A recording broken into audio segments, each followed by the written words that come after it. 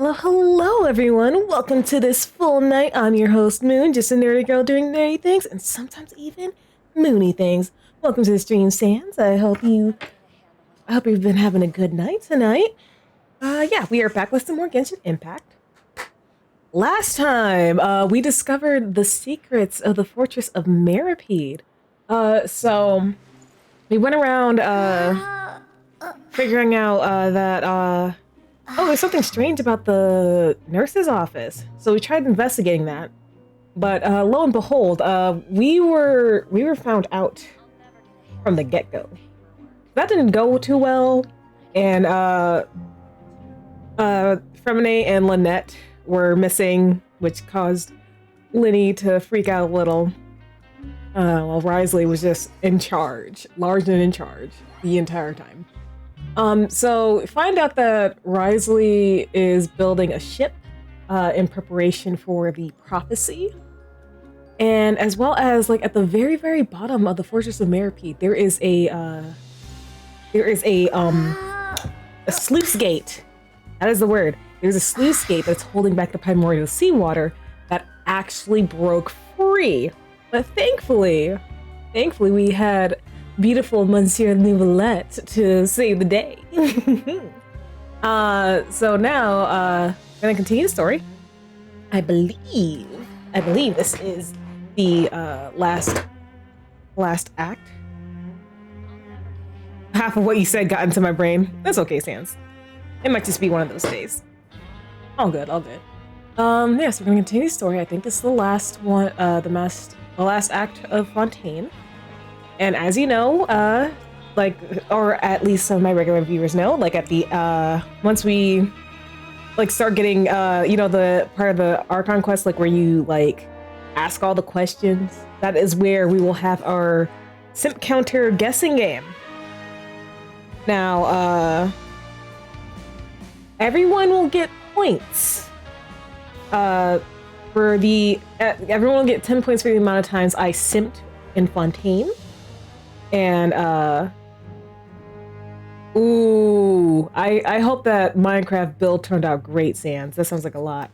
Yeah, everyone gets 10 points for every simp count for all of Fontaine. And then the person who either guesses correctly or the closest number will get extra points. And you know what? Since we would be caught up to the story's region, and the numbers have changed. We can also guess the simp counts for... Wait, how many? The other 4 regions, because they have changed from their initial simp count the last time they were guessed. So keep that in mind. Yeah. We shall see. If I decide to do a grand total of like the entirety of Tibet, someone has to get the exact number. They have to get the exact number. Turn to the dormitory. I can do that. Honestly, I'll be glad to get out of here. This place is confusing. 4.5 hours of just thinking in hard mode what to do, 30 minutes for doing the bill. Look, sometimes you need to mentally prepare yourself before you actually do something. Sometimes it's just like that. I don't blame you.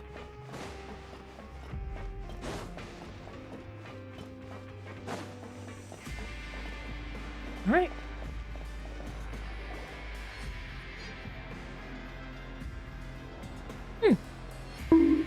Thank you for the bunk, Sans. Now for a little rest after breakfast. This is the life. Wait a sec. Isn't something important supposed to happen today? Oh, today's our big day! We're supposed to leave the Fortress of Maripede! Come on, we've got to go complete the release procedures now! Ah, yes. Let's go. Let's go.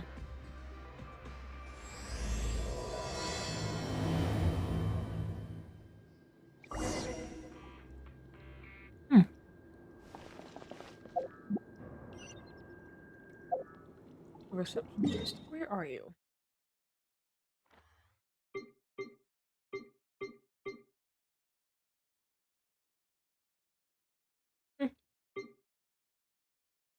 Well.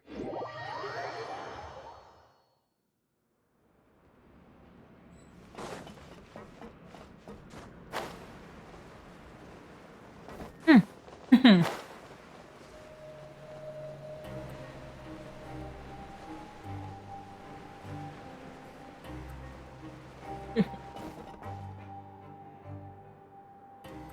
Hmm.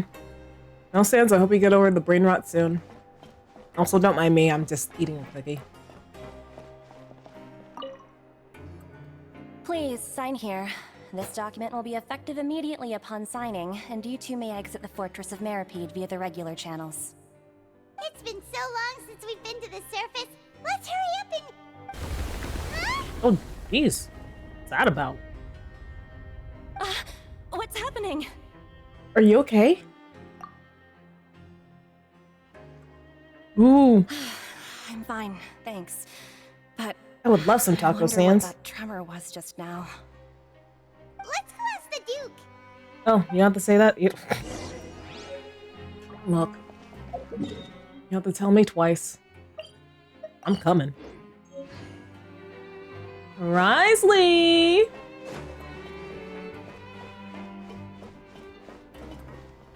What? Are you talking about, like, beef tongue? You're talking about beef tongue. Okay, fine. Yeah, cow tongue. Cow tongue. Yeah, that's fine. I actually had that for the first time recently. It's pretty good. Your Grace? Ah, good to see you two. Is there something you wish to see me about? To steal the words of Sayu, I would like to take you by the tie and give you a big smooch. Yeah, what was with that earthquake just now? Oh yeah, right. Earthquake. Ah, that. The tremor didn't originate from the seafloor. In fact, it seems it came from the surface. You can tell? Over the years of serving as the warden here, I've developed a sense for distinguishing between what occurs on the surface and what occurs underwater. Besides, the seal that Monsieur Neuvillette set in place won't fail so easily. Damn right it won't. So the fortress is okay? If you recall our last incident, if there really were a problem, there would be crowds of inmates in a panic right now. True, true. Huh, you've got a point. Okay, seems we need to get back up to the surface and ask about what happened. By the way, do you know what day it is today? Oh, Sushi! Hello! Welcome to the stream. How are you doing? And thank you for the hydrate. I'm gonna need it. I'm gonna need the water.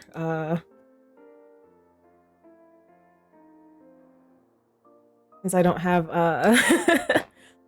yeah, for those of you who are in chat, you should definitely follow Sushi Fairy. They are a Sushi Fairy PNG tuber. They're really fun. They play a lot of Splatoon and other games. Definitely check them out. I believe today is this month's pipe cleaning day. Wait, seriously? Actually, today is the day we say goodbye to the fortress. But let me give you a smooch before we go, okay? Ah, yes. Have you completed your release papers? Here and present. Yep. It's you two. Are you leaving now? That's right. Today is our last day in prison. But now that Paimon says that, it doesn't feel like we were confined here. It's actually been pretty nice. I mean, not to mention, we literally walked through the front doors earlier. A lot of people have helped us out. Oh yeah, Paimon feels fond of this place now.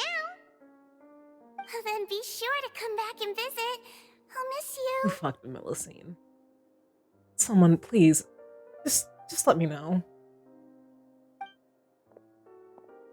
If you've signed the release papers, then you're free to go. The guards will escort you out. Why can't you escort me? Just take me by the hand and lead me out, because I get lost. You're not going to see us off? I knew you'd ask. All right, sure. Let's go. Let's go! Well, you actually agreed. No, Paimon, shut up! Shut up, Paimon! Just joking. Paimon, shut up! Ah, so you do have a polite side, I see. Damn it! After being down here for so long, I imagine you must feel like you're lacking companionship. Shall I come along too? Oh, that's all right. It's not like we'll never visit again. Yeah, don't worry. We'll come back to see you. Paimon really likes the cafeteria here. The chefs sure do know how to make good grub. I hope you won't be here as convicts the next time I see you. Oh, definitely not if I can just come in here whenever I want. We'll do our best to stay out of trouble. Yeah, but at the same time, Fontaine's laws are kind of funky. Well, it seems our work in the Fortress of Mirapede is finished. That's the end of another chapter in our journey. And since Nervalet was the one who asked us to come here, we should probably go report to him now. Next up, the Palais Mermonia. You're going to see Monsieur Nervalet? Please pass on our kind regards. I'm sure just your regards will do, no? I believe it would be the polite thing to do. You're right. I've heard the Palais has been terribly busy these days. Tell him that I hope he hasn't been overwhelmed by the recent string of troubles.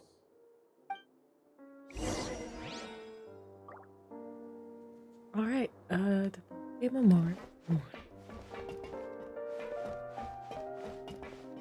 If you're concerned about things at the Palais, why don't you take some time to go up and check things out? I believe you should still have some vacation time to spend. Thank you for being so understanding. It means a lot. It's been some time since I've gone to the surface. I must say that I've started to miss it a little. And go teach me.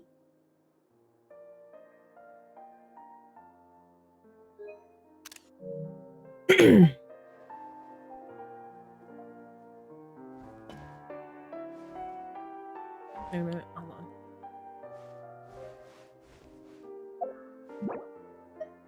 Really quick. Oh. That's not what I wanted, but I disappeared. I disappeared.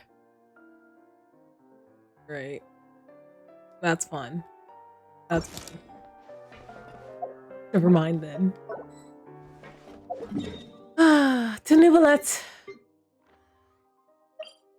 Nope. That's not what I want. Just teleport.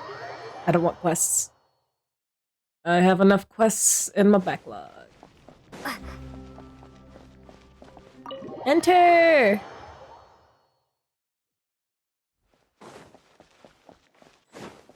Nivelet! I finished with the mission.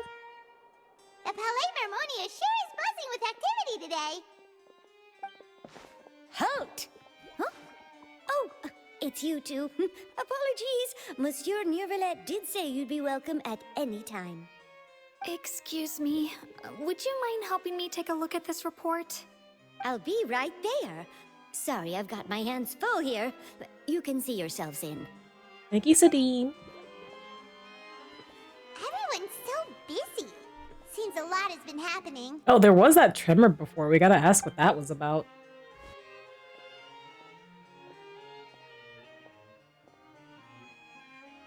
Oh, Nivelet. Nivelet! Hello. You've come at the right time, but you'll have to wait for just a moment, as there are some urgent matters I must tend to first. Oh, take your time, sweetie. In the meantime, please, have a seat. If you'd like to have something to drink, let the Melusine outside know. That's all right. We just ate. Very well, then. Let's take a break over there while we wait for him to finish his work. Mm-hmm. I can be patient.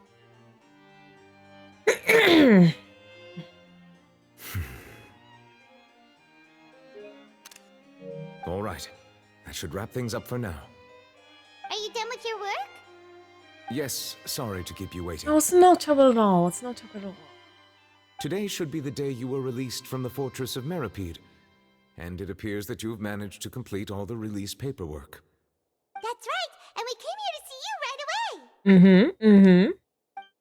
You and Pine tell Nivelet everything that happened since the primary receipt and incident, as well as the child. A massive whale. Yeah, the bigger whale than child is.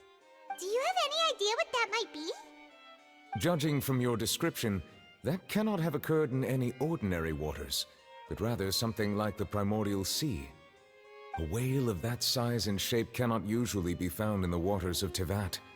Therefore, We can only assume that child is presently immersed in primordial seawater. It's a good thing he's not from Fontaine. Immersed in primordial seawater? But how? And is he okay? He's not from Fontaine, so he won't dissolve. Most people wouldn't be capable of entering in the first place. I'm not completely sure how he could have gotten there myself. There's something we'd like to ask you about. Yes? What is it? What was that tremor we felt earlier? Ah, right! Paimon felt it too! We asked the Duke and he said it wasn't from underwater, so we figured you might know something about it. It turns out that I have just received a report about this particular matter. In fact, that's exactly what I was busy with a moment ago. Oh? The source of the tremor was here on the surface near Poisson. After the shaking stopped, the water levels in the Poisson area rose at an alarming rate. Oh. The water levels rose? Oh no! What about all the people We gotta check on there? Navia. Fortunately, the water levels only rose for a short period of time and have already returned to normal now. However, I still have a bad feeling about the whole phenomenon. We gotta check on Navia. If the change in water levels is connected with the leaking primordial seawater, then the situation in Poisson may be much worse than it appears. Navia should be in Poisson, right? We need to go check on her! Yes, Spina de Rasula's headquarters is there. I would also like to go there as soon as possible, but I'm afraid I can't leave just yet. We must immediately formulate disaster prevention plans for the surrounding coastal areas to avoid potential catastrophes. I'll have to ask you two to go to Poisson first. I'll meet you there to check on the situation once I finish things here. Sounds like a plan. There's no time to lose! Let's get going! Yeah, we gotta check on our girl Please Navia. be careful. Oh, I will. I'll be so careful, Nuvi. Just for you.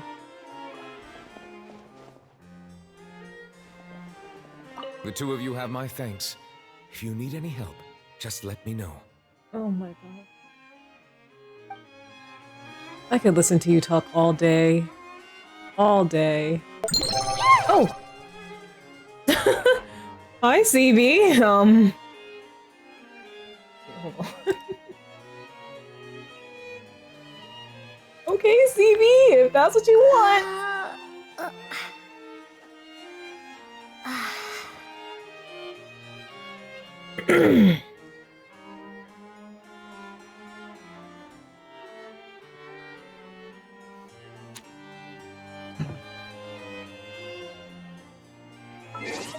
Oh, nope, that's not what I wanted. Oh, dang it. Dang it. I messed up. I messed up. That's face through. Face through? Its head. How did I do that? Oh, there we go. There we go. There we go. Oh, sorry. Sorry. That wasn't my intention. To Poisson.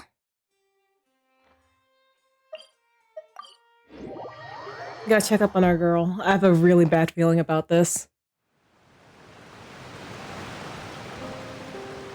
Oh no! What happened here? I don't like the sound of this. Well, the buildings here seem to be in pretty rough shape now. There's nobody around. Were they all dissolved? No. Let's not assume the worst. Navia should be around here, right? We need to make sure she's still... Paimon means we need to check on her. You're right about that, Paimon. We need to make sure our queen's okay. Look out for Navia and Poisson. Alright. Oh, there's a dude stuck on that roof. You good, my guy? We haven't seen a single soul all the way here. Oh, this is getting scary. What will I ever do now? Disaster victim? I don't like the sound of this. Look, there's someone on the roof over there. Just stay put. We're coming up. Watch your balance. All right, just hurry.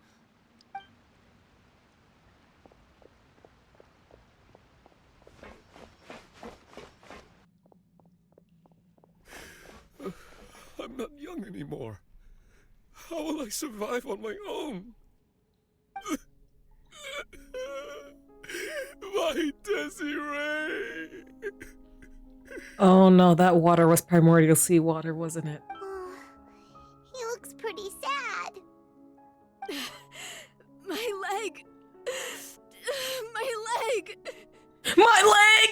I'm sorry. How could this have happened? I'm It hurts. sorry. That's all I could think about. I'm so sorry. Just hang in there. Help is on the way. You can hold my hand if it makes you feel better.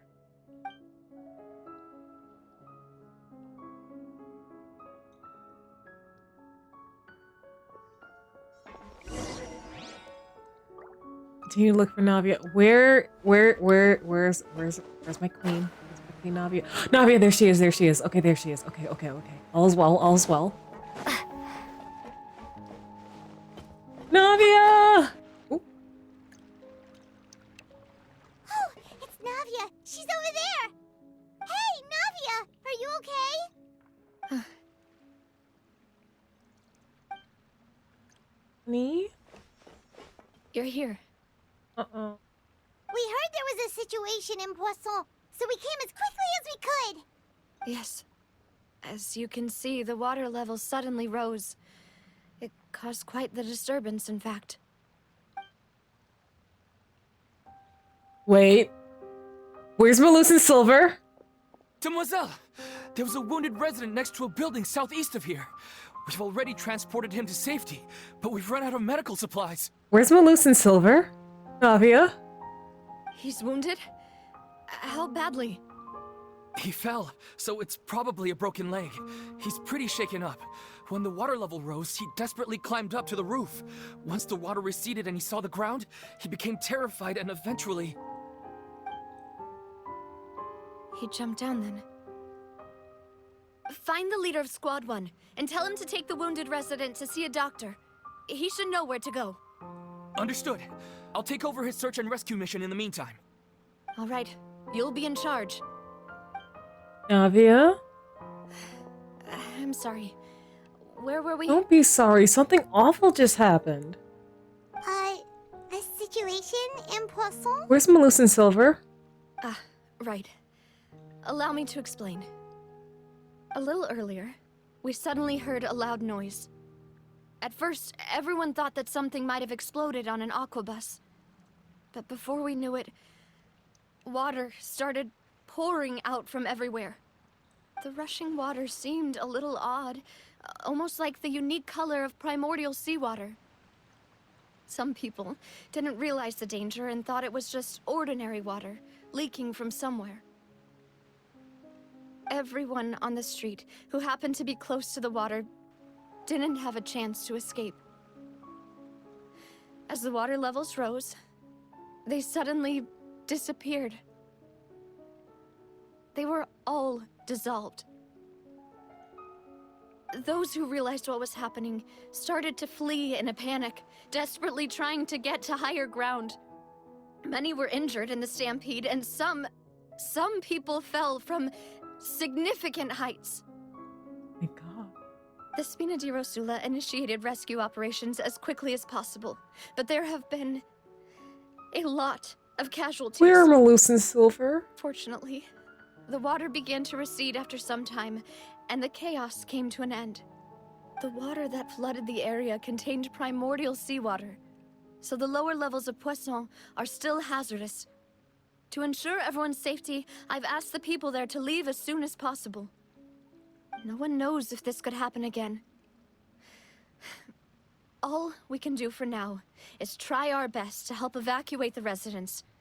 We still haven't completed the head count, but we'll have some numbers soon. How awful.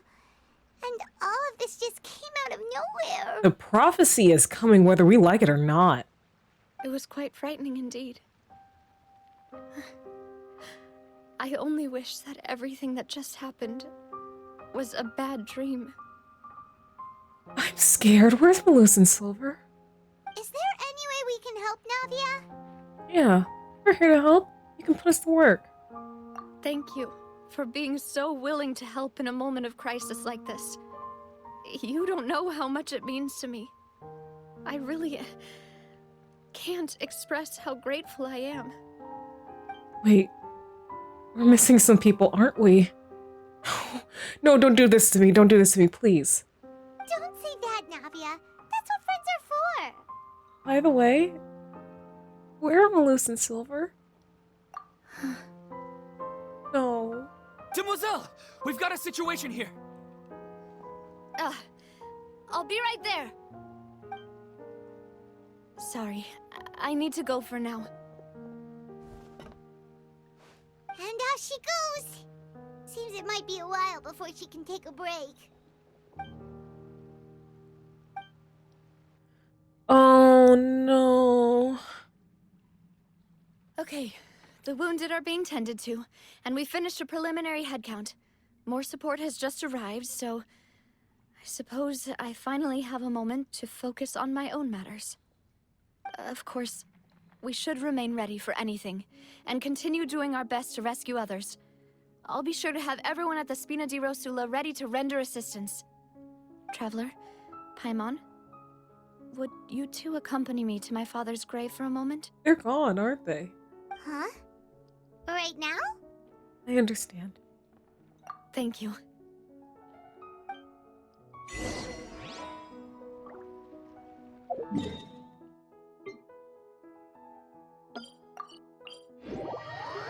Don't do this to me. Don't do this to me.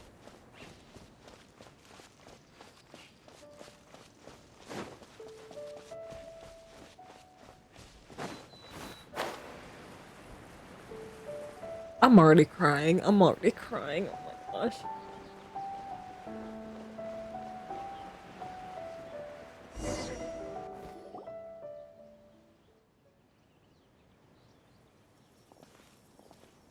Not a lot of people here, huh? Well, given the time of day and the whole situation in Poisson, Paimon doesn't think there'd be a ton of people here visiting graves. Right. That's how things are now. The living are so exhausted that they've no strength to spare any words for the dead. Navia? There's no need to push yourself so hard.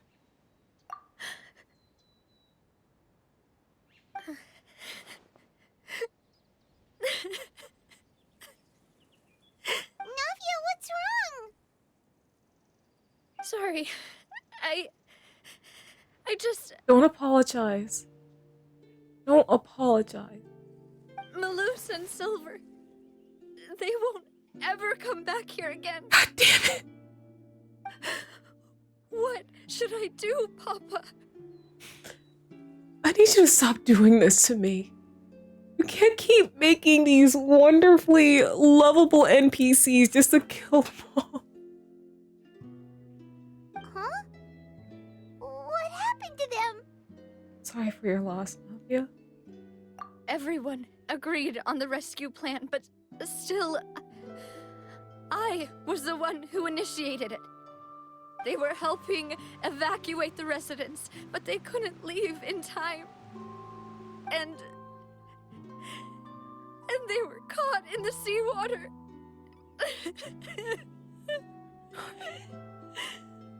I'm here. What should we do? I've known them for so long. And I know they weren't afraid. But I could at least hold a funeral for my father. And I know where he rests. But as for Malus and Silver, they're just gone. I just can't.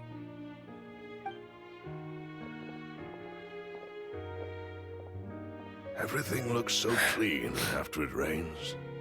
Even the gravestones. I didn't expect that you'd enjoy a glass of red wine in front of Master Callus's grave. I can understand. Besides, the scenery here isn't half bad. Do this to me. See, it's not just me. I always want to bring something when I visit Papa. Perhaps we might even have a picnic. He wouldn't be angry, would he? How could Master ever be upset with you, Demoiselle? Yet the cemetery is the home of those who have passed, is it not? Everyone ends up here sooner or later, no matter who you are. Buying yourself a plot in advance, are you? No need yet. But when I do, I hope you'll let me be buried beside Master Callus, Demoiselle. Stop. Hey, stop joking around. I'm quite serious. That way, it will save us both the trip to see each other whenever you visit your father's grave. That makes sense. In that case, could I be buried on his other side? What about his wife?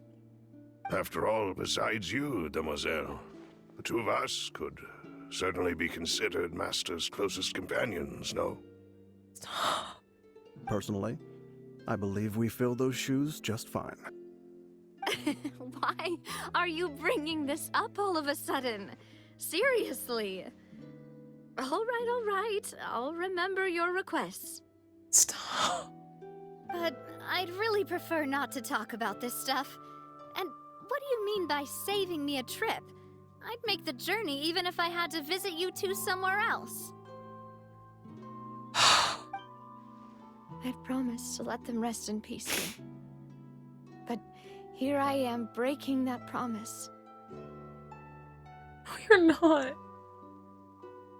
The circumstances are really messed up. You couldn't. I'm sorry for letting you see me in a mess like this. I don't usually cry, really. You're two of your closest companions, and like.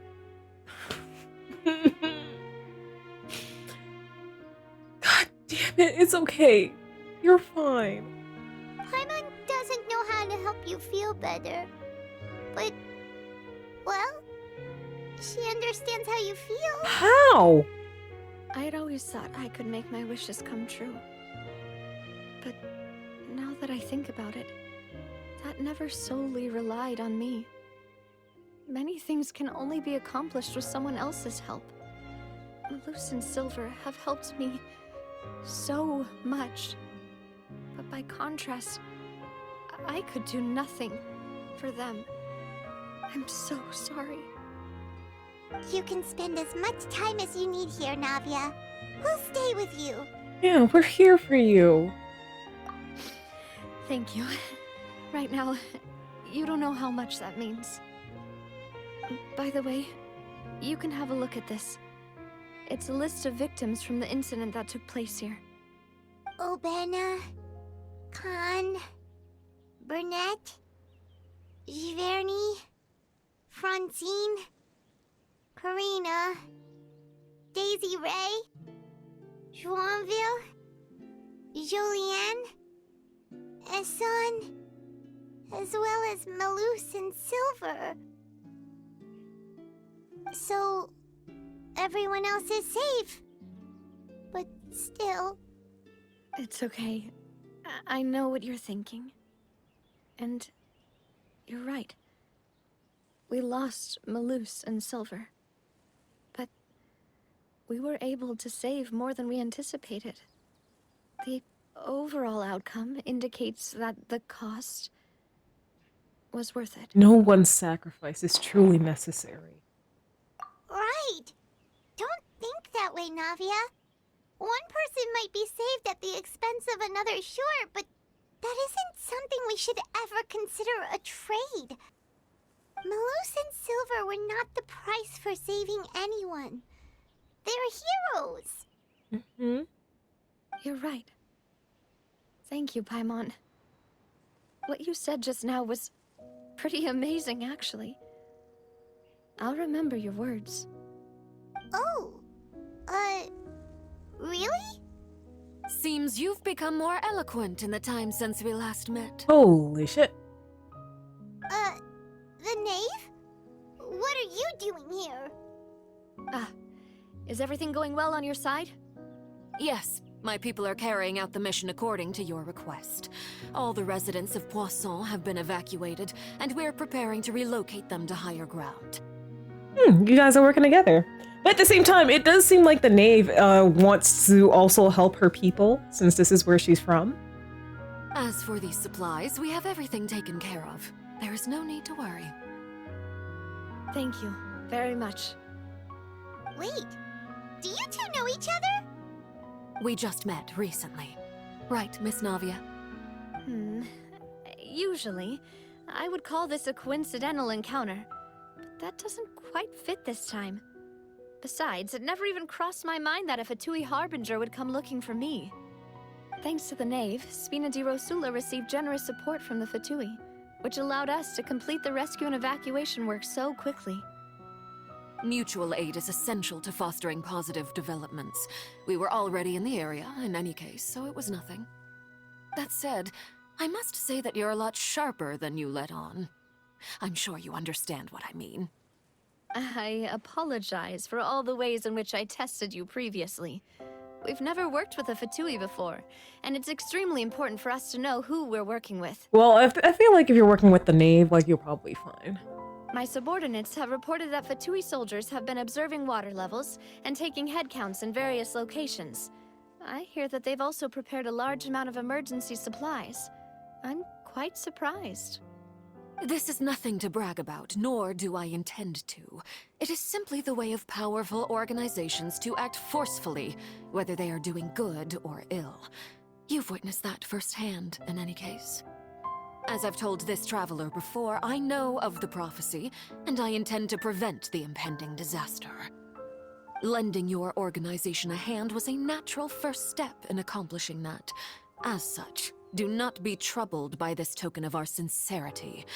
Perhaps one day, you'll also be able to help me in the same way. Without your help, there would have been many more casualties. I won't forget your kindness. Furthermore, I sincerely regret what happened to Malus and Silver. I only wish that my people could have arrived a little earlier to prevent this from happening. Don't say that. You and your subordinates did everything you could. As Paimon said, Malus and Silver didn't choose to sacrifice themselves for any specific person. And they weren't the price paid for other salvation. They chose to become heroes themselves. I've never liked hearing people put it that way. It's like trying to relieve pain by saying some noble-sounding words. But right now, there's nothing more suitable. They really did become heroes. You're right. I'm sorry for your loss, Miss Navia. Water is life to Fontaine's people, and it also spells disaster. It's no wonder that people always say that prophecies represent fate. Fortunately, I've never been one for such opinions. So, you're one who will try to change fate, then? Of course. That is why I'm going to Hotel Bouffe de Thé. I still have some things to take care of, and the children need my attention.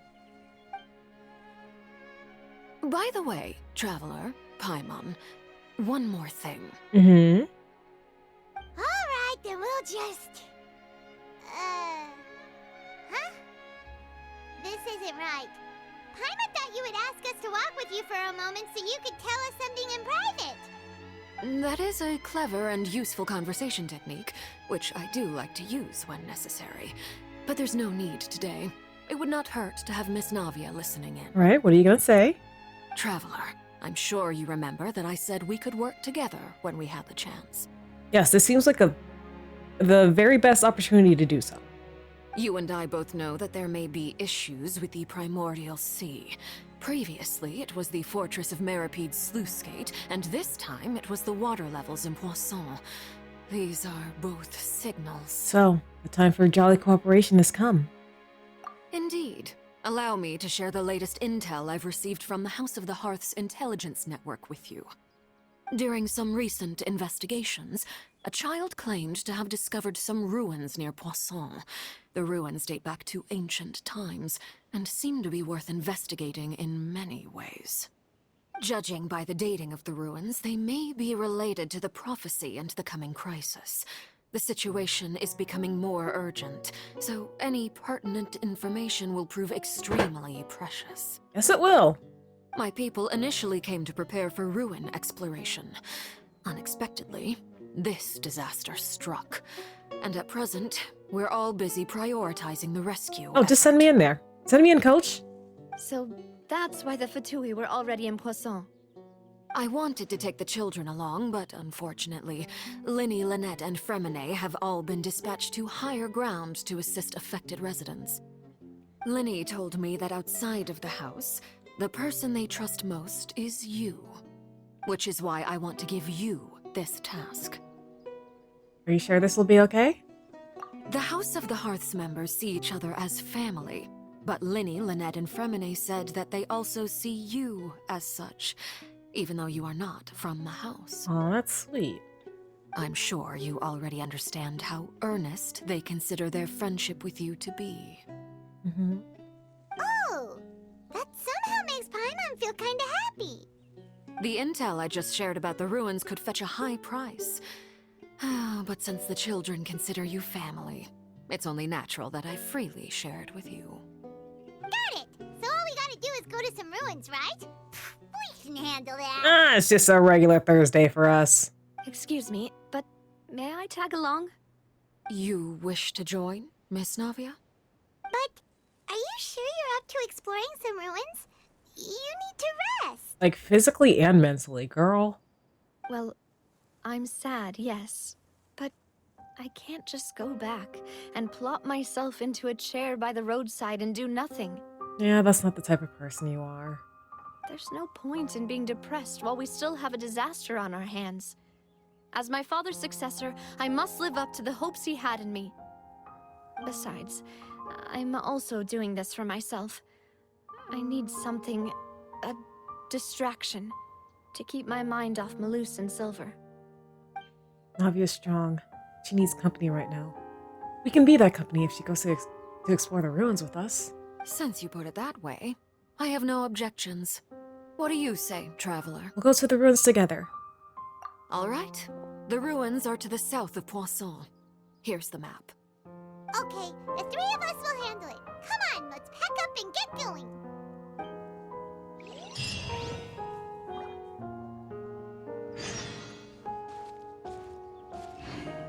Loose, Silver? May you rest in peace. Rest in peace, King.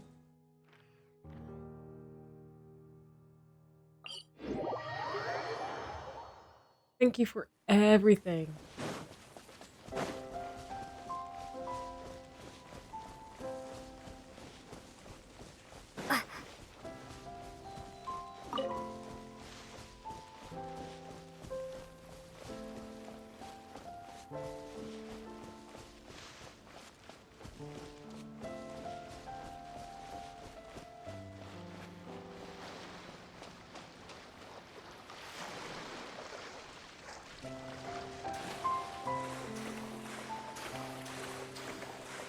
I wish we could dive in other regions, but I understand this is like a special thing you can only do in Fontaine.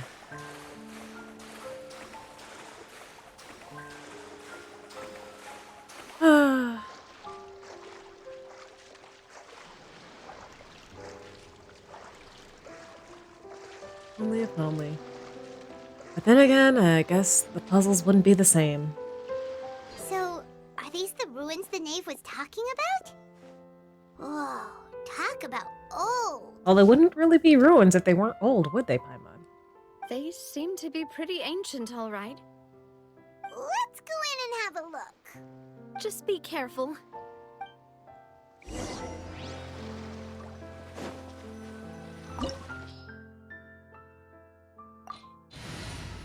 Well, let's go with the old reliable. Alright, let's search these ruins. Maybe we can uncover some new information. Because, like, yes, we do have, like, the main points, like, some of the main points of the prophecy. Like this, the water levels will rise and Farina will be alone on her throne weeping.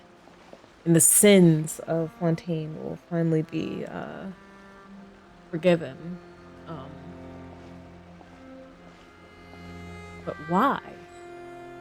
What sin did Fontainians, like, commit? Yeah. Bet you can't keep. What's the hurry? Maybe if we can figure that out, we can stop the prophecy.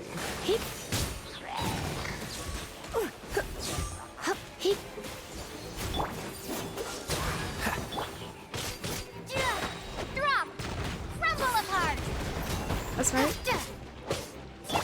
Let's spark things. That's cheating!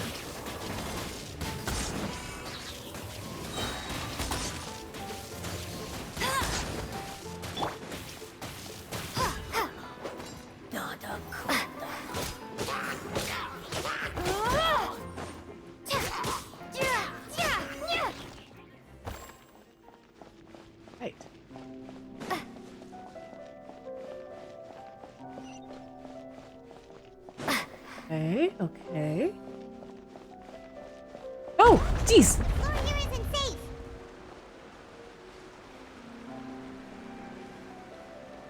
Oh, wait. I want that chest. I want that chest. Oh.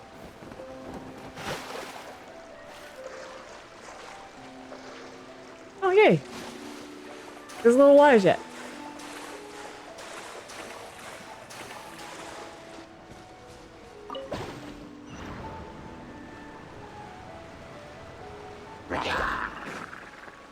No escape.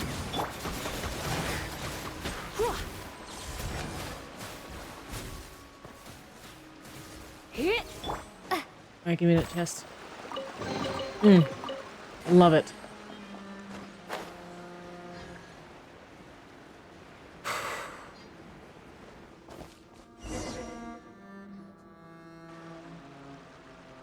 This place has also been contaminated by primordial seawater. Navia, you need to be very, very careful, okay? Yeah. And a lot of it, too. A Fontainian would most likely dissolve the moment they fell in. You go back to safety, Navia. Right. You can't go down if there's primordial seawater. It's too dangerous, and it won't be any help for you to just stay here. Don't get Paimon wrong. We're not saying you're useless. It's just that...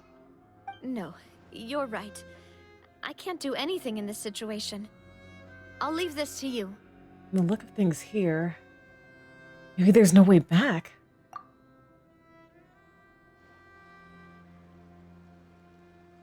That complicates things. Maybe the only way left is forward. Just be very, very careful, okay, Navia? In that case, do you want to wait for us here? The water levels here are unstable, and there's a chance the water will rise. So, staying here wouldn't be safe either. I'll go together with you. Perhaps we'll find the exit just up ahead. Seems like there isn't any other option. All right. Come with us for now, then, but please be careful. I'm seconding that. Please, please, please, please. I can't lose you too, Navia. I can't. Oh no, it's a dead end! Let's try climbing over from the side.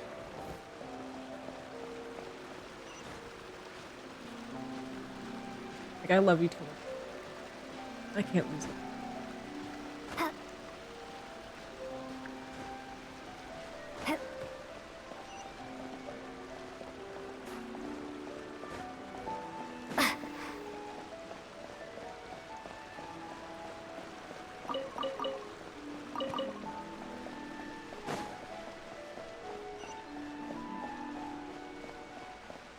Right?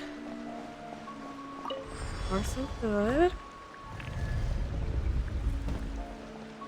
Huh. Alright.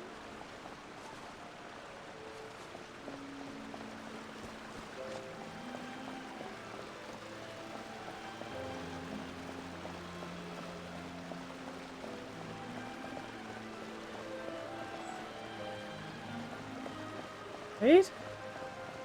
Just gotta... Okay, I just slipped through the cracks. Okay. I don't like this bridge. I do not like this bridge.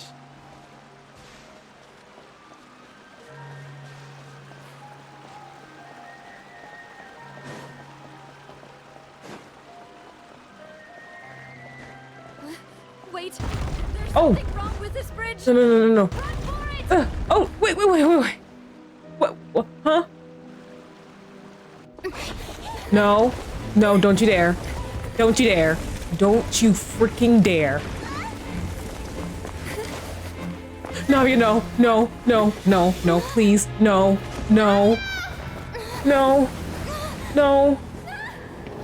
Come on, please. No. Please, no.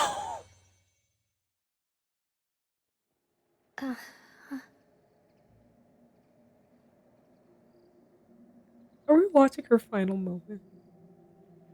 Is that what you're telling me right now? Are we watching her final moments? I cannot with you. Demoiselle. No! Huh? No, don't. Sleep. Demoiselle, what are you doing here by yourself? Would you be standing here till dark if I hadn't come to get you? Maybe she just wants some time to herself, Maloose. Oh. Was I sleeping? Yes, it would appear so. I must be tired. Oh. That's quite possible. However, you were the one that suggested we go out for a walk. Oh, right. I nearly forgot. It must have slipped my mind when I dozed off. I haven't had a nap today yet. Have I? This is a familiar feeling, yet something's a little strange. Is something the matter, Demoiselle? Oh, no. You No, two I'm are supposed to fine. be dead. The fact that she's seeing you two right now. I was just trying to recall why we came out for a walk. Do you remember Mr. Giverny? He'd requested our help before with foreign merchants who had a debt dispute with him, and we'd resolved the matter not long ago. Javern, wasn't that one of the names on the list? We were headed to see how things were going with him at the moment. Ah, right. Yes. I remember now. Oh, Miss Navia. Ah, Mr. Maloose. And Mr. Silver, too. It's good to see all of you. How have you been? I've been great. Thanks to your help, those bothersome merchants finally realized that I wasn't the one they were looking for. Why, I wasn't even the guarantor for that person. They were knocking at my door day and night. Even my neighbor, Obina, was getting fed up with them. Sometimes force is required to calm someone down and get them to listen to what you have to say. That's right. Oh, by the way, Burnett, what was it that you wanted to give to Miss Navia again? Oh, yes. One moment, I have it right here. Miss Navia, these are some flower seeds that I prepared. Please take them. They're a very good variety, and they'll become very big and beautiful once they bloom. I don't know what we would have done without your help, so this is a little token of our appreciation. I hope you won't refuse. Ah, did you cultivate them yourself? Thank you so much. I'll certainly take them. Maloose, we do still have some empty flower pots at home, right? Why, we can have as many pots as you'd like, demoiselle. Just fucking with me at this point. Perfect. In that case, we'll swap out some of the decorative plants for some of Mrs. Burnett's flowers. Very well. Did you realize something? Wait. Something seems to be off here. Excuse me, madam. If I'm not mistaken, your name is Burnett, correct? That's right. Is something wrong? No, it's nothing. This is the first time we've ever met, but your name seemed familiar to me. I must have heard it when I was discussing things with your husband previously. I've heard this name before. Sometime recently, I'm sure of it. It was on the list, wasn't it? And why are there so few people around here? Where did everyone go? We must mind the time, demoiselle. We still have important things to attend to today. Huh? We do? Like what? Well, now, did you forget? Miss Navia, here you are. I've been looking for you. Please, come to the Opera House. Your trial is about to begin. What? My trial? Wait, why would I need to go to the Opera House? You didn't do anything wrong. What the hell? Yes, she's right, demoiselle. It's just about time now, so we should get going. Oh? All right then.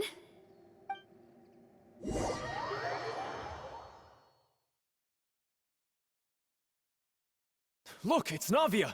She's here! Oh, the... And her two attendants are with her. Goodness. Nope, yep, this is all the people who just died. Oh gosh. Oh gosh. There sure are a lot of people here to see the trial. And they all seem to be oddly excited about something. I even know some of these people. Karina, Desiree, Joyville, Julien, Essen. Why are so many people here? And why do I have no recollection of this case? They're all dead? And as for the judge... huh? Where's Monsieur Neuvillette? We can't have a trial without him. Please sit in the defendant's seat. Don't worry, Silver and I shall accompany you. All right. But are you sure you can stand behind me? Typically, it wouldn't be allowed, but today is an exception. Hey, what kind of place do they think this is? Come on, do they have any idea what they're doing? Seriously. Enough with the whispering! Could someone please tell me where Monsieur Neuvillette is? And why I'm standing trial? My dear Miss Navia, have you not yet realized what you've done? In that case, allow me to explain. She hasn't done anything wrong. As all here know, you are Master Callus's successor, the head of the Spina di Rosula, someone held in high regard by every soul in Poisson. After you took over the Spina, you treated all of us just like the late Master Callus had.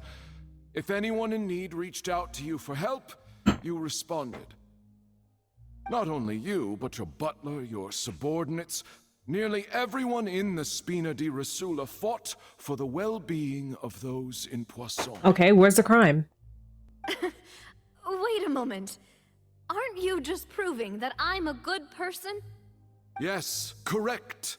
Absolutely right. And that is why you stand accused.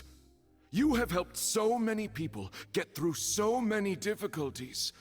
You are one with us. We are inseparable. Excuse you? We are one big family, all of us who are from Poisson, inextricably linked. And with you being so important, we couldn't possibly do without you. Therefore, this fair and honorable court shall declare you guilty, and you shall stay here. You will be together with us forever. Okay, I'm getting the heebie-jeebies. What the? Huh? What are you saying? Everything you have said is correct. I have indeed done a lot for my hometown, and I would be willing to be with you all, but what is the purpose of having me stand here like this? What is there to discuss? Ah, well, if that's what you think, then I have no further comments. How wonderful, Miss Navia!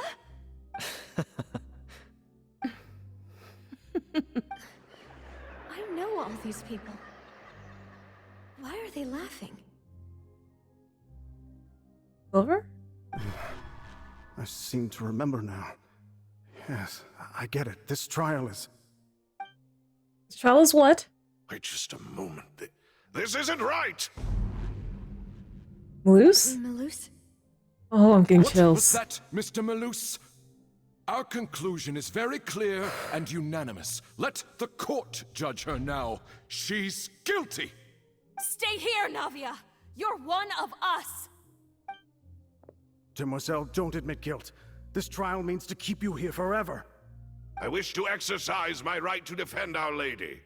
Mr. Joinville, you only know of Navia's goodness, but nothing of her utterly independent mind. She was born a free and independent spirit. She has never been tied down by anything. Indeed, even the death of Master Callus couldn't stop her. Her actions cannot serve as proof that she identifies herself as part of any group. She merely acted as an individual, extending her hand to help others. Please do not mistake her actions as being otherwise. Yes, Navia is a strong, independent woman. Really? As an individual, you say? Don't forget, we are all Fontainians here. This is the nation of justice, the nation of Hydro. Even if Miss Navia only voluntarily rendered her assistance, that doesn't change the fact that her beautiful soul must return to everyone. Water accepts all, blends with all. It will surely accept her kindness. Oh, this is getting freaky. Everything is measured here in the nation of Hydro. and in the end, everyone shall meld together.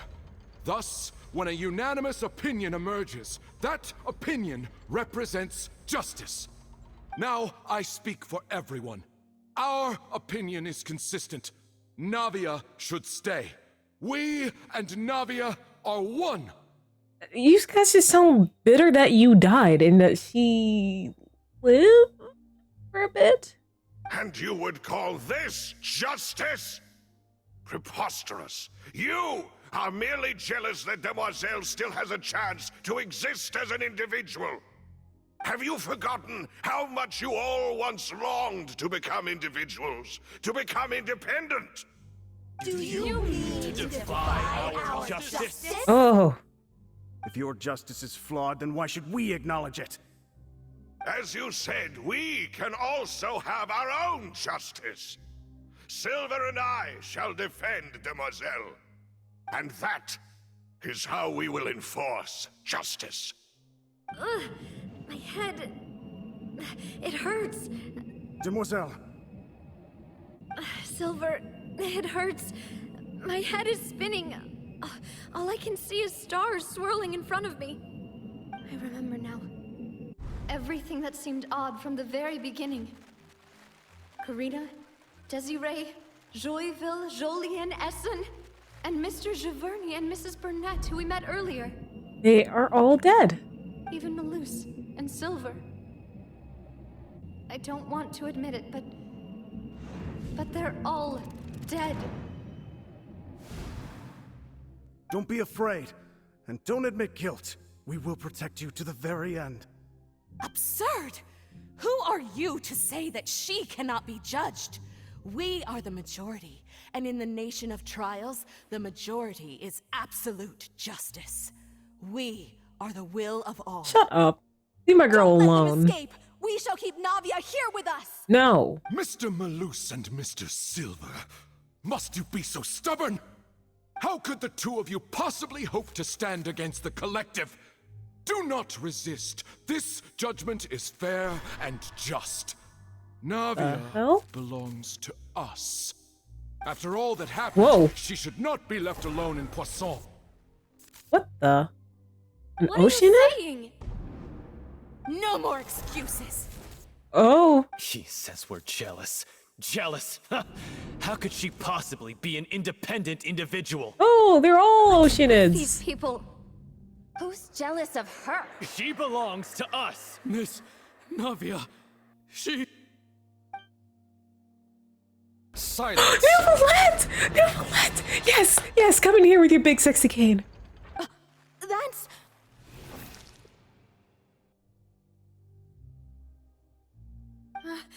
Monsieur Neuvillette! Such commotion is prohibited in the court. The accusations you just presented are nonsense and cannot constitute a proper trial. The court will adjourn for the rest of the day. In this, I shall hear no objections from any unauthorized party. You tell him, Nuvi. Our thanks, Monsieur Neuvillette. Please leave with me, Miss Navia, while there is still time. But... Go on now, Demoiselle. This is your only chance to leave this place. What, can't bear to leave us behind or something? Malus. Malus. Too soon. My apologies. I couldn't resist making one little joke once I realized that this shall be our last goodbye. Malus... Silver... Quickly, you must come now. Goodbye, Demoiselle. Farewell. She's okay then? Our girl's okay? No, wait! Just a second! Oh, she's okay. Even in death, Melissa Silver happened. Hey, Navia? You're awake. Good. Oh, Nuvi, thank you. Thank you. I must have been dreaming. Malus and Silver were still alive, and they were defending me at some insane trial. It looks like you're all right. Did all the sad feelings cause you to have a nightmare? Paimon could give you a hug. Yeah, me too. The ruins you were exploring suffered a cave-in. When I arrived, I found you falling toward the water. You were just about to be dissolved within, but I... What is it? I think I saw 2 Oceanids protecting you. It was only for a moment, perhaps even a fraction of a second, but they gave me the chance to retrieve you. Were it not for their intervention, I would not have been able to rescue you before your consciousness dissipated. Wait, did you say Oceanids? You mean like what happened with Vache? So, people that are dissolved become Oceanids? Perhaps those 2 Oceanids were the people you saw in your dream. Even in death, or changing forms, they have your back, Navia. I always told them that they didn't have to protect me. To think that they'd keep doing so even after death. Please come with me.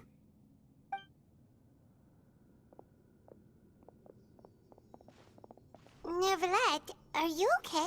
Navia needs a moment. Oh, I am quite all right. Perhaps there's something we could chat about? Why do you look so stiff all of a sudden? Oh, Paimon knows. You're the type who feels awkward when there's nothing to talk about, right? Paimon. I merely thought that we should give Navia some time to herself. Huh? Why didn't you just say so then? Don't you think it's even more awkward to call us over like this and then have nothing to talk about? It's only as awkward as you're making it out to be, Paimon. I suppose so. By the way, Sigewinne sends her regards. Ah, Sigewinne. I hope all is well with her these days. Her work in the Fortress of Meropide has not been too much for her, has it? No way, don't worry. She's doing fine down there. She's an amazing head nurse. Ain't that the truth? I see. Well, that is good. I have always worried that Sigewinne would need a lot of time to understand the world of humanity, just as I have. Oh, and the Duke also says hi. Even though Sigewinne made him do that. He hopes that you haven't been overwhelmed by all that's happened lately. Thank you. I have indeed been busy lately, and I also hope that everything is going well in the Fortress of Meropide. He still doesn't know what to talk about. Let's chat about something else then. You're the expert here, Paimon. What else did we talk about? So, Neverlet, you're probably quite the swimmer, huh? Yes, of course. I was expecting nothing less of the Hydro Dragon. This isn't going anywhere. Let's try something else. How did you find these ruins? Did the knave tell you? Yes, in fact. I had arranged to meet you in Poisson, but when I arrived, I discovered that the Fatui were helping the residents evacuate. They had even transported a large quantity of supplies to the area. Amid my astonishment, I ran into the knave, and we had a chat. She informed me that she had asked you to investigate the ancient ruins here. Yeah, we originally planned to meet up with you, but we thought you might still be busy with all those official documents.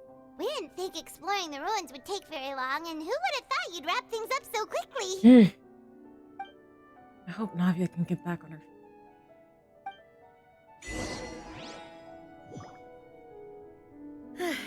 I'm sorry to have kept you all waiting like that. I'm feeling much better now. I guess we should get going again. Will you come with us, Monsieur Neuvillette? Yes, if you wouldn't mind my company. Oh, I don't mind your company at all. Right. Another one joins the party! Let's get going then! I don't mind your company at all, Nuvi.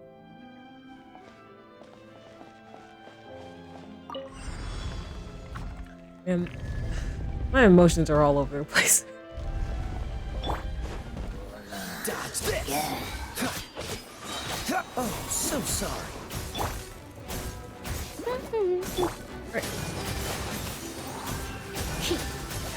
Let's get care of you. Oh. Didn't want to get hit by Baron Bunny. Star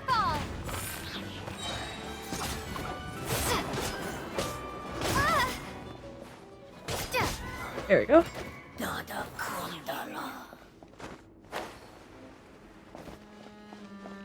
Alright, we gotta explore these ruins and get Navia out of here. Oh, brother. Where are we going now? Another unstable path. Watch your step. Oh, come on. Ugh. I'm tired of things falling apart.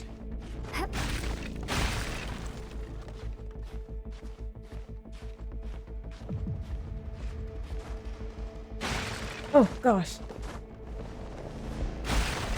Yeah, things are falling apart. We gotta get out of here quick. Ugh. Ugh. Watch out! There are rocks falling over here.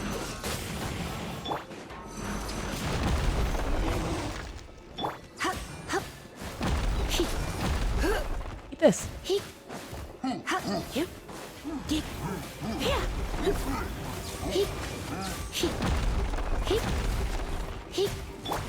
Cool it.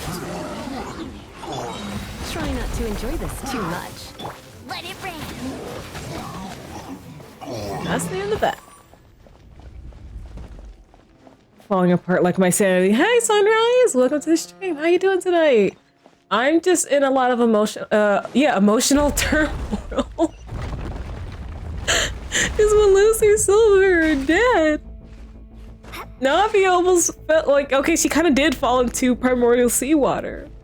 And she almost died. But Lucy Silver, even in death, kept her safe. Oh, come on, stop, please. I'm so sick of this. So yeah, I've been crying. This is the second time I've cried this year. The first time when we found out they were dead. The second time very recently when they saved her.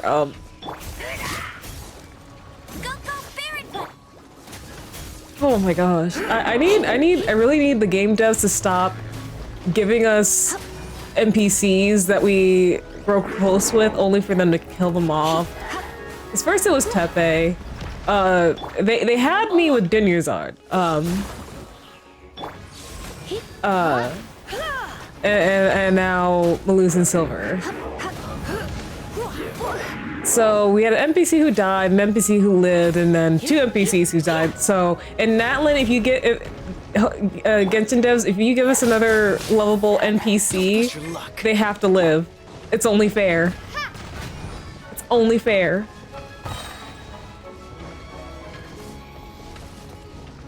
Crumble apart. All right, no escape.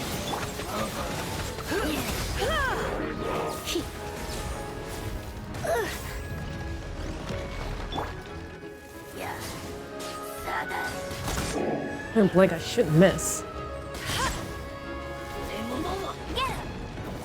Oh, that's what. Surrender and be gentle. I was supposed to have been Lucy Silver. They got me with them because I was like, they were so cool, man. They were Nadia's ride or die. Literally, they were Navia's ride or die. No one escapes my sight. Don't be such a brute. I'm gonna take all my sadness out on you.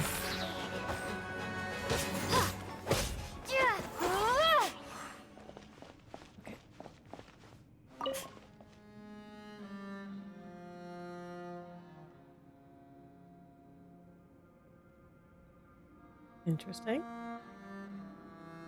Yeah, from Maluz and Silver, we're gonna kick some ass. Oh, it's an elevator. Wait, before we go, I have no secret chests.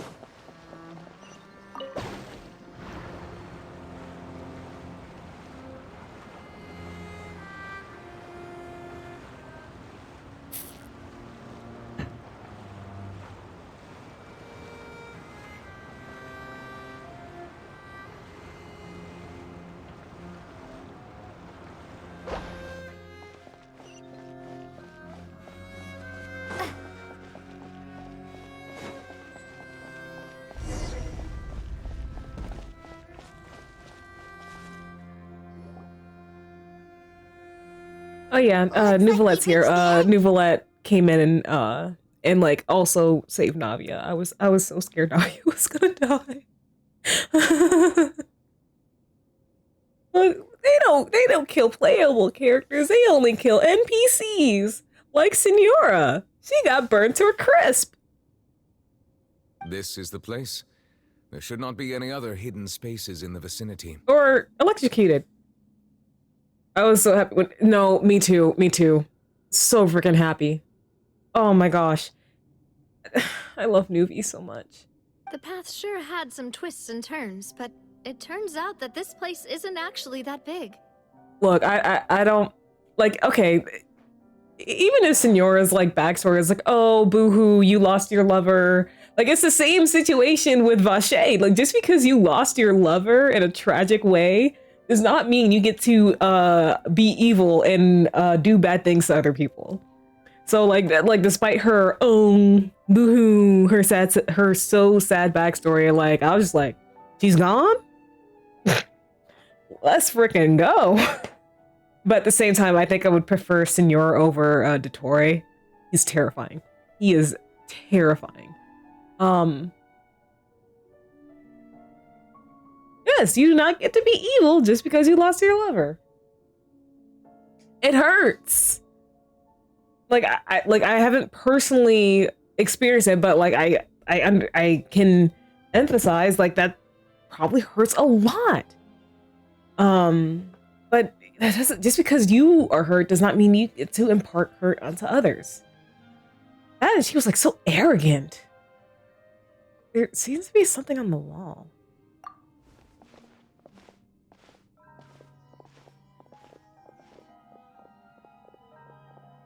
Oh, everybody hold hands. Slates. It seems like they were put here as an offering. Could we take them down and have a look? Perhaps we should just leave them be for now. Yeah, everything else has been falling apart. I don't trust these stone slates either. There are 4 locations in total, but only 3 stone slates. The slate that should be in the first empty spot is missing. The surrounding walls also show signs of damage. There's something written below. Let Paimon see. Reason dictates that this nation be destroyed. I shall record the history of its future here in its past. Say what? Yeah, Paimon, it's a historical record. Do not take it down. It feels like someone left these slates and these words here for a purpose. But does he mean that Fontaine should be destroyed? That would fit the circumstances dictated by the prophecy, yes. Indeed, the slate's contents correspond to it. Take the second slate, for example. There's a person kneeling here. She seems so dedicated. And there's a whole bunch of other people behind her doing the same. She's facing this... what is this? Some kind of island in the sky? Celestia? And is that Lady Farina in the third image? Did the Hydro Archon fall into the water? And is that a ring of people around her? Paimon doesn't quite get it. Are they all in the water? The fourth image. I know this one. This exactly matches the content of the prophecy. It's seeming more and more like this prophecy is gonna happen. The people will all be dissolved into the waters, and only the Hydro Archon will remain, weeping on her throne. Yes, they do seem to match.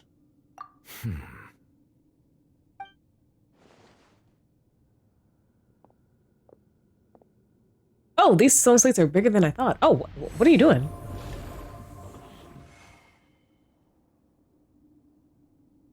Hydro Dragon powers? More information should be hidden in these slates, but I fear I cannot easily uncover it, most likely due to us missing the first slate. I am very sorry. Oh, don't be Nuvi. You're doing your best. And I love you for it. Don't blame yourself, Monsieur Neuvillette. Deciphering ancient stone slates isn't one of your duties. Ooh, Paimon's getting the chills just looking at these slates. This says that it's the history of the future, right? That means the prophecy's sure to come true. I really hope it doesn't mean that. Still, Paimon feels like these images are kind of weird when you look at them together.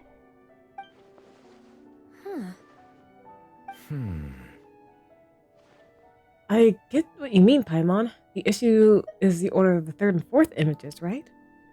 That's right! If the images are in chronological order, shouldn't the fourth, the waters drowning Fontaine, come before the third, where the Hydro Archon herself falls into the water? And yet the order is reversed here. The second image is also concerning. What sin are the people in the images confessing to? If we go by timing, Lady Farina only emerges in the third image. That means that the person in the second image might be the previous Hydro Archon. Egeria, then. I had never met her, but her appearance here does match the records. The previous Archon kneeling before the floating island in the skies, as if confessing a sin. Did she herself commit that sin? And if not, why would she be in such a posture? Also, I'm still wondering why these ancient stone slates are here at all. Judging from their contents, could this place be the origin of the prophecy? Does that mean that someone, I know where you... some people, once saw these slates? Okay, Mars. What am I reacting to tonight? Thank you for the react. What am I reacting to? Let me go ahead and get something situated here.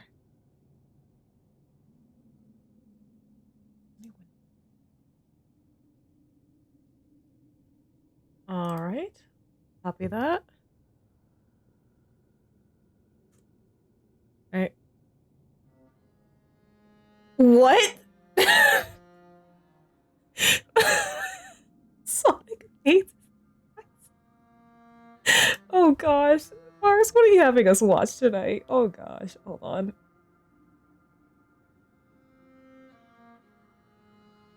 Okie doke. One second. Sonic attack.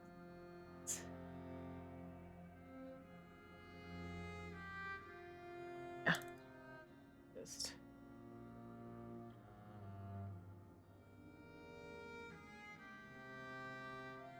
I just make make random videos. Okay. Give me 1 second while I set up.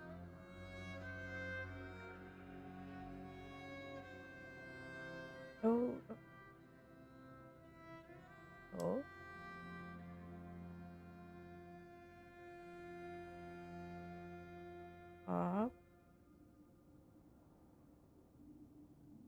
Okay. All right. Going to move this along. All right. Make sure.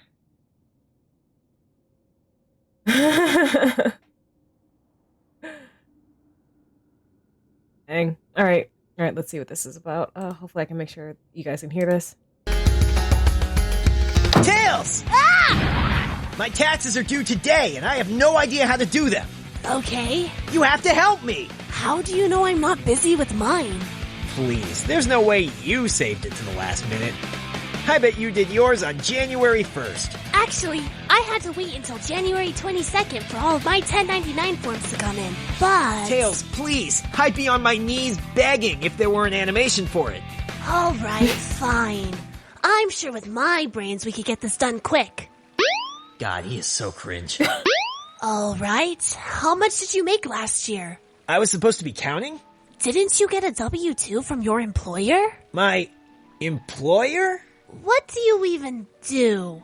Mostly I just run around and pick up gold rings off the ground. Your job is picking up money off the ground? Well, sometimes they're floating in the air. But, like, does someone put them there? I don't know. I haven't thought about it.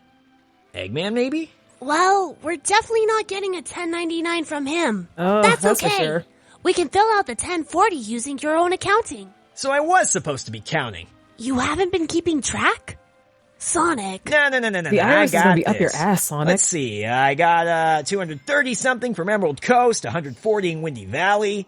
I had 60 in Ice Cap, but I got hit and dropped them. I picked up 20 though. What happened to the other 40? Well, they disappeared into thin air. I don't think the IRS will buy that one. That's literally what happened. Let's talk business expenses. Do you even have those? I bought stuff for my chow. Is that a business expense? It could be. What did you get? I bought them some fruits and cute little hats from the black market. The black market? Why did you buy stuff from there? Well, where else are you supposed to buy stuff? It's literally attached to the garden. You can't put illegal purchases on your federal tax return. Why not? God. Phew. That took forever. You're welcome. All right. Now that we're done, I just gotta put it in the mail, yeah? Those were your federal taxes. Now we have to do state taxes. Oof. Actually, I think I'm good. Huh? I've decided I'm not paying taxes. Sonic, you have to pay your taxes. Why? It's not like they do anything. Speed Highway was literally built with taxpayer dollars. Yeah, and they used the money to build loop-de-loops on the road. Which, granted, cool as hell for me, but man, morning commutes must be hell for everyone else. Hey, sorry, welcome to the If you don't stream. pay your taxes, the IRS will come after you. The IRS will be and up I'm your the fastest ass thing faster alive. than you can What are they say. gonna do? Catch me? Damn, they caught me. So, what are you in for? I placed a bunch of gold rings on the ground and didn't send the proper 1099 tax forms to people who picked them up. You die tonight. Oh my gosh. Oh my gosh. Well, Mars. That was certainly interesting and quite poignant for us grown folks and those of us who need to file taxes. So thanks for that.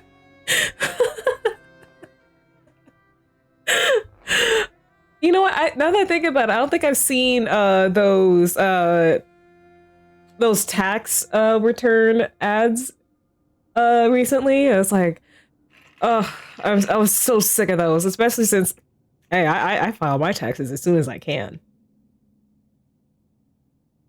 The moment I get all my forms in order, I file it. I don't want to deal with nothing. Make sure it's filed and it's out of my mind. But who would have created these slates and left these words here?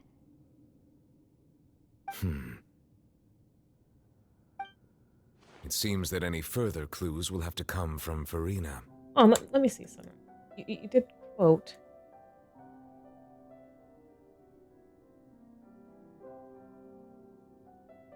Stream Elements, are you good? Are you good, Stream? Hold on a second. Oh, that's no good. That is no good. Hold on, give me 1 second.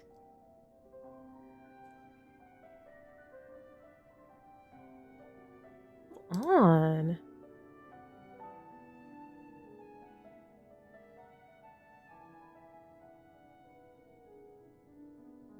All right, let's try that again. Oh. Quote. Bro?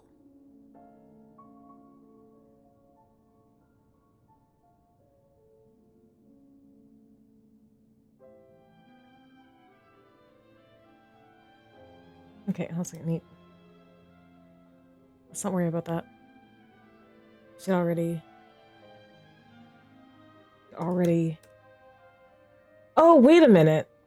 It's not Stream Elements. It's Streamlabs.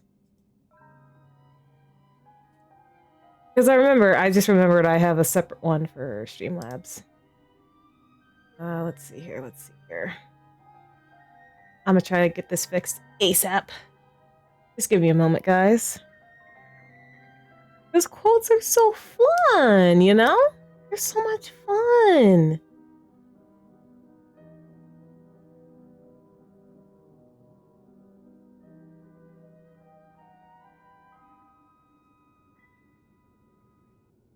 I know, we're fixing this right here, right now. Hold on. We are fixing this right now, if I can help it. What?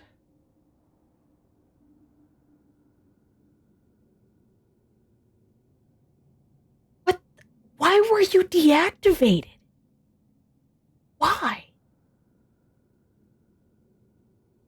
That's so weird. Why was it deactivated? Okay, well, let's try this again. There we go. There we go. Fixed it. Damn, it's a shame Delta isn't here.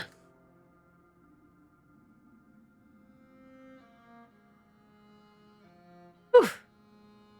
In that case, there's no time to lose. There's nothing else to be gained here, so let's head back first. Oh, damn. That hurt. Oh, let's go see me. Yeah, we better get somewhere safe for now. Honestly, who created the slates doesn't matter now. The real question is whether these will truly play out as the prophecy foretells or not. Well, CB, if you play any gacha games, I'm sure you get a 5-star.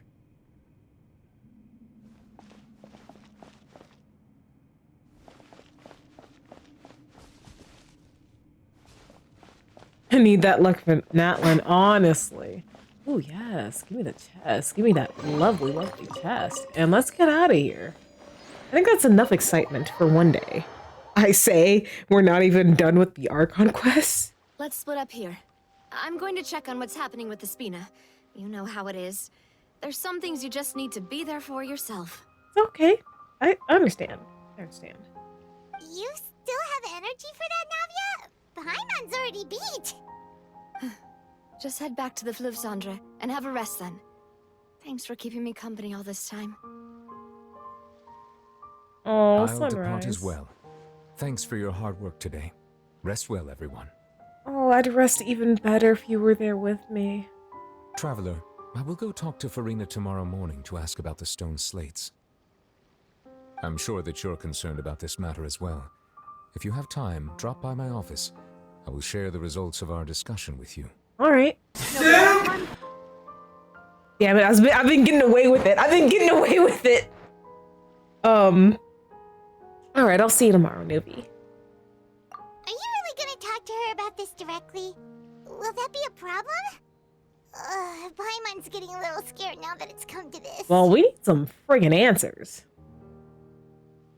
I knew you were when I saw Zero.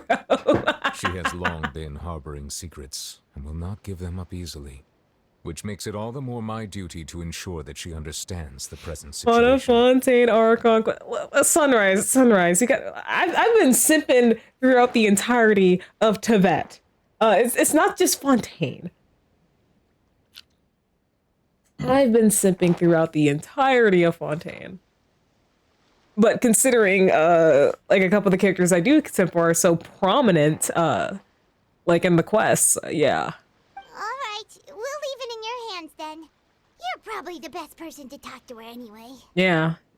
She seems to listen to you, so. I will be carefully considering my words tonight. Traveler, Paimon, our safe house at the Fluvsandre is always open to you, as ever. So please don't think you're an imposition. All right. I'll be on my way then.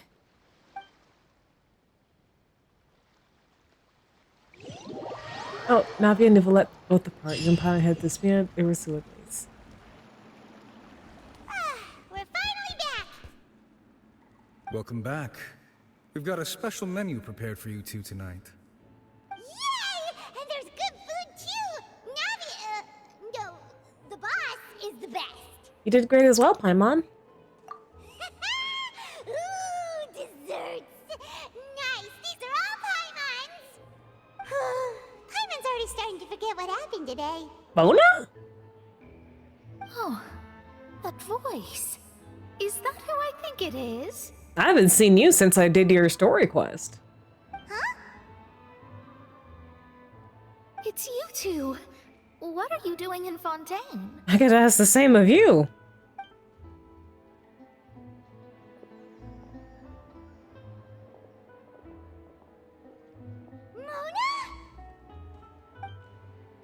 Did the stars not tell you that we might meet here?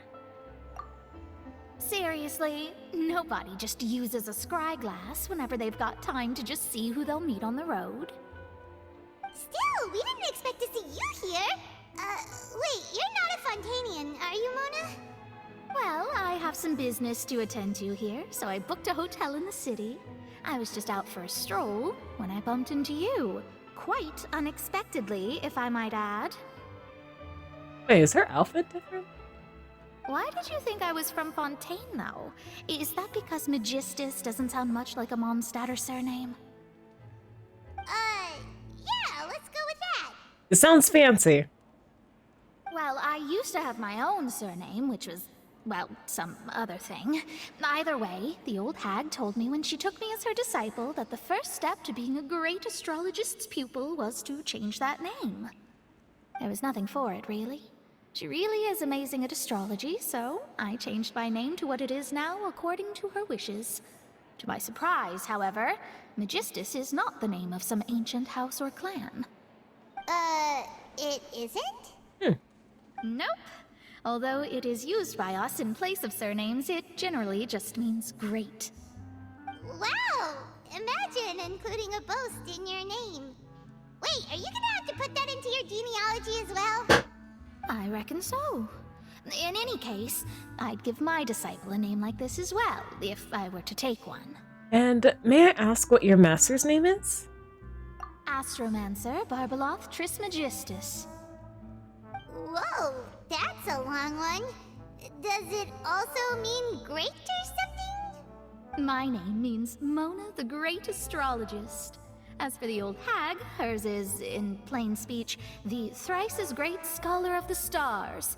Just take it as a title specific to astrologists. Thrice-as-great? That's so petty. I know, right? That's just how she is. She used to call herself Magistus, actually, but when she took me in, she changed her name to Trismegistus. Talk about excessive. Magistus is thus the calling card of our school, so to speak, which makes it about the same as a surname. It's all right if you don't get it. You can look into it further should you need to study astrology more deeply. How about Triple Strength Traveler or Triple Appetite Paimon? Terrible! But anyway, you're not Fontainian, are you, Mona? You're from Mondstadt, right? I would do the same thing, to be honest, just to be silly. Well, I was born in Mondstadt, yes.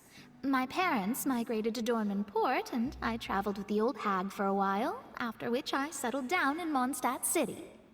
Oh, that's a good thing then. At least we know you won't be dissolved by Fontaine's waters. Speaking of that, I'm sure you're aware that a bunch of things have happened here in Fontaine, right? I know you're not a local, but I'd avoid getting too close to any water that looks strange all the same. Too late. Too friggin' late, Mona. There's something ominous about it. Well, the water, I mean. Yeah, because primordial seawater is coming up and dissolving people. Did you come to Fontaine because it could be because of the prophecy, Mona? That was the main reason, yes. Just a while back, the Steambird invited me to take part in a panel and speak about the circulation of the prophecy as an astrologist. The invitation was sent quite early on. I don't think anyone expected Fontaine to be in this much trouble. What do you make of that prophecy, Mona? Just tell us what you think as an astrologist. Your word would go a long way to make things more certain and less scary.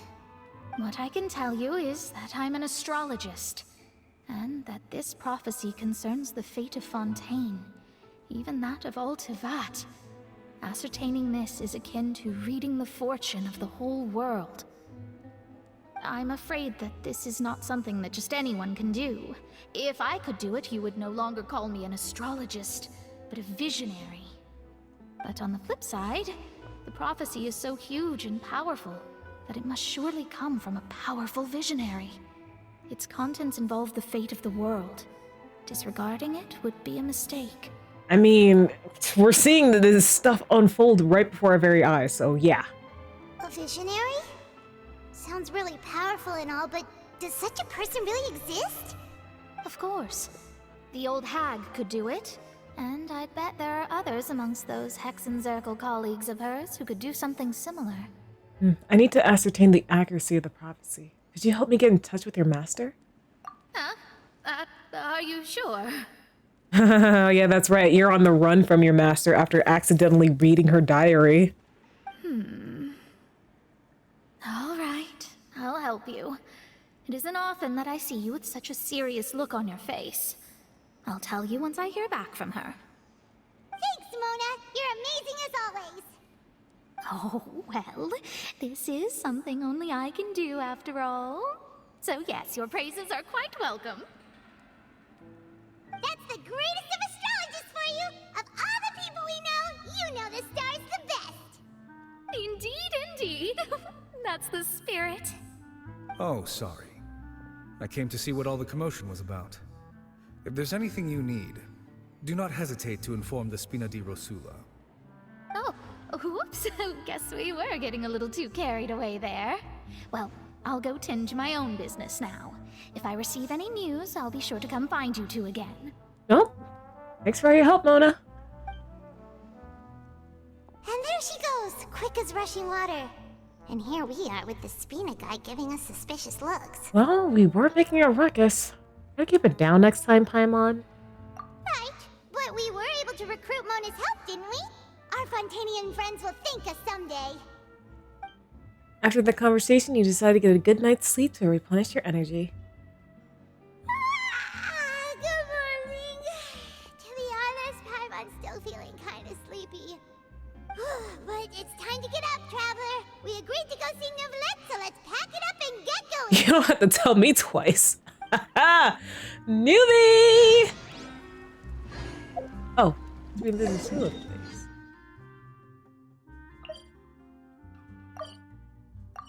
Hold on.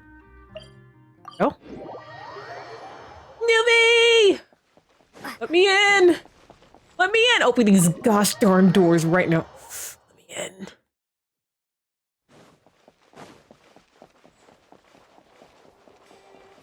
Newbie! Did you get any information out of Farina? I hope you did, but I doubt it. Finally! Is something wrong? Monsieur Neuvillette and Lady Farina, they seem to have gotten into a dispute. Please go see for yourself. Well, I'm on Nuvi's side. Whatever happened, Neuvillette's in the right, she's in the wrong. Like I said, I've already explained everything. And yet the problem has not been properly solved. There is little space for excuses between us. It is not my intention to offend you, but please, tell me where you stand. You are the Hydro Archon Focalor, are you not? Look at this. This is a list of the victims from the recent Poisson incident.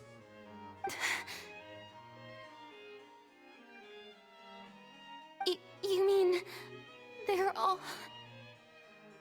We did not arrive in time to avert this disaster, and I will not have it happen again. Shit. I will say this once more. You must tell me everything you know. Yesterday, I found 3 stone slates in some ancient ruins near Poisson. Do you know anything about those? Seriously? You're questioning me like this is a court case now. I don't know anything about that. But you found them in some ancient ruins, you say? That's correct, which is why I came to ask you some questions. There should have been 4 slates, but one of them was missing. The other 3 feature different images that seem to correlate to the prophecy. The prophecy? The second of these slates depicts the previous Hydro Archon Egeria kneeling before a floating island in the sky, as if confessing something. Do you know nothing of this either? I don't. I've never seen such slates. I'll ask you again. Do you really have no information regarding the previous Archon? Nuvi. My deciphering of the slates indicates that the Hydro Archon Egeria once had to confess to, or apologize for, a certain sin. If anyone would know about it, it should be you. Oh, he's standing on business and I'm here for it. All gods don't have the same secrets, you know. She was herself and I'm me. Is it really so strange that I know nothing?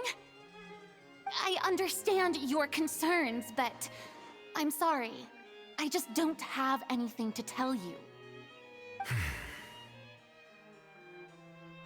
Forgive me for saying this now, Lady Farina, but I have long known of your various secret investigations into certain matters. There are several indications that you have been investigating the prophecy on the sly. This is not strange in itself, considering that you are the Hydro Archon. But it is strange that you should also claim to not know any of Egeria's secrets, as well as do nothing following your inquiries. You have never been as superficial as you have presented yourself to be, nor are you a fool. And yet, your behavior is very inconsistent. Indeed.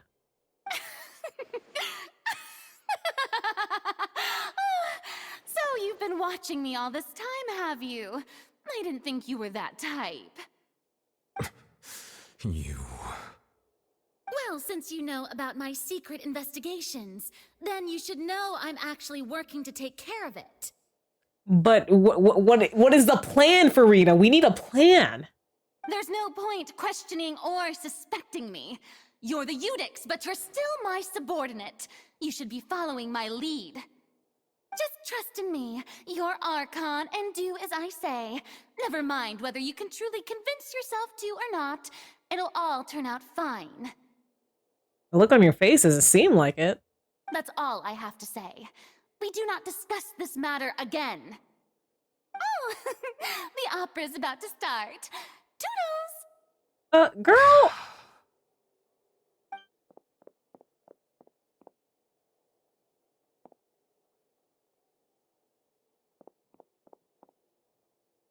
Did Farina not notice us standing by the door? Wonder what's up with her. She was smiling. Huh. She didn't seem in the mood to care if we were listening in or not. She seems deeply troubled and to be deliberately hiding something. Nuvi? I assume you've been outside for a while now? Yeah, sorry, we didn't really mean to eavesdrop, but, Farina's loud. Oh, you noticed. Seems Farina didn't even realize we were here. Wait, what was that for? She was in a great panic, though I cannot discern the reason. Our discussion reached impasses time and again. Oh, I waited till after the tenseness. Oh. Continue. Oh, okay, I understand now. Still, I do not understand. Dialogue is the basis for understanding, so why did she keep refusing to engage? I'm afraid questions alone might not suffice. I can't argue with this, Sunrise, because I was definitely simping back there. Like, goddamn. We need to make her understand how dire the situation actually is. Everyone in her inner circle has noticed that she is hiding some secret. The issue is her attitude.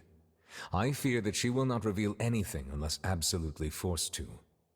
We may have to create a situation in which she will have no choice but to speak. Oh? Like what? Like a trial, maybe, in front of all her subjects? Oh, hey, Normally, official! people will only reveal the truth when standing trial. Perhaps we must have the Hydro Archon experience just such a scenario. Oh, maybe I should just let the game speak. But Farina's seen so many trials, and she's really good at dodging questions. How do we make sure that she won't just slip away at the first chance she gets?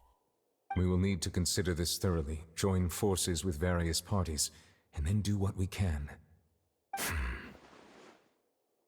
If at all possible, I would prefer to recuse myself from this affair, but we must prevent the prophecy from coming to pass. This may be cruel to her, but all Fontaine is in crisis. The information a god possesses is too precious, and so we must take a chance on this. In that case, we're gonna need some help. But who will lend us their aid to do such a thing? Oh, I think I know who to call. Ghostbusters! I mean, Avia, in the Speed of Venezuela. A few days later, on a boat somewhere in Quiet Poisson. Well, that's everyone, huh? Speaking of which, it was pretty smart of you to think of hiding here. Poisson was just involved in a disaster, so it's presently devoid of people. That naturally makes it the best choice. For a secret meeting? Yeah, let's go. And here you are drinking tea like it's the most natural thing in the world, huh? That's what families should do. Sit and enjoy a leisurely time together. It's nice to enjoy tea here, you know? Care for a cup? Sure thing, lady. Lend me your ears, everyone. Or perhaps one of you might like to start us off. How about you, friend? Oh no, don't put our boyfriend me on the spot. Me? No, I don't think I can. Then, how about you, good sir? I fear that I will cause the mood on this boat to become as somber as it is in court. Oh no, don't say that, Nuvi. I want to hear you speak. Well then, I guess we're lucky we've got a local like me to organize things. Wonderful, the spotlight at last. I guess I'll be facilitating things from here. Let's go, Queen! Oh, Claran! That was a little long-winded, don't you think? Oh, you might be right. Anyway, to cut to the chase, our friend here, the Traveler, has brought us together to discuss something. As for what that is, well, let's start by saying that we'll be pooling our efforts together to create a series of traps. Oh, I just realized we're having our little tea party that we promised, that we said we would have. Oh, how intriguing. I am not doing this anymore. I looked at the dude with the freckles and went, she's hot. She's Chopra. He's my bad. He's. Oh, Fremy. There's a lot of characters that are just like, I think a lot of people have described as like gender envy. Well, it's just an expression, really. One that I just learned from Chlorand and used on the spot. So, let's invite her to explain in detail. A round of applause, please. Huh? Didn't you say that you would be facilitating this? Oh, come now. Your work doesn't involve much public speaking, right? This is a good chance to practice. You might even pick up some fancy oratory tricks to impress your boss with in the future. I see. And what does my boss say? He is glad that you consider him your boss. Do go on. In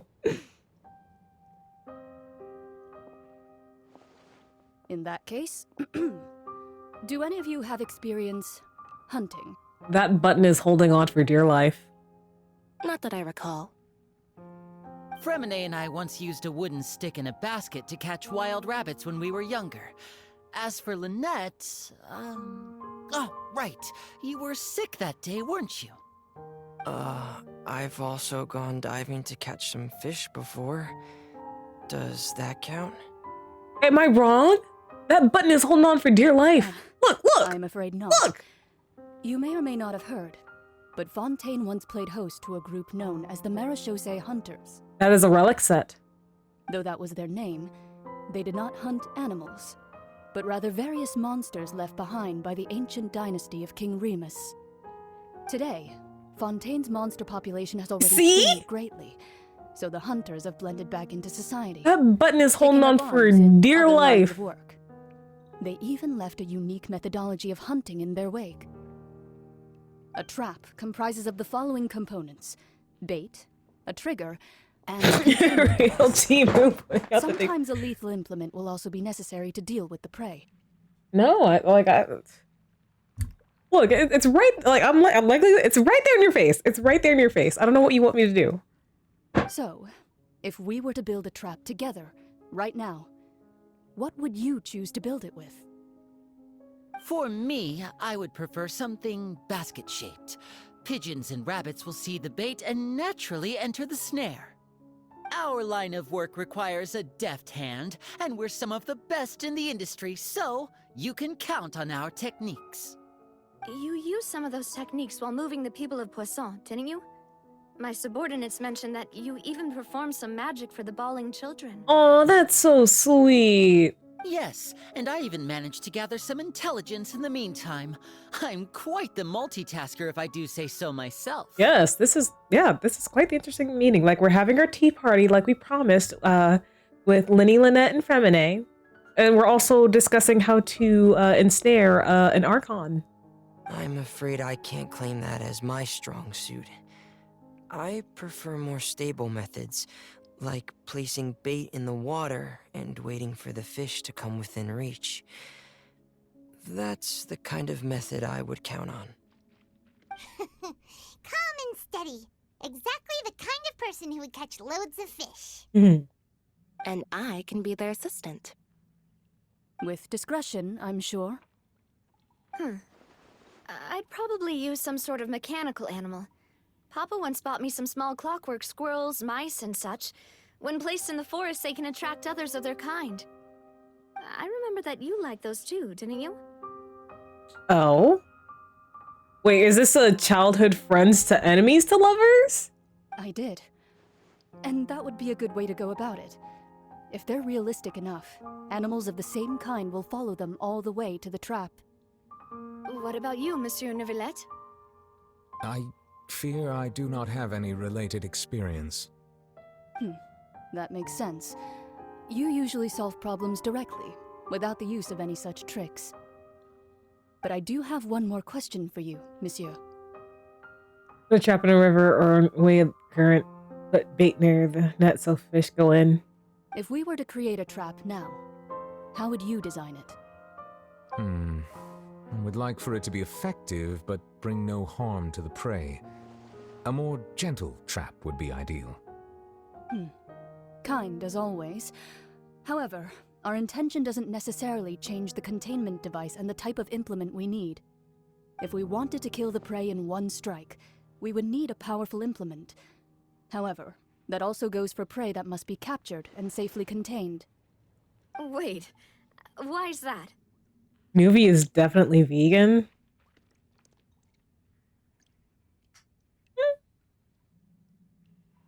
I could see it. But I feel he's just more partial to like water-based things.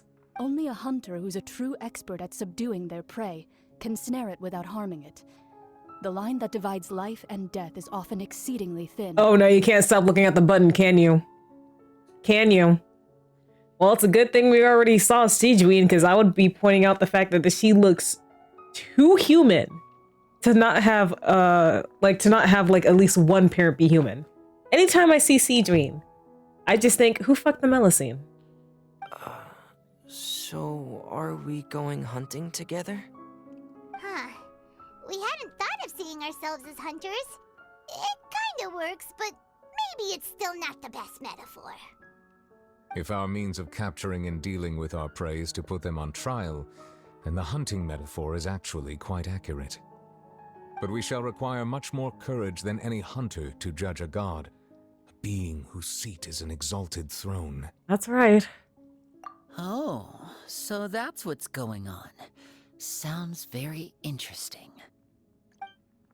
Clarence's hunting metaphor was just that, a metaphor. You will not call this a hunt because it is not what you should do at present, nor has the relationship between you and Farina reached such a dire stage. What you need is simply the secrets she is keeping. Attempting to take her secrets is an act of sacrilegious disrespect. It must be done to prevent Fontaine from seeking into the waters as foretold in the prophecy. There is neither hunter nor prey, but there must be a trap. That is what you will need.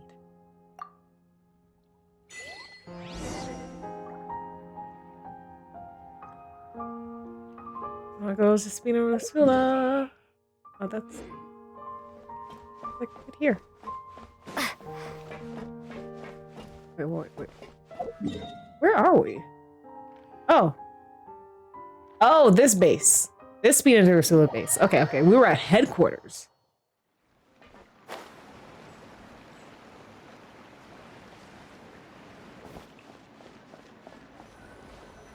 All right, back here, I guess.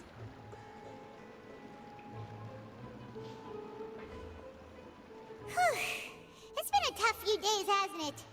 So much has been happening. Those meetings sure did make me hungry. Paimon didn't think the meetings would go on for so long, but everyone seemed pretty fired up, huh? Paimon thought they'd be at least a little frightened. Well, Remine was, now that Paimon thinks about it, but everyone else just looked a little surprised. Do you feel more confident after the meetings, Paimon? Well, it's hard to say. Paimon doesn't have any experience with this sort of thing. But with you around, Paimon sure will do great. After all, you're the most reliable person in the world, aren't you? Huh? Is something wrong? Did you just pour some tea? Paimon didn't notice you doing that at all. No, I did not. What the hell? What's that? Paimon's never seen that cup before. Don't be frightened. Huh? I'm just joining you two for tea. I merely refrained from saying anything till now. Does anyone know the number to Ghostbusters? Because it looks like I need them. Who's that voice? But there's no one here. Aw, have you forgotten me already? Wait, you are familiar. You're the voice we heard from the sky in Sumeru. Oh, really? The voice from the sky, I fear that description is wrong. Though, not completely wrong. Someone sits in a cafe freaks out when a motherfucker orders the coffee the next table over.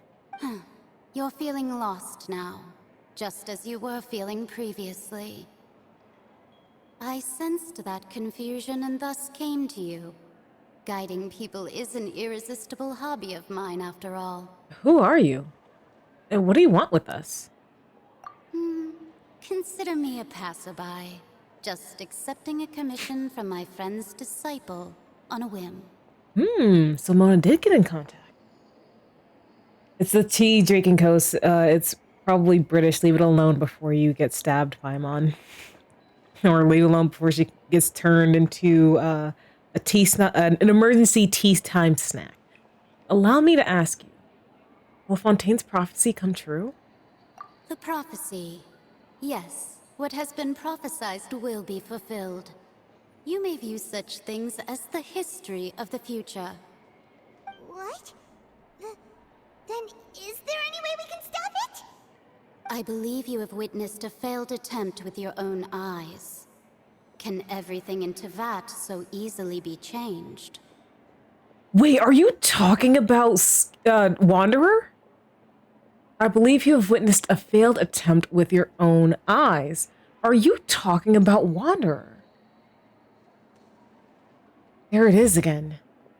Wait, can there really be no exceptions? So you've caught on. Just as prophecies are usually only the future as seen from the perspectives of the gods, could things be happening in hidden corners where the gods' gaze does not fall? Are the things that you shall see different from the fate that the gods perceive?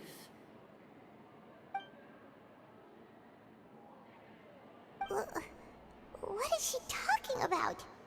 It all sounds really impressive and important and stuff, but it also sounds kind of scary. Yeah. The tea in the teacup is just about gone as well. I believe that you understand, right? Some things are insignificant, but others you must reach out to change. Ultimately, fate shall serve as your only guide, no matter what will happen in Tevat's future. All you need to do is to play your part. The Greatest Showman. That title sounds familiar. Was that one Disney movie? Because I don't think I have. This was good tea, by the way. Thank you for your hospitality. Well, that'll be all for today. The voice. It's gone. Mage N. Is this the clue you're leaving for us? The unexpected nude leads to complicated feelings. Okay, when you wake up, someone seems to be outside. What? I might hear someone talking. Oh, I have not seen that.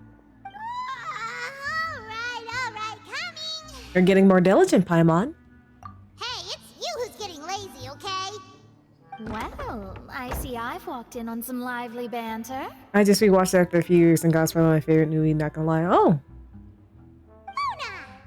How have things been? Have you been these past few days? Fine, just fine. I went to take part in that Steambird panel. It turned out to be more interesting than I expected. Not all Fontainians are pessimistic about this. One journalist mentioned that sitting around and waiting for the end to come would be wrong, and that they should make their own rescue preparations. I agreed, so we had a brief chat with her. Did she have pink hair by any chance? Why, yes, it was Charlotte. I assume you've heard of her, no? That daredevil journalist? Oh yeah, we've heard of her. Oh, we promised to give her information about the Fortress of Merpeet and Risley. Oh, don't worry, Charlotte. I can talk about Risley all day. I'm in full support of her view. Prophecies are very important, but how can people allow their lives to be commandeered by just a few words? That's right! Paimon's glad to hear something sensible for once. Ah, yes. About what we had discussed before. I did try, but I'm afraid I couldn't reach the old hag. I'll try again tonight, but I wouldn't get your hopes up. Actually, someone already came over. Mage N. Huh? You tell Mona about your mysterious guest. Goodness gracious. Are you serious? I believe she came to pass a message to us. She said that even the god's gaze has blind spots. Pretty bold if you ask Paimon. Most people would believe the gods to be all-knowing, right? The Hexen Circle members are certainly anything but ordinary. As for the mage named N, the old hag has mentioned her a few times. She said that N's sense of direction is incredible, and that she loves guiding those who are lost. But I've never met her, and if she were still alive, she'd be... well, suffice it to say that the hag's at least a few hundred now, and N's been around for longer than that. Oh. Whoa. The Hexen Circle sounds like a scary group.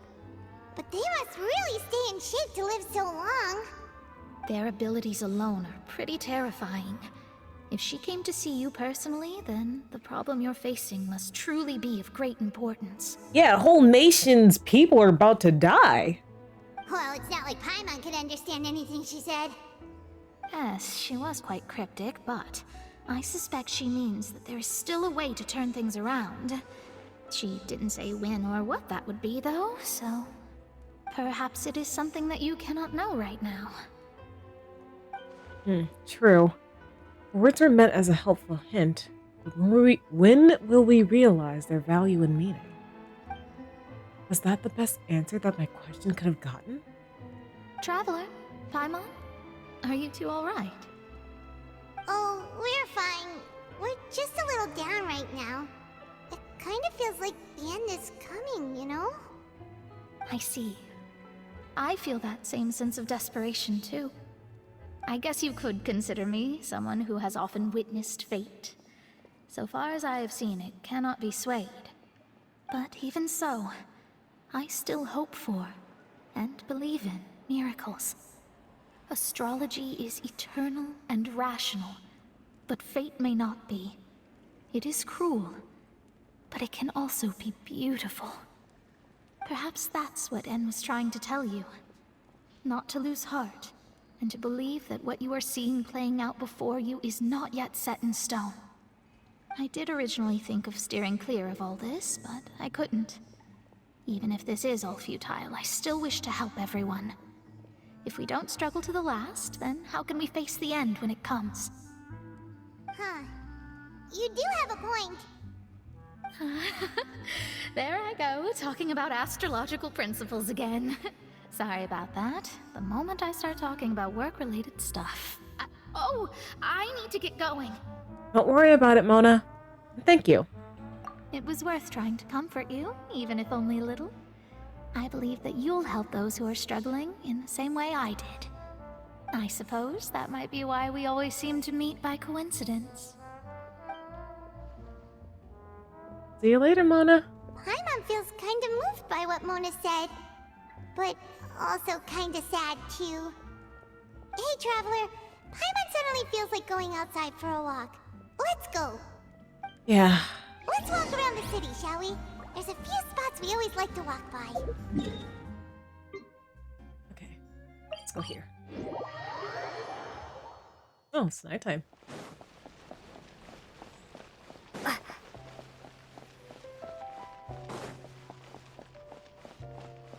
Ah, nice little stroll in the city.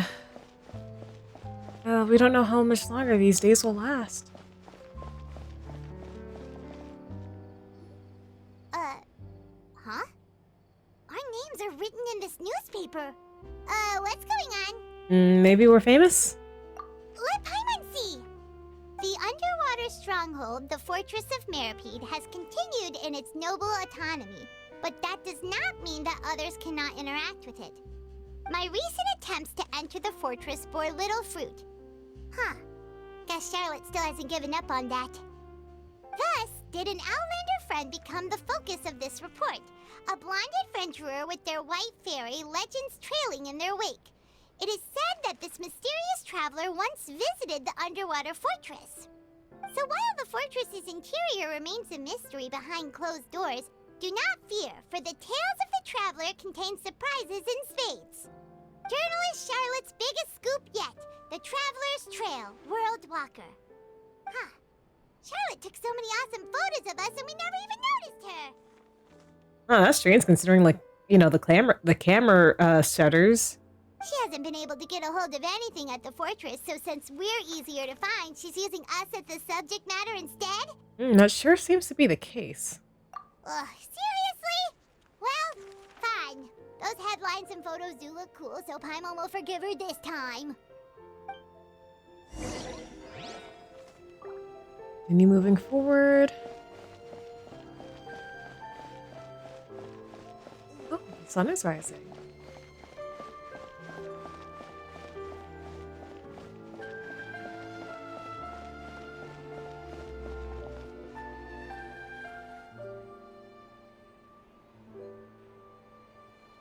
We're here!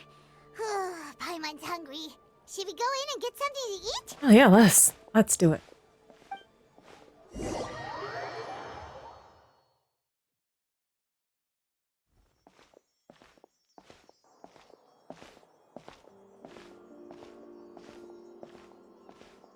Hey, quick! Look! That's Oh, the super yummy cake that the knave gave us. the limited edition, only 16 slices a day cake! It has already sold out for the day? It was so delicious the last time we tried it. Despite the tense situation we were in, let's give it another go. Paimon's sure it'll be great. You can't let anyone get ahead of us. One slice of cake, please. Someone showed up after all. Oh, wait, you're the one from the Palais Mermonia. Sadine? Oh, are you here to buy cake too? It seems Monsieur Nervalette was right. You really can eat. Wait, did he really say something like that? That's right. Even he has his own preferences when it comes to food. As for me, I love the cake and coffee here. Do you come here often?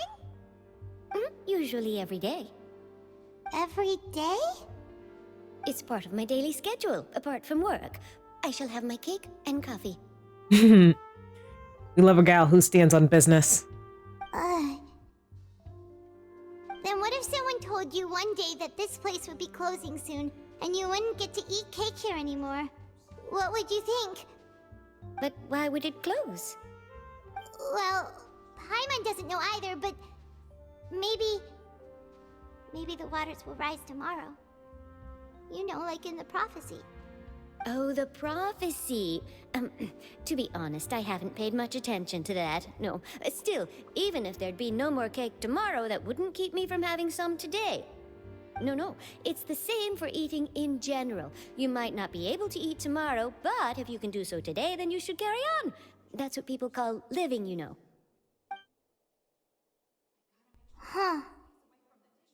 Don't be sad. Excuse me, could I have 2 more slices of cake to go?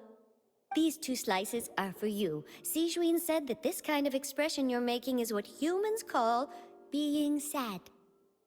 Oh, you know Sijuin? Oh, Sadine. Sadine's very sweet. I sure do. She was born before me, and she sometimes comes to the surface to teach us things about humans. Okay, how long do Melusines live, and who the hell fucked a Melusine? Which one of you Fontainians fucked Sejuine's parent? She said that humans are creatures that are saddened easily, yes, and you can only lift their spirits by feeding them delicious food. So please try the cakes here. I've got something else to do, so I'll be going now. You two try to stay in a good mood after eating, all right? Bye. Oh, I love Sadine. Just a sweetheart. And there she goes. All right, let's dig in. Paimon's sure this cake will be delicious. You share a glass with Paimon and snarf down the cake. It's more delicious than last time, and the flavor gets even better with a sip of tea. It sure would be nice if we could come again tomorrow. I had to snarf it down so Paimon wouldn't eat it. I mean, have you seen what she did to Verina's cake? Gone! In less than 1 second. Sure would be nice if we could always eat delicious food here. Jeez, Paimon, you're talking like the world's about to end. Which, you know what, funnily enough, Splatoon recently had a Splatfest about what you would do if the world was ending. You just do same old, same old? Do, like, try to mark off as many bucket list items as possible, or would you try to save the world? I don't know, man. I think I'd have a panic attack. I think I'd be too busy panicking to do anything. The Traveler and Paimon! Oh, have you seen the article I wrote about you? Yes, and we have information. You've got some nerve! You just used us to make some quick mora! Can we negotiate a profit split? Oh, you needn't worry about that. I heard that you were in Poisson some time back, so I sent you a letter to discuss just that. It appears you didn't receive it, though. It's all right, though. I've set aside the amount intended for you. I've even set the table with some food. Oh. Really? Oh, you're the best! You know how to handle Paimon for sure. You're almost a little too easy to win over, Paimon. If I were a journalist with ulterior motives, you'd be in trouble now, you know. Oh, Paimon knows you're not like that. Still, what brings you here all of a sudden? Were you looking for me? A friend of ours met you a while back, and when she mentioned it, we thought of coming to see you. Her name's Mona. Ah, so you know Miss Mona as well. She's a guest columnist for our paper. Really good one, too. She's so young and already such a brilliant astrologist. So she mentioned me? What did she say? She said that you're a real daredevil of a journalist. Nice. In which case, can this daredevil journalist dare to request an exclusive interview with the legendary Traveler and Paimon? Huh? So your article in the paper today doesn't count? Oh, of course it doesn't. That was more like live photography. What I'd like to do is dive deeper and ask you to talk about the things you've seen and experienced. You seriously want to interview me? Yeah, are we even qualified enough? Why not? If I say you're worth an interview, then you're worth it. But not right now, of course. I'll need a few days to prepare. Oh, in that case, we'll just chat when you have the time then? Oh, so that's a yes? Ooh, splendid! I'll tell the editor-in-chief immediately. I'll have to apply for lighting, a venue, some props, and... Whew, so much to get done now. Talk to you later. All right, Charlotte. Wait, Charlotte, Paimon's still got a question for you. Are you gonna bring down the mood again, Paimon? And what's that? If, just for example, Fontaine were to be flooded tomorrow, what would you do today? Huh. That's the prophecy you're talking about, isn't it?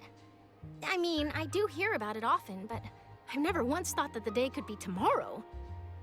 If you're seriously asking, then I might try and think of a way to leave Fontaine. Oh, but I'm still a journalist first and foremost. That means I have a duty to be reporting from the scene. And secondly, I wouldn't forsake my homeland that easily. From what I've seen, most people don't know what they'd do should the worst come to pass. In truth, it might be better just to behave like normal rather than worry over such an end. So in all likelihood, I'd probably still be prepping at the office for that interview of ours. I know what you're thinking. That sounds a bit sad, but I've always believed that it's best to do what you enjoy. Just think about it. If this nation really were to be suddenly destroyed tomorrow, but I still successfully finish an exclusive interview with a truly unique person, then the story I would wind up writing would truly be timeless. And then do you know what I'd do? Well, I'd write that story, send it for printing, and use messenger pigeons to get copies out to the various nations as soon as possible. I'm not a dreamer, nor am I a workaholic, but I do love my job, and I'd be proud of leaving such an article behind.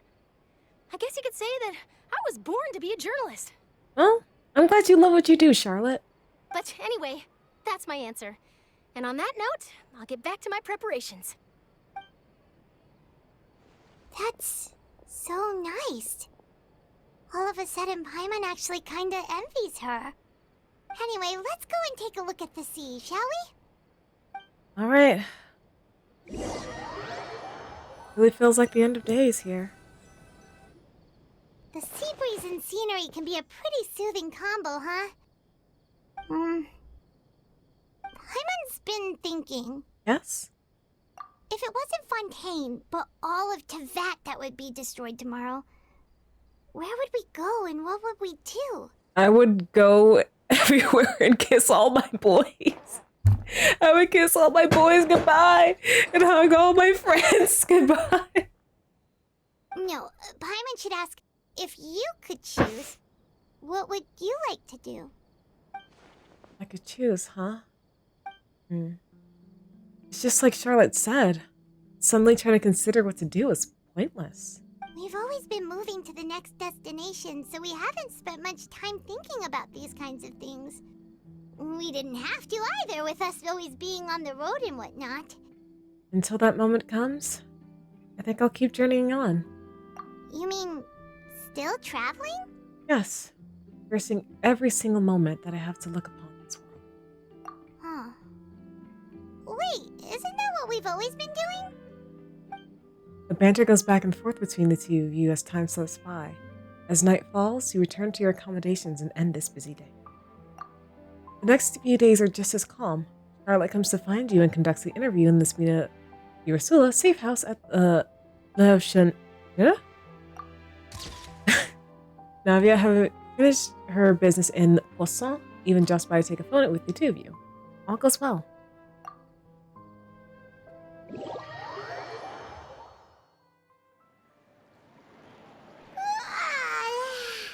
Feels like you'll grow mold if you stay here long enough. But it's still better than the Fortress of Mirapede, that's for sure. It's not only damp there, but salty too. I mean, we're literally underwater in the sea. Ah, so the two of you are still here. Wonderful. Nuvi's calling for us. I remember you. I remember your name. Oh, you're from the Palais Mermonia, aren't you? Yes, I'm Isadora. Monsieur Nervillet sent me to look for you two before. I heard that afterward you went to the Fortress of Meropide. So are you under the impression that we might be wanted criminals? Not at all. I'm well aware that you're friends of his. Actually, I'm here to pass along a message from him. Oh, let's hear it. Yes, inside the Opera House. The Maréchaussée Phantom has declared the incident a small-scale riot. A riot? Well, that said, I don't personally think it was that serious. That's impressive. I didn't recognize her. Only because she has relation to Neuvillette did I recognize her.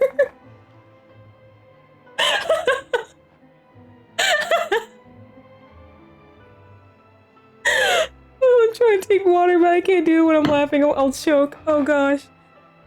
Lady Farina was watching a performance at the Opera House, and while she was resting during an intermission, some other audience members suddenly started harassing her, loudly accusing her of doing nothing about the prophecy crisis. And before she could respond, others started to join in. The crowd continued to grow, and protests against the Hydro Archon started to break out. Well, she ain't telling us nothing about the situation, so I mean... So people have started to put the blame on Farina. Guess they finally found an outlet for the pressure they've been under due to the prophecy. I agree. People will naturally rely on gods, as is customary. But the moment people feel threatened, gods are also the first to be blamed. So what happened after that? Is Farina okay? Seeing that the situation was spiraling out of control and that further argument was pointless, she claimed that she'd gotten tired of this and left in a hurry. The Marechaussee Phantom had their hands full maintaining order and did not catch where Lady Farina had gone. Only when things had stabilized did we realize that she had gone missing. So, you mean she's still missing? That's right. The Marechaussee has dispatched many people to search for her, but we don't have any leads yet. Oh, leave it to me. I'm pretty good at finding people. Not counting my own sibling, though.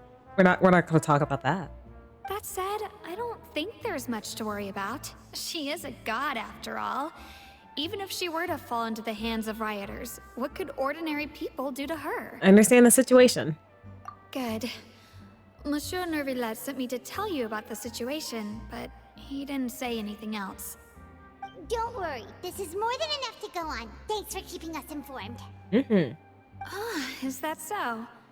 Well, all right then. In that case, you two take care.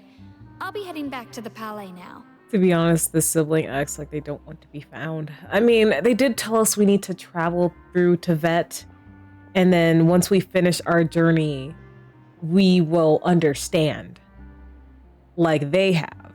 And I actually recently finished the oh so dreaded Aranara quest, and throughout that quest, I'm still gonna smack them. I'm so this yeah.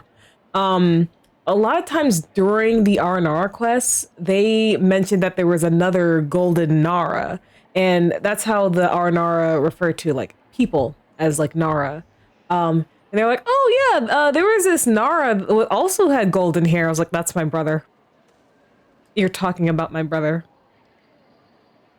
So it seems like our twin had very similar like adventures that we're having now, like but just like 500 years ago. And I guess that's the only way. I just want to see them again though. Like even if you like want to like do it again, it's like, hey, I already told you, you got to finish your journey first before we can be reunited. I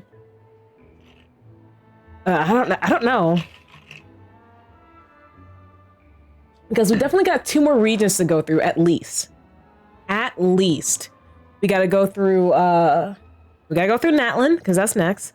We got to go through Snezhnaya. Yeah, because like the Fatui have been pretty good about getting the Gnosis. Like, I'm sure they have reasons, but I'm still ready to... Yeah, like, just give them a good old smack. Like, can't you just explain it to me now? Or are you pulling a Nahida where it's like, oh, if I told you without you figuring out for yourself, your mind would literally be, like, blown. Oh, what's with those conspiratory looks? Sounds like we should hurry over to Poisson then. You sure caught on quickly. If we know Farina, she won't try to fix things in this situation. Instead, she'll look for a place to wait out the heat. And, as we also know, she may be loud and dramatic, but she doesn't have a heart of stone. Yeah, I will say, she does care for her people. When Nervalet was talking to her in the Palais Mermonia, and she heard about Poisson, she couldn't hide her sadness and remorse. It would be hard for her to ignore being accused by the public today. Paimon thinks Farina's probably taken the opportunity to slip away to Poisson and try to relieve the sense of guilt that she's feeling. Honestly, wouldn't that make you feel guiltier? But you know what? Well, what do you think? Paimon knows the answer, of course, but Paimon can do the analysis to back it up too. Cool, huh? Looks like those detective novels have had an effect on you. In that case, there's not a moment to lose. Poisson, here we come!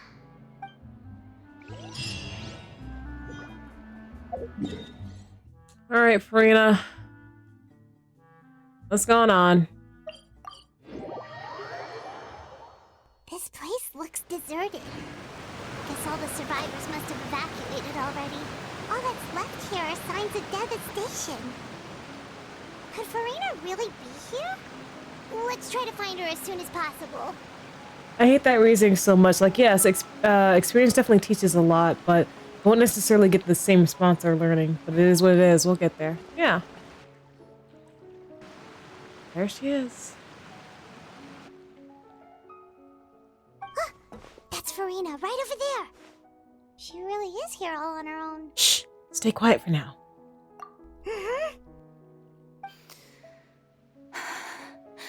Should I just give up?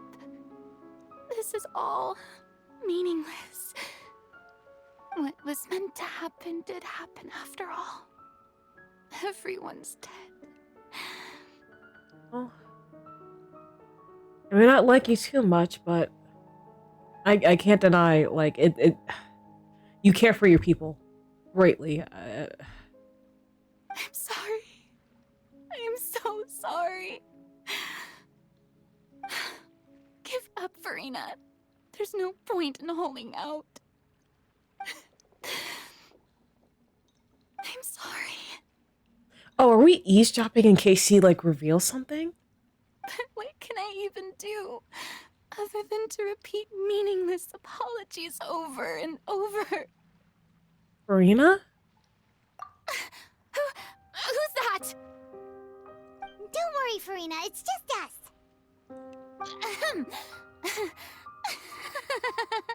So it is you, blonde traveler from another land. Why, I almost thought you were someone from that mob of my ignorant subjects, come to kneel and beg for my forgiveness. She really put that mask of confidence on quick. Farina, you were crying just now, weren't you? The tear stains on your face are obvious. What do you mean, tear stains? Oh, I remember. The show at the Opera House earlier this morning was so moving. I'm still trying to process it. Who did that uncivilized rabble think they were, disturbing my enjoyment of the arts? They even dare to tout their Archon. I must teach them a lesson. I can just imagine their twisted and frustrated faces once they realize that I'm nowhere to be found. Oh, and I'm sure Nouvellette and those people from the Maréchaussée Phantom are freaking out right next to them, too. Stop trying to act tough, Farina. You're actually beyond devastated right now, aren't you? Of course not. It'd be pretty heartless if you weren't. Hey, there she is! The Hydro Archon's over there! Quick, after her! Farina, those people seem to be after you. They are? They're just some rabid fans who want to cut the line because they haven't been able to meet me in person, aren't they? That's against the rules. I can't let them get their way. Farina just ran off! Quick, we have to catch up with her! I mean... It tracks. It tracks.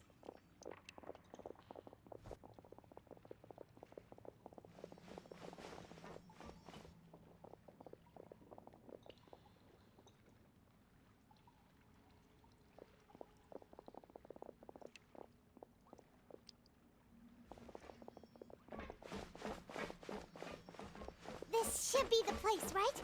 Hey, Farina! There's a good hiding spot over here. Quick, come to Paimon before the rest of them catch up to you. What is this place? Hurry, they're almost here. Fine. I suppose haste is warranted. Lead the way.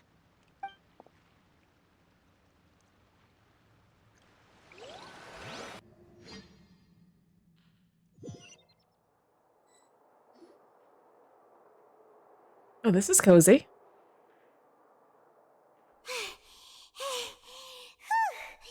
Paimon's exhausted.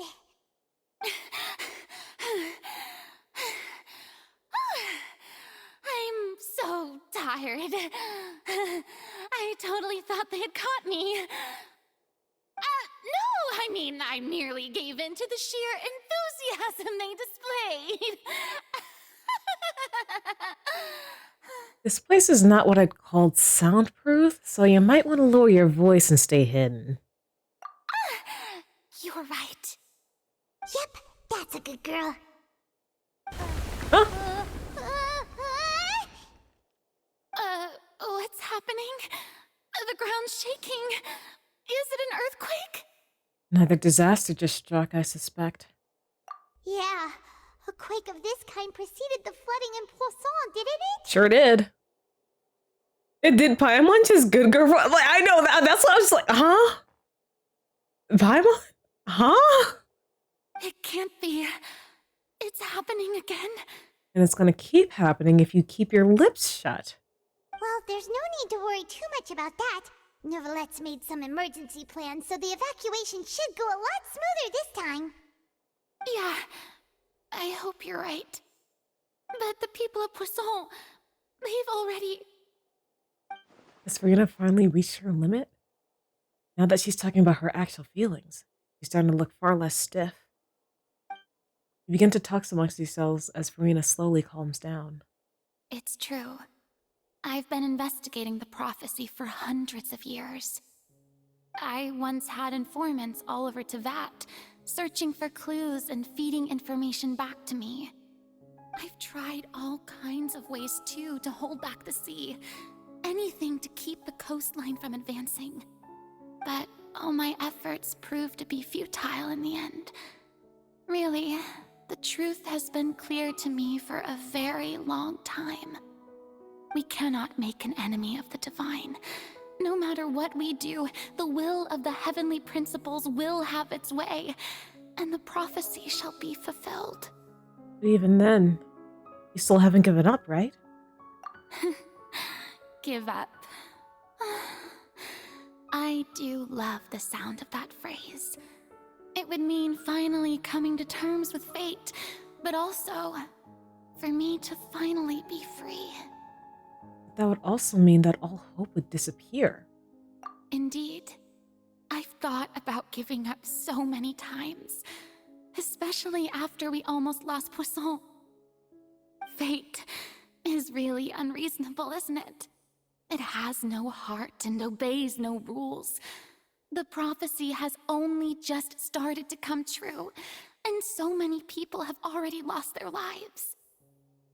Rest in peace, Malus and Silver. But just now, it all became clear to me. I still don't have the right to come to terms with fate on behalf of everyone else. As long as the final moment hasn't come, it's still not too late. Don't worry. I will keep hope alive for everyone until the very end. Oh, I accidentally knocked off my pop filter on my mic. I'm good. Thanks for checking in, Sunrise. Well, that's enough for now. I got the impulse to play the stricken maiden, but honestly, considering my rank and station, that wasn't a good fit at all. Don't take any of what I just said seriously. How could I possibly let Fontaine fall to the whims of trivial prophecy? Come on! Paimon could have sworn you were actually being honest just now. We're running out of time. You can't just go back to square one like this. I have to get more information out. Farina, you might not have to shoulder this burden alone. Although I don't know what you might be keeping from everyone, your people are more than willing to share your burden with you. Share my burden. That's impossible. It was fated right from the start that this would be my duty alone. But even if your burden doesn't need to be shared, you can still choose to confide in someone. Just share it with me. I'm what you'd call a witness. A witness? Yes. I've heard that you came to Tevat from beyond the stars, yes. In other words, you never belonged here. And if Tevat is, in its entirety, a show on a stage, then you're just a spectator, aren't you? If that's the case... There's no time left. Please, Farina, just spit it out.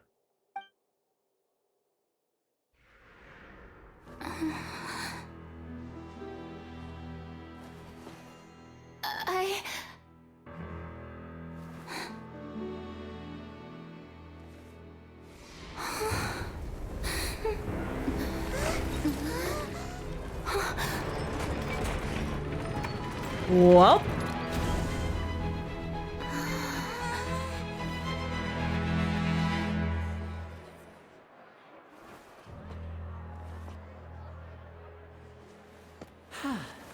Thank you, Lenny.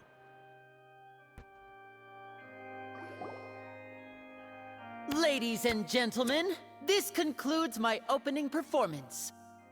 Now, without further ado, we may proceed to the trial of our god. So this is what it is. Yes, you deserve praise for the effort you took to raise the dramatic stakes. Do not forget, however, that I am Focalor, the god of justice, the embodiment of justice itself. Does it not strike you as even the least bit absurd to bring the very concept of justice to trial? Well, you're keeping something hidden from us, and we need to figure it out. May I interpret these words as your refusal to stand trial? In that case, you will have the opportunity to defend your honor through a duel. You would draw your blade against a god?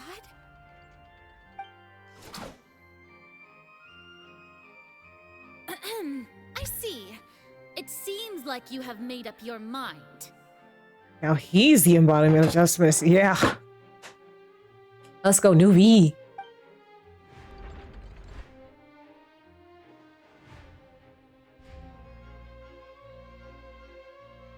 Paimon can't believe it. She just surrendered.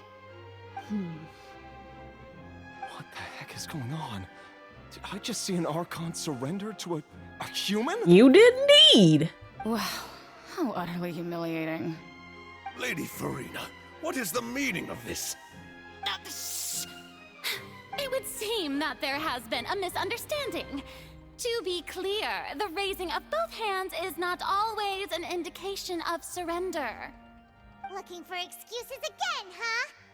I raised my hands just now to indicate my acceptance of the trial. No duel shall be necessary. I will admit that I've been running away for a long time. I'm sorry, everyone. I was unable to protect the people of Poisson. It is my duty to stand trial for my crimes. You are not the only ones to be disappointed in me. I, too, am exceedingly disappointed in myself. But now, it is time for the Hydro Archon to show you her courage and resolve. I, Farina, will use this trial to show the world the true meaning of justice! This time, I will protect you. Applaud and rejoice! One of the most outrageous and fantastical arcs known to the opera epiclese is now unfolding before your eyes.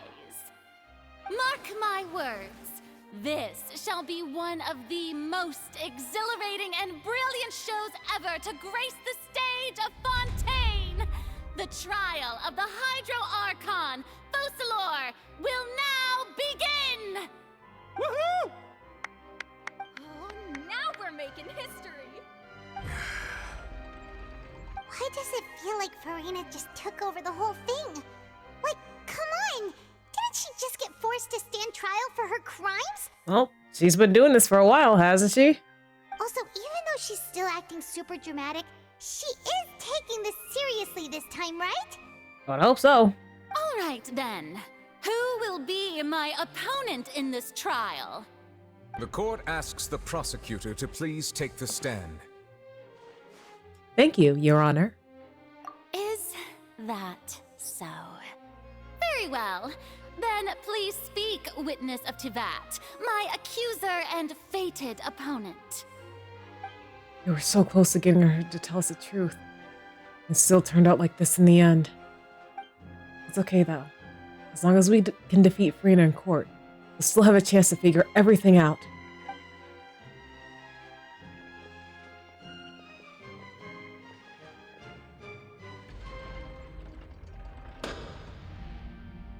Also, please allow me to ask, as a final question before the trial begins. Just how much work did you do to force me onto this stage? Oh, it was a lot. Well, we did do a lot of prep after the meeting that day. I can go over the tasks assigned to the Spina di Rosula, since they were rather straightforward and easy. Navia, the president of the Spina di Rosula. Most of the people who participated in the disturbance this morning were my subordinates.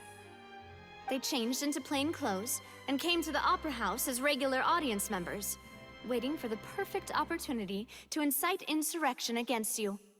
The people's resentment against their Archon has been building as more and more of the prophecy is fulfilled.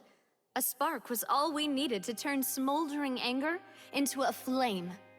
Moreover, according to our understanding and analysis of you, when something like that occurred, you would likely flee the scene and head to Poisson by yourself. So, we arranged for a second group to lie in wait there.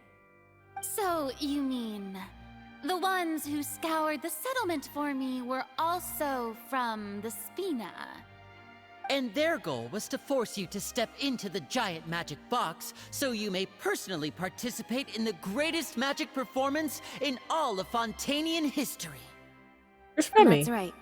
That house was a magic box, rather than someone's residence. As the super ultimate version of the setup that I used when I first performed at the Opera Epiclese, the volume of the box was increased by a whole order of magnitude, and the distance it traversed was the entire gap between Poisson and Araneas. Its cargo, of course, was an Archon instead of a human. My thanks, Farina.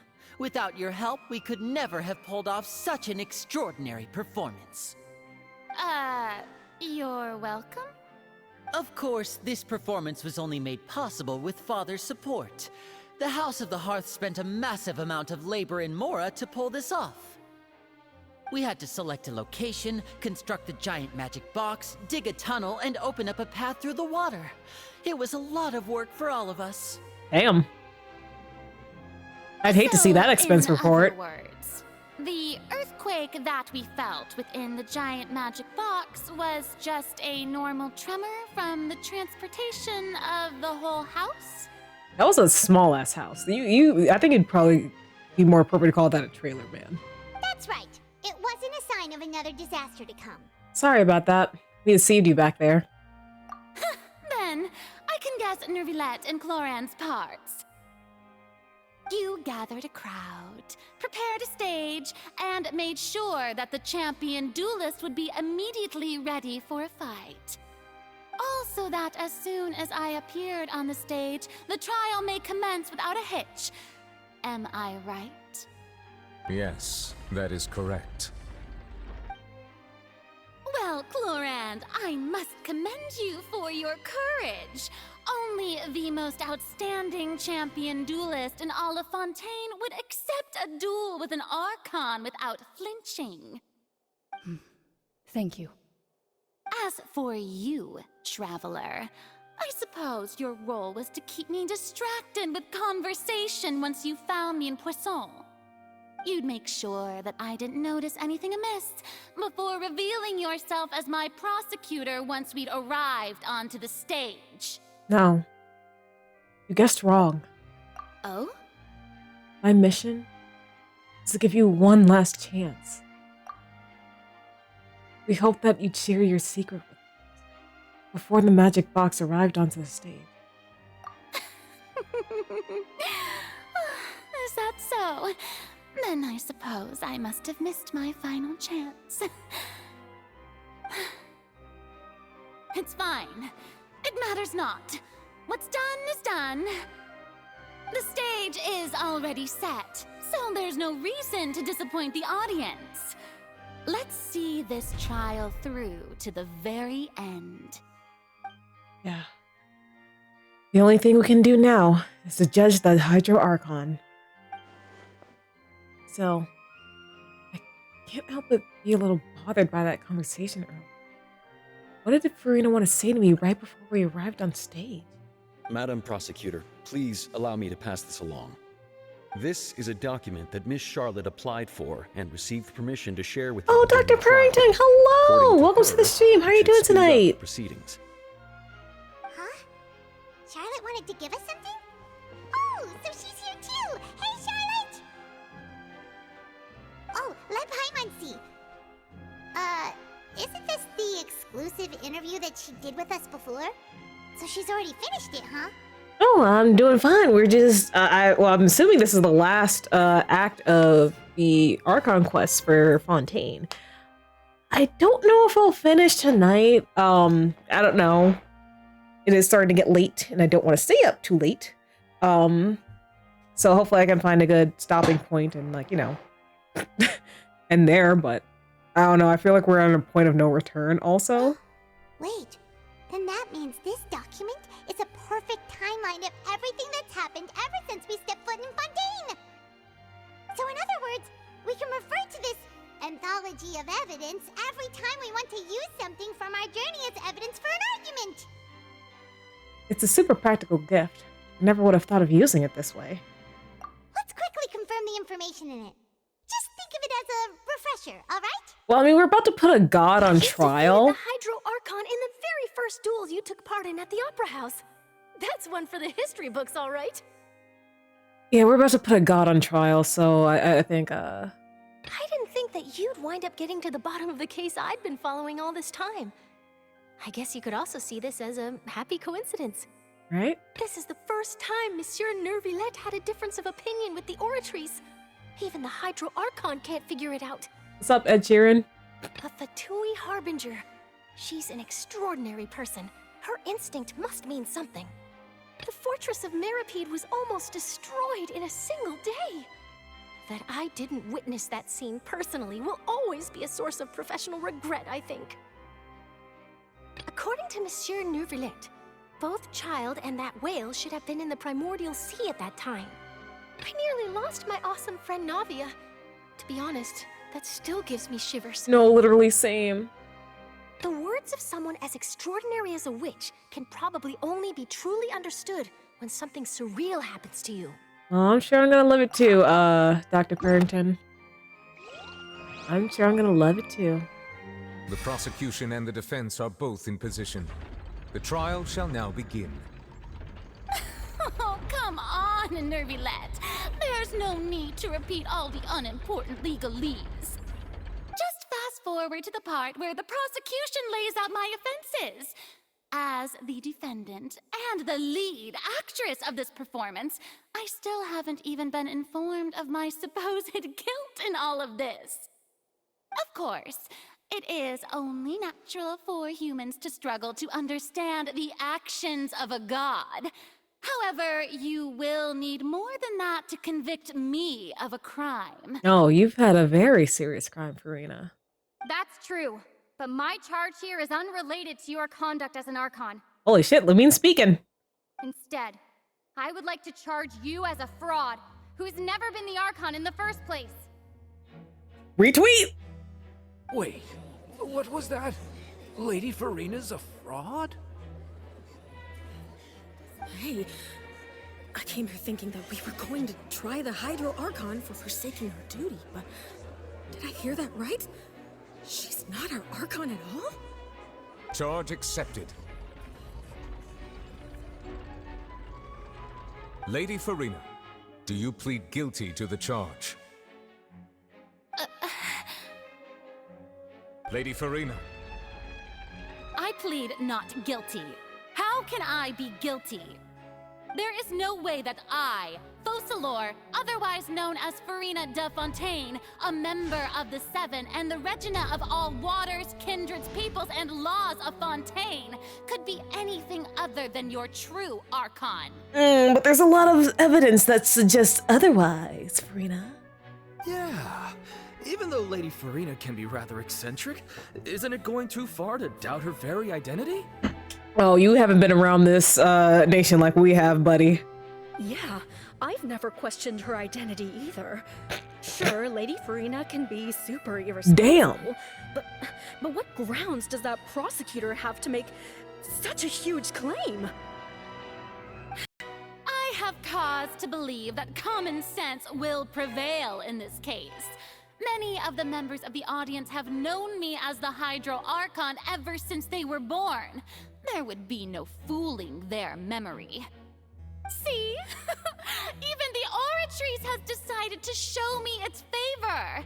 Are you sure you want to commit to a charge that will never be upheld? Oh, never say never, Farina. If you wish to drop the case, I can promise you as the God of Justice that you will not have to face trial for making a false accusation. We will treat everything that's happened as a dramatic spectacle and move on with our lives. What do you say to that? Huh. An argument with near impossible odds, huh? We have to not only refute Farina's claims, but also overturn the long-held beliefs of the people. The people only see you as their Archon, because that's their long-held belief. Well, I tried to give you the chance to surrender. If you must persist, then let me ask. If you believe I'm not the Archon, then what manner of being do you think I am? And if I was not the Archon, then how did I manage to live for over 500 years? Well, I mean, he could be from Conria. All those people are cursed with immortality. We've got to think carefully. What do we know to be special about Farina?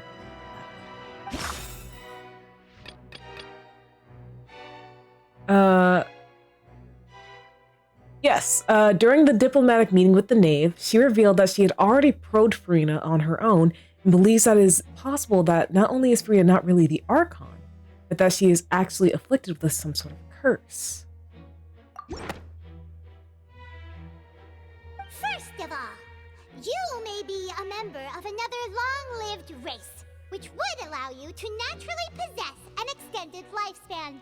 And second of all, even if that wasn't the case, there could be other ways to extend your life. Lots of people live a long time in Tibet. Yeah. It seems like the Witches Circle that Mona was talking about lives a long time. I know this was like set in an event, but Klee and her mother are of a race that lives for a very long time. Again, the entire nation of Conria was cursed with immortality. And like full-blooded Conrians are cursed with immortality. And anyone who is like who is either half-blooded or forsook their Archon, went to Conria and then left Conria, got turned into Hilichurls. And that includes their descendants. So can't say tonight, but want to say hello. Have a good rest of the day. All right, thank you for popping in, Dr. Purrington. Let me see. Are there other? Oh, Adepti. Adepti live for a very long time. I'm trying to think of all the species that live for a while. Dragons, such as a curse. Who gave you that idea? Was it the Knave? You'd sink so low as to use a Harbinger's words against me. It doesn't matter who gave us the information. What matters is the veracity of the claim. A curse? I once thought it possible that the aura of an Archon might naturally resemble a type of curse. But in light of this claim, perhaps what I sensed was not your divinity, but a curse after all. Neverlet sensed it too, huh? So, Farina, instead of an Archon, could you just be a cursed human? Lady Farina is actually a human? Well, it is true that it's extremely difficult to tell humans and gods apart just by looking at them. It's not impossible. I mean, Venti and Zhongli walk around their respective nations with fake visions. And no one has noticed them. No one has noticed them. They just walk around their nations as they please.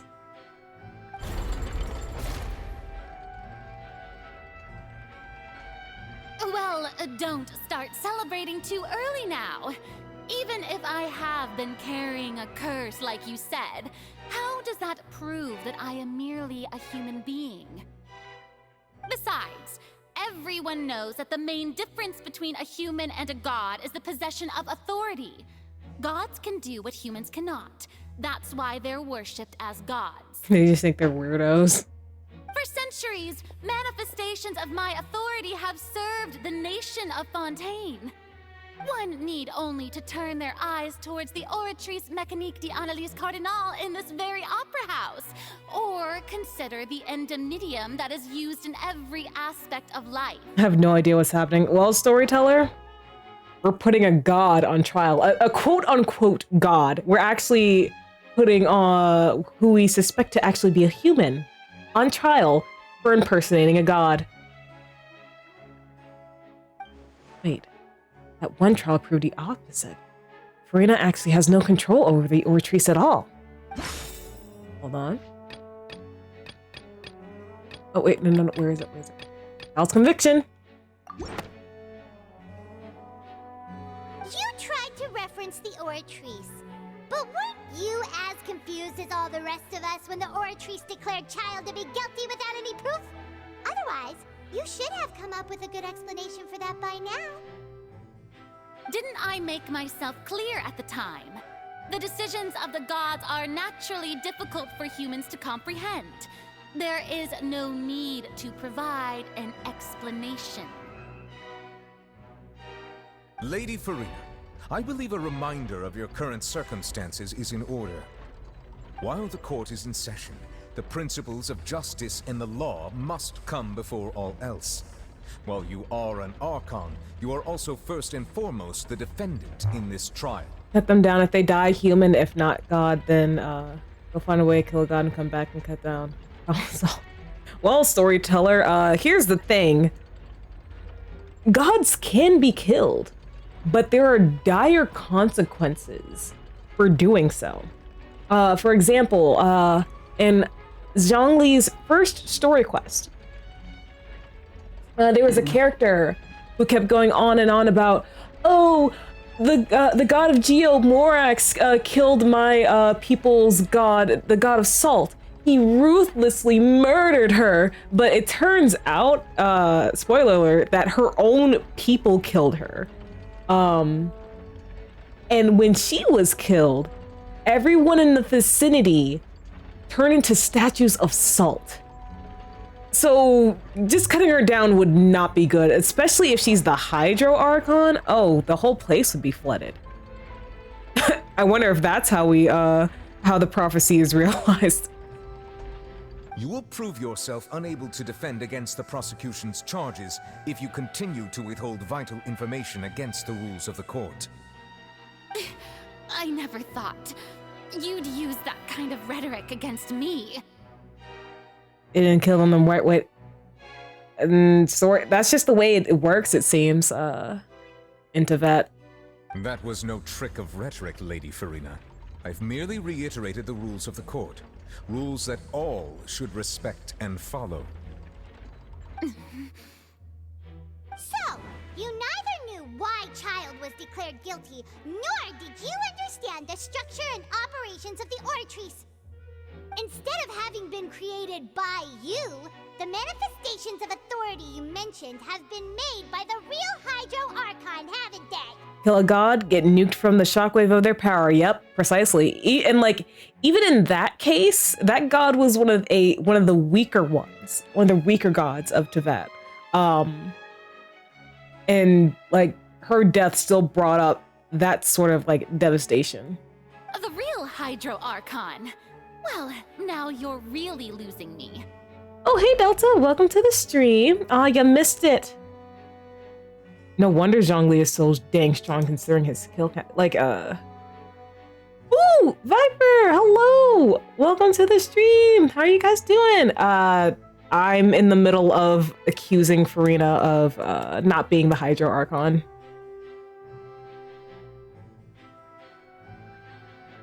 Darn it. Yeah, it wasn't a Delta quote. The last time we did a quote, like, it was like, like, It was the Foxy. It was the Foxy Lady. It was the Foxy Lady quote. I think it might be like 35 or something, like 35 or 36. God damn it! I try to call Delta out, and then Stream Elements calls me out. Damn it! It is true that I did not know why the Oratrice gave out a guilty verdict that day. Oh, you admit it. But the Oratrice handed out that verdict unilaterally, and it has been operating independently ever since it was first created. Oh, it might be 36. You can't argue that just because a divine creation is flawed, that the god behind it must also be no god at all. She's still throwing out all kinds of excuses. Seems like she's confident that we won't be able to produce proof that she has no power over the Oratrice. Sure, we can put the Oratrice aside for now. But then, Miss Farina, could you give us a brief demonstration of your power as an Archon? My power as an Archon. There are many ordinary citizens in the audience. How can I just carelessly demonstrate the formidable power of an Archon? If that poses a concern, I'm prepared to extend my protection to the audience. Oh, and we know Newbie can get it done. Oh. Quote 34 is very appropriate here. You don't need to go that far. A brief demonstration of your power over Hydro should be quite harmless. Surely an Archon can at least match the capacities of a human with a vision. You know what else he can get done for you? What else can he get done for me, Delta? Aren't you the Hydro Archon? Or is it that you can't even wield the power of Hydro, much less the authority of a god? Yeah. He can get these cases done, nice and judged. Indemnitium! Yes! It's all because of Indemnitium! All Archons derive their power from the faith of the people, and I've converted the people's faith in justice into Indemnitium! Thus did I give up all of my divine power to provide everyone with energy for their daily lives. Have you ever seen a more magnanimous god? Isn't that a huge stretch? Yeah, no matter how generous an Archon can be, how could they give up all their power? Can a god with no power even still be called a god? It seems like nobody's buying Farina's excuse. Well, I mean, they've been pretty flimsy so far. Hey, come now, everyone. Please don't stare at me as if I was a liar. I'm still the same Farina you knew, right? The one that you loved. Shouldn't you want to believe in me? Please? You've got to believe me. If what the prosecutor said is true, she really has committed a grave offense. Did she deceive all of us? And all of our parents and grandparents too? And all of our ancestors? Ever since they were born? Enough. That's enough. Tell me then, if I'm not the real Hydro Archon, then who is? Why did you want to call me out, Moon? No, like one of the quotes that were randomized tonight referenced you, and you weren't here. If you have no evidence of another Hydro Archon's existence, nor can you find anyone who can back up their claim to be such, then what grounds have you to say that I'm not actually the real deal? Wow, she came up with yet another argument. How can we refute her now? Seems like she really doesn't want to give up. If we can't prove that she isn't the Archon, we can try to prove that she's just a human. And if she's only human...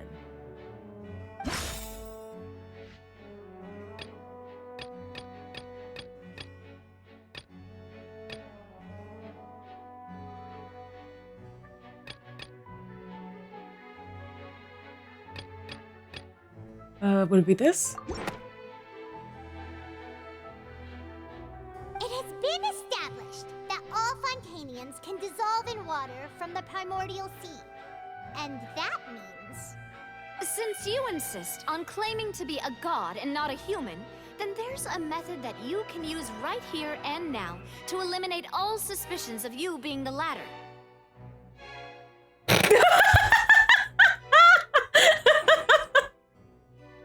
Delta. You really played yourself.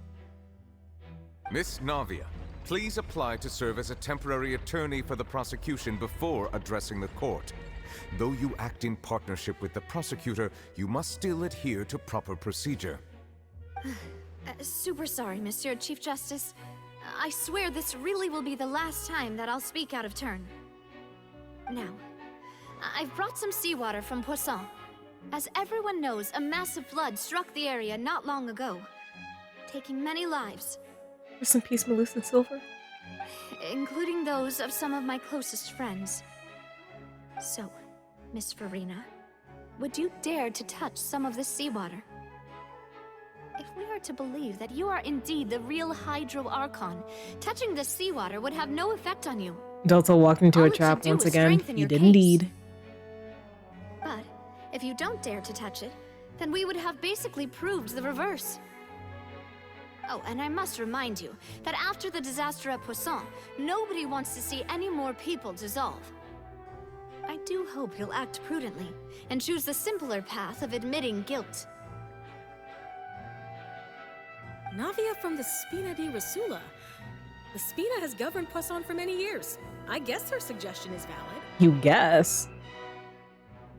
If Lady Farina is indeed just a human, she's probably Fontainian like all the rest of us. Would she really dare to try?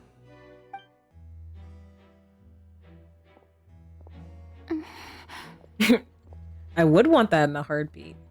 That's why it's a quote. Farina?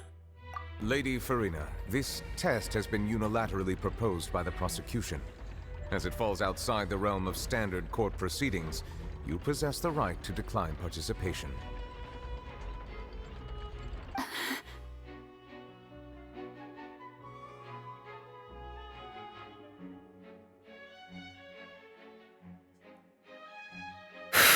What are we doing? Oh, Well, right. Of course he had to tell her that. But refusing to participate is basically the same as a confession of guilt. She's just staring at the water without saying a single word. It really does seem like she's quite terrified of it. That could only mean... What's going on? Is she really planning to... that's not what we thought she would... Due to the inherent risk of the test, Lady Farina, you may...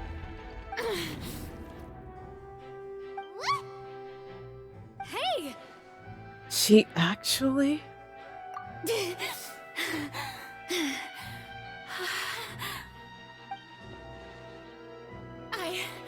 I'm fine! Look at me, everyone! My hand is still here! I haven't been dissolved! Will you believe me now? I really am your Archon! I'm nothing like a normal human who would fall apart as soon as they touch this water! Really? Was this not the most obvious thing in the world? Miss Siegewin? If you're present, Miss Siegewin, please come forward and attend to the defendant. Siegewin? Don't be nervous. It'll just take a few seconds. Let me see. Who's panic? Oh, Farina? Yeah, Farina. Please announce the results of your evaluation to the court, Oh, Miss yeah. Siegewin. As everyone doubtlessly saw, Miss Farina was displaying symptoms of hyperventilation and flushed skin. These indicate that she was experiencing the adverse effects of exposure to primordial seawater. The extent to which she was affected is the same as other humans when exposed to primordial seawater of a similar concentration. Thank you, Miss Siegewin. Lady Farina, you may return to the defendant's stand. Oh, wait. What did she just say? I didn't get dissolved! Shouldn't that be enough to prove my innocence?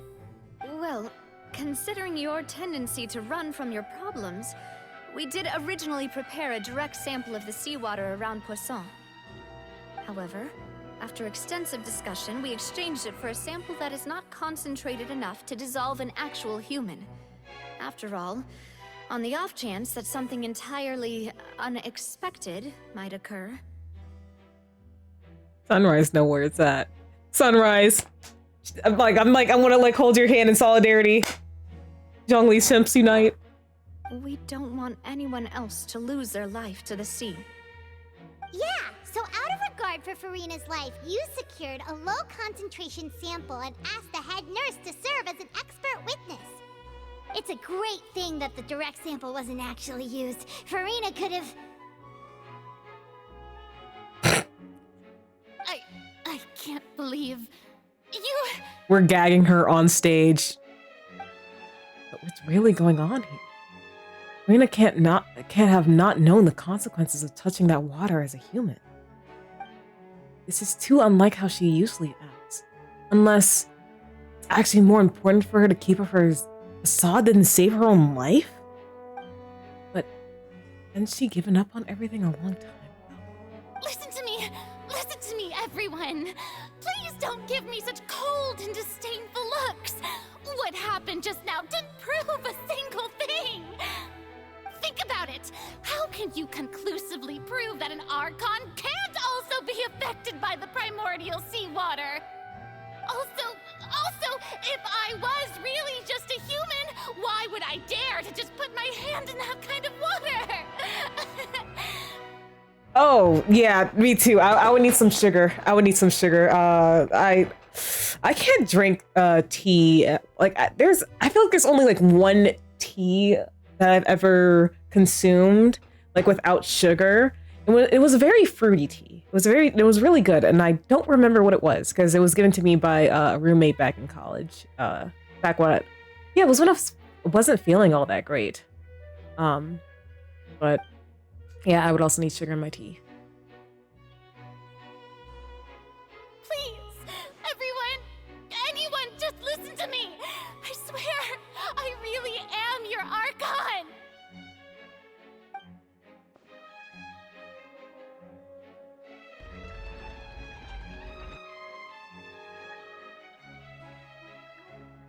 Now I need to make some ginger lemon tea with honey. I don't think anything she says at this point will sway anyone.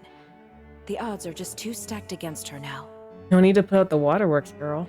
With all the things that have been said, Paimon doesn't think there's any way left for Farina to win. I believe the time for arguments and presentation of evidence has come to an end. If there are no objections, we will move on to the final judgment. Oh, yes, use that cane.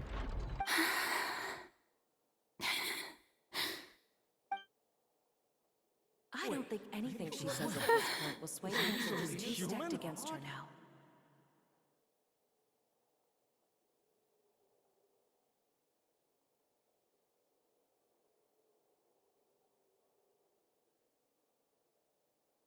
In my capacity as Chief Justice, I shall now render judgment on Farina's misrepresentation of herself as the Archon of Fontaine.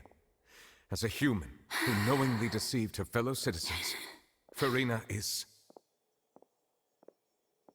Neuvillette establishes his dominance. Yeah.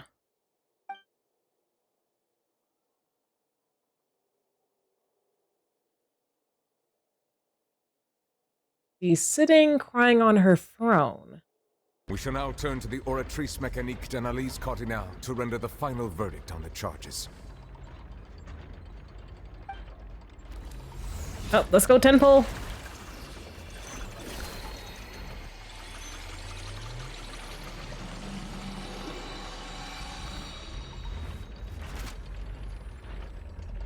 According to the judgment of the Oratrice Mécanique d'Analyse Cardinale, Farina is...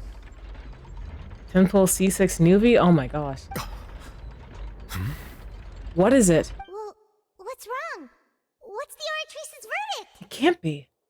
Did the Oratrice just declare Farina to be innocent? No. The Oratrice also displays a guilty verdict. Isn't that correct then? However, the exact wording of the verdict is thus. The Hydro Archon. Guilty. What? But we just proved that she wasn't the Archon. To be punished via The death sentence. Hey, yo! The death sentence? For impersonating a god? Wait. We didn't give a death sentence to the literal serial killer. But we're giving the death sentence to someone who's committed fraud? Huh? That's actually one of the available sentences? I've always thought that it was just a myth. Oh, Delta the Executioner is happy about this. The one and only time the death sentence has been handed out at the court, and it's been given to the very person we've worshipped as the god of justice? What an unexpected twist. Furina's been sentenced to death by the Oratrice? We just wanted to use the trial to show her the seriousness of things so she'd tell us the truth. How did things escalate this quickly? I mean, we've been at 100 for a while, but I feel like it just went from 100 to 1,000. This outcome is indeed quite strange. According to Fontaine's current definitions of justice, as well as its recommendations for criminal sentences, is this sentence really appropriate for the crimes that have been committed? Yeah! Even Vache wasn't sentenced to death by the Oratrice. You know, the real evil mastermind behind the serial disappearances case. Precisely. What's even more strange is, instead of Farina, the Oratrice rendered judgment on the Hydro Archon. Indeed. Not only is Farina's sentence overly excessive, the very point of our trial today was also to prove that Farina has never been the Hydro Archon in the first place. But now, the Oratrice seems to have deliberately invoked the title of the Hydro Archon. What does this mean?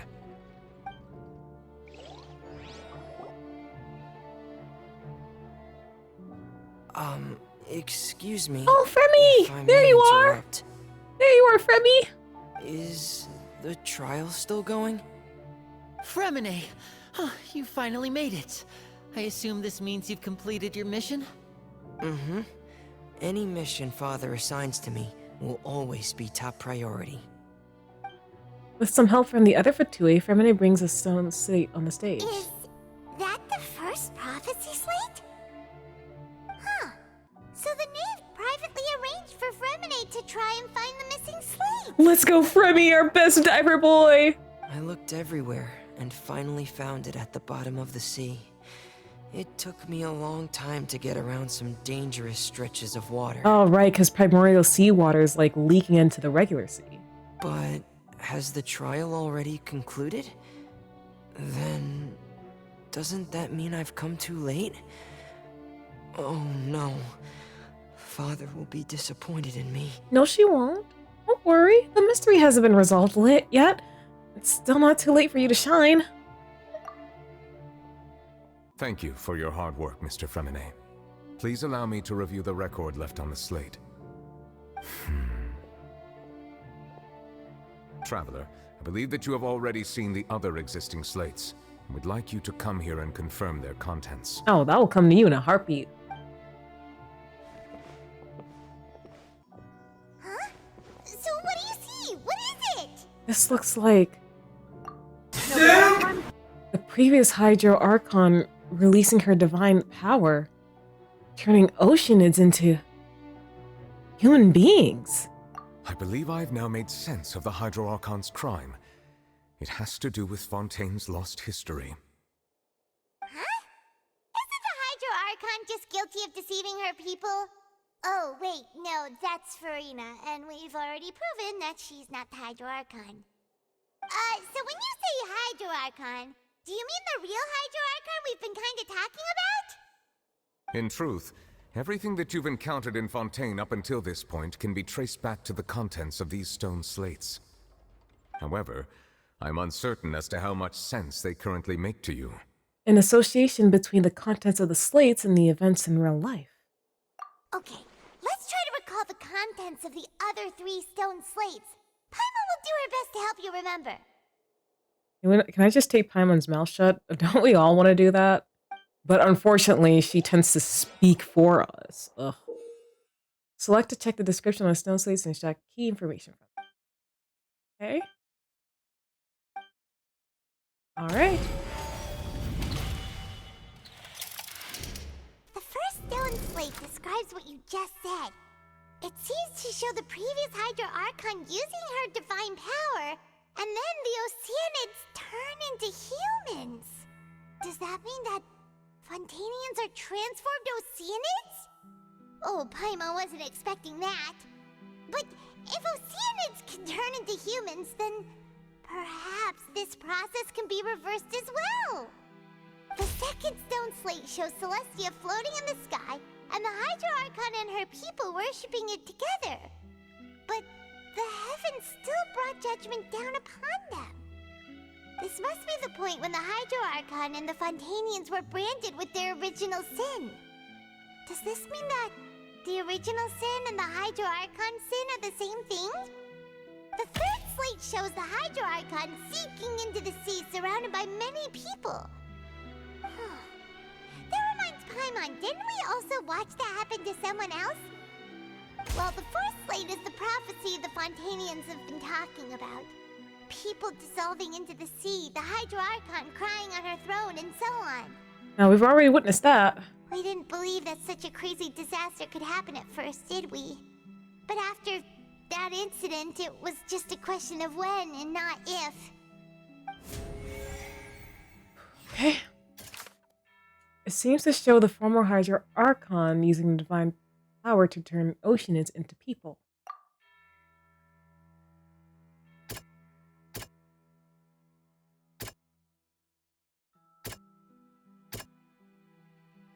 Okay, hold on 1 second. It shows Celestia floating fly and the Hydro Archon and people are worshiping together, but the heavens still brought judgment down upon them. Fortnite is down. Oh. This happened in Navia. It's not as simple as falling into the sea. When Navia fell into the sea, her consciousness was subjected to judgment. The stone slates show the people gathered around the Hydro Archon in the sea. Could that be alluding to the same thing?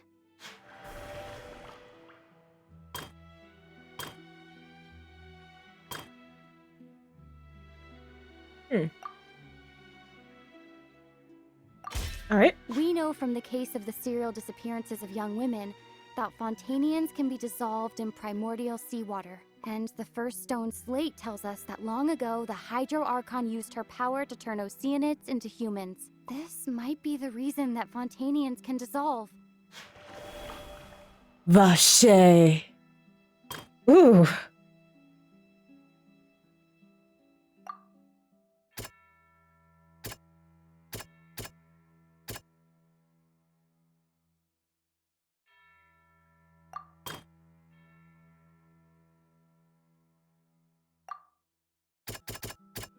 That doesn't sound quite right. Not bad, not bad. Okay, damn. It's, heaven still brought judgment upon them. Okay. Perhaps what is about to take place has all happened before. The true sin of the Hydro Archon that Nervilette mentioned, and the original sin cast down on the people of Fontaine by Celestia, as recorded on the stone slates.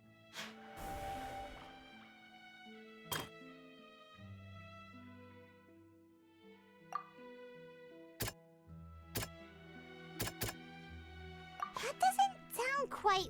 Yeah, none of this. Oh, all right, my bad. Prophecy from the stone slates found its way into society, but not many people believed it at first. The fortress of Meropide was nearly flooded with primordial seawater, which we know can cause Fontainians to dissolve.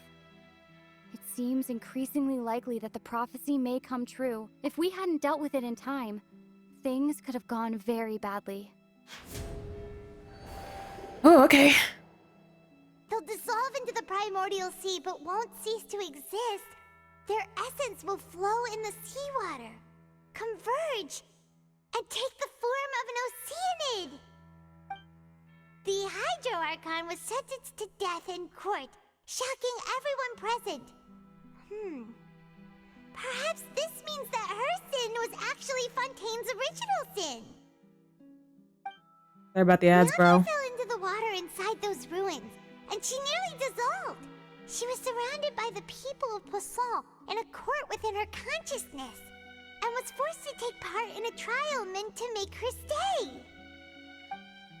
The eruption of the primordial sea at the fortress Right, of see you too, Maripede was Viper. the surest sign that the prophecy was about to come to pass no matter what. The stone slate's content can all be verified by recent events.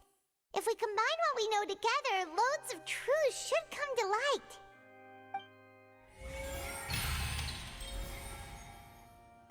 All right. Welcome back, guys. Well, for all those of you who had ads, welcome back. Huh? Oh, Paimon gets it now! So that's how you can make sense of it! But then it feels like we're going to have to share some truly shocking revelations. Let's hear them. The first slate reveals that Fontainians are not real humans. Incredible. Linny, did you hear that? Well, you're taking this well, Lynette. We're not real humans. All Fontainians were originally created by the late previous Hydro Archon, with Oceanids as their basis. The evidence for that can be found in how only Fontainians could dissolve in primordial seawater, and how all the girls Vacher dissolved were also turned into Oceanids. Oh, and according to Navia, when she was about to get dissolved, she also saw everyone gathered around for a trial, all of them in the shape of Oceanids. Indeed. The second slate reveals that the crime of the Hydro Archon was their creation of Fontainians from Oceanid. Yeah, and it follows from the content of the first slate that she probably angered Celestia by creating humans without prior permission. That could also explain why the Oratrice judged the Hydro Archon to be guilty. It's to account for that ancient sin. The Hydro Archon's true sin was creating us? How is that a sin, bro? And yet, after many hundreds of years, the Hydro Archon's creations have turned around to try to judge the Archon within the Opera Epiclese. The twists of history are often the most unexpected of all. As for the third slate, I'm still convinced that I should come after the fourth one. Yeah, isn't the image here just like when Navia fell into the sea? So wouldn't it be trying to show the image of the Hydro Archon also falling into the sea once the prophecy has been fulfilled in the fourth slate? The fourth slate depicts the fulfillment of the prophecy as it's already widely known. In the end, the people will all be dissolved into the waters, and only the Hydro Archon will remain weeping on her throne. Only then will the sins of the people of Fontaine be washed away. Did Paimon get all that right? Mm-hmm. You've made some keen deductions. I must say, given how much you still don't know, it is impressive that you've already managed to connect so many pieces of the truth. Oh, thank you, Nuvi. Praise me more, please. However, while you were able to decode all the information on the slates, they've also been etched with an additional layer of hidden information using a different power source. When we were at the ruins, I tried to decipher the hidden information recorded in the slates. But since we only had 3 slates at the time, I was unable to come to a full conclusion. Now that the slate collection is complete, I shall make another attempt to decipher the narrative recorded within. If everything goes well, we should finally be informed of the unadulterated truth.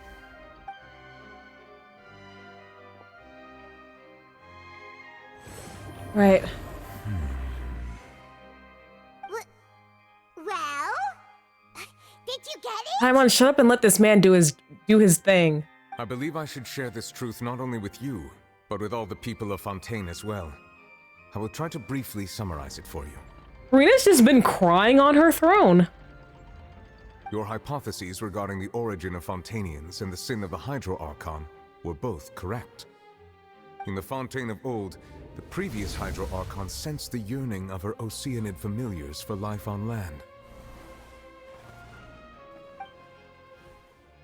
The Oceanids were enamored with the beauty and romanticism of human beings, and wishing to have those experiences for themselves, expressed to the Hydro Archon their desire to become of a similar kind. However, even though water as an element is intricately linked with the power of life, the Hydro Archon, as one of the 7, did not possess the authority to create a new form of human life. Not one to give in, she eventually found a way to create permanent humanoid bodies for her familiars by appropriating the power of this planet's primordial sea. She poured primordial seawater into the Oceanid's blood vessels, creating humanoid mimics in the process. But if Fontainians were to ever come into direct contact with water from the primordial sea, the power within their bodies would escape these artificial restraints and return to the sea. As a result, their forms would collapse, and they would be reverted to their original forms as Oceanids. Of course, the Hydro Archon never received permission from the heavenly principles to create a new human race. Oh, I love that idol. And thus, the Hydro Archon and all of her creations came to shoulder the original sin of appropriating the power of the primordial sea. That is the true history of how the people of Fontaine first came into being. So we were all Oceanids before we turned into human beings? Yeah, that must be really, really terrifying for the populace. Like, can you imagine, like, just one day, like, being told, oh, like, and this is after the revelation, oh, your god that you've been worshiping all this time isn't a god. Also, you're not exactly human. Sorry for the unfortunate news. That's way too much information for me. I think I'm just going to pretend that I never heard a single thing. You were adopted from the water. Wait, but if that's the truth, we can't let the Hydro Archon be sentenced to death. After all, her only sin was creating us. And how is that a goddamn sin? This really might be too much information for your regular Fontainian, but it does answer a lot of our questions. Alas, your hypothesis regarding the third and fourth stone slates was inaccurate. The slates' respective positions are, in fact, correct. So they are in the right order? What is the third slate supposed to represent then? A key point of the visual on the third slate is how all the individuals depicted in the water are humans rather than Oceanids. The heavenly principle is about to kiss these hands. Yo, I do not fuck with the heavenly principles. They seem to be the reason why all these problems are occurring on Tibet. They have not been dissolved, which implies that the water depicted in this slate is not water from the primordial sea.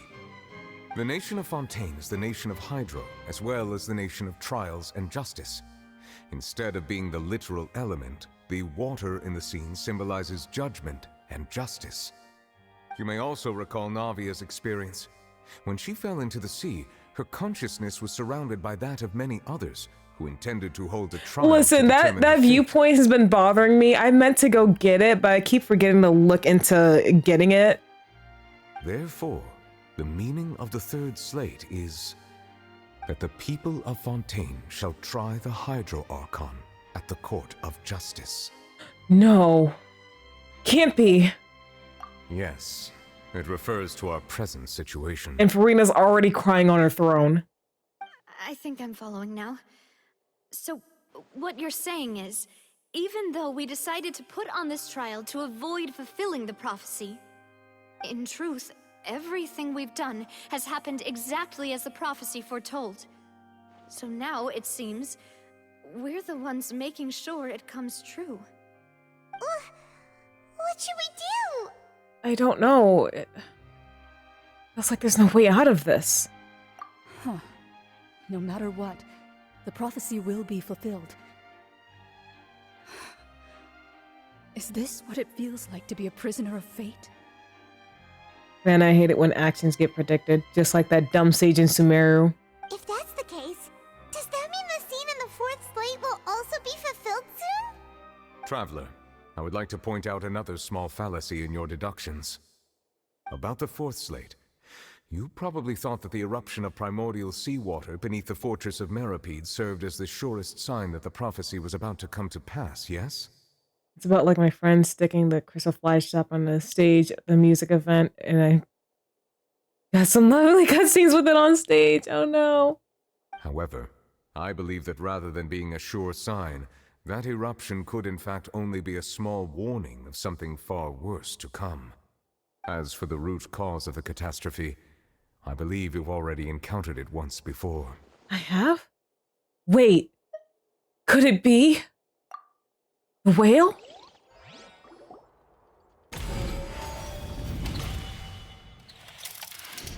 This eruption was just a small warning of the things to come. We must find the root cause of the disaster. Just what is the true source of the disaster?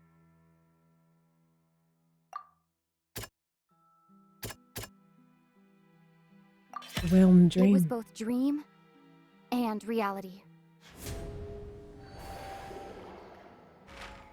If we're talking about a true culprit, that could only be that thing inside the primordial sea, right? The truth, the original sin, the trial, and the root cause of the disaster.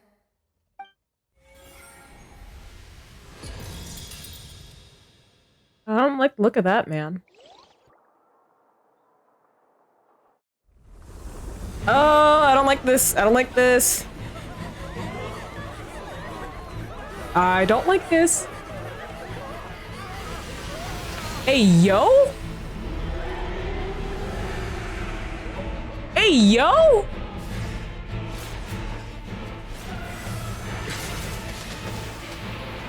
Let's go, Nuvi. Oh. Oh, shit.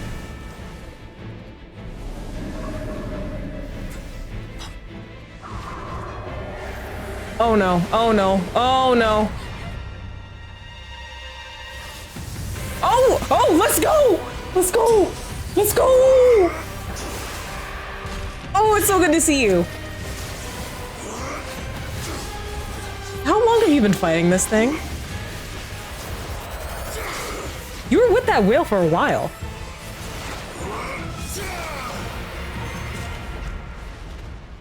Ooh.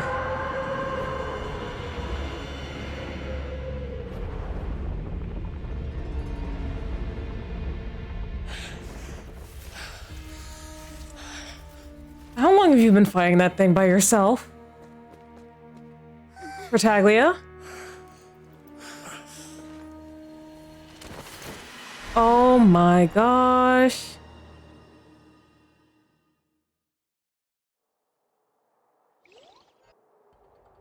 That was way too close!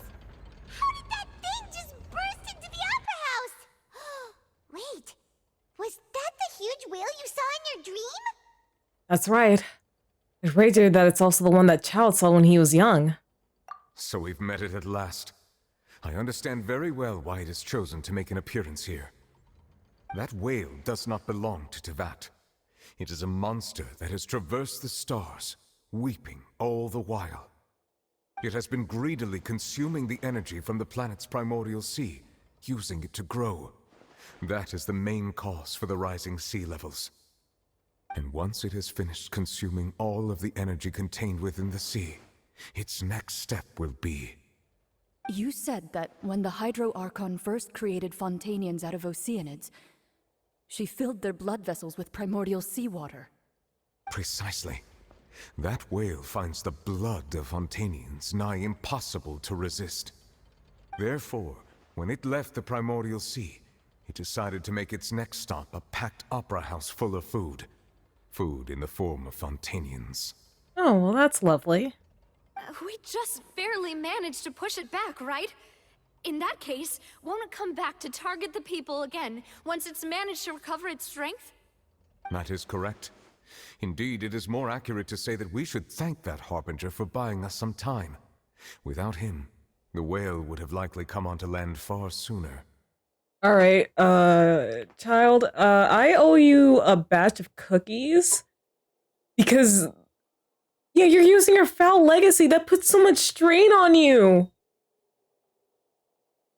Well, water in a well. You must have been fighting the creature for quite a long time. That battle maniac. We've always known that he had a special connection with that whale, but we definitely didn't expect it to help us out like this. Anyway, now that we know that this whale is the actual cause of the disaster recorded in the prophecy, all we need to do to stop the prophecy would be to find a way to beat it up, right? It is too late. What do you mean? It had already absorbed too much of the primordial sea's energy before we could notice it. At this point, it has become practically integrated with the sea itself. Well, shit. Even if the entirety of Tevat were to be destroyed, it could still survive and swim off towards some other world. That's not something I will accept. We've already done everything we can, and we even found the true culprit. We've come so far. You can't just tell me that the last hurdle is some impossible foe. That's just not fair. Indeed, that's not how a grand performance should end. I'll fight it to the end, no matter what. So the prophecy will be fulfilled no matter what, huh?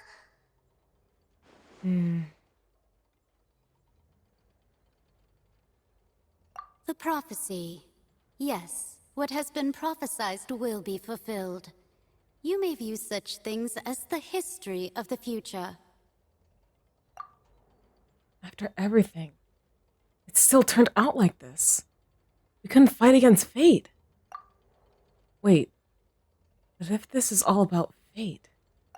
Just as prophecies are usually only the future as seen from the perspectives of the gods, could things be happening in hidden corners where the gods' gaze does not fall? Ultimately, fate shall serve as your only guide, no matter what will happen in Tevat's future. All you need to do is to play your part. Could it be that even if the prophecy will be fulfilled, there'll still be a wave to save everyone? Did I miss something? Wait, I forgot about Farina. What was it that she wanted to say to me at the last moment in the giant magic box? What is her real secret?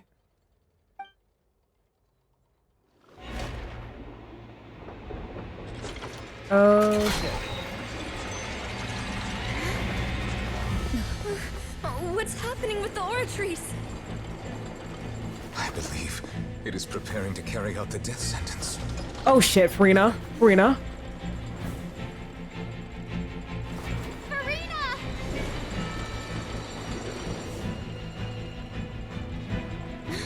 No, I still need answers.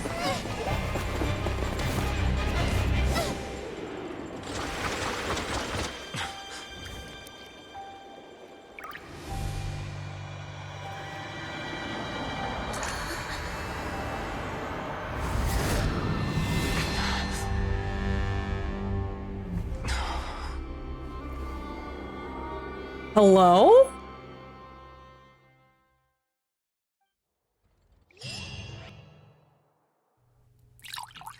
Thank you for the Hydrate Delta.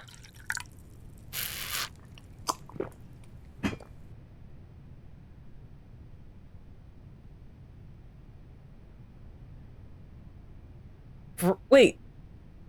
You're not Farina, are you?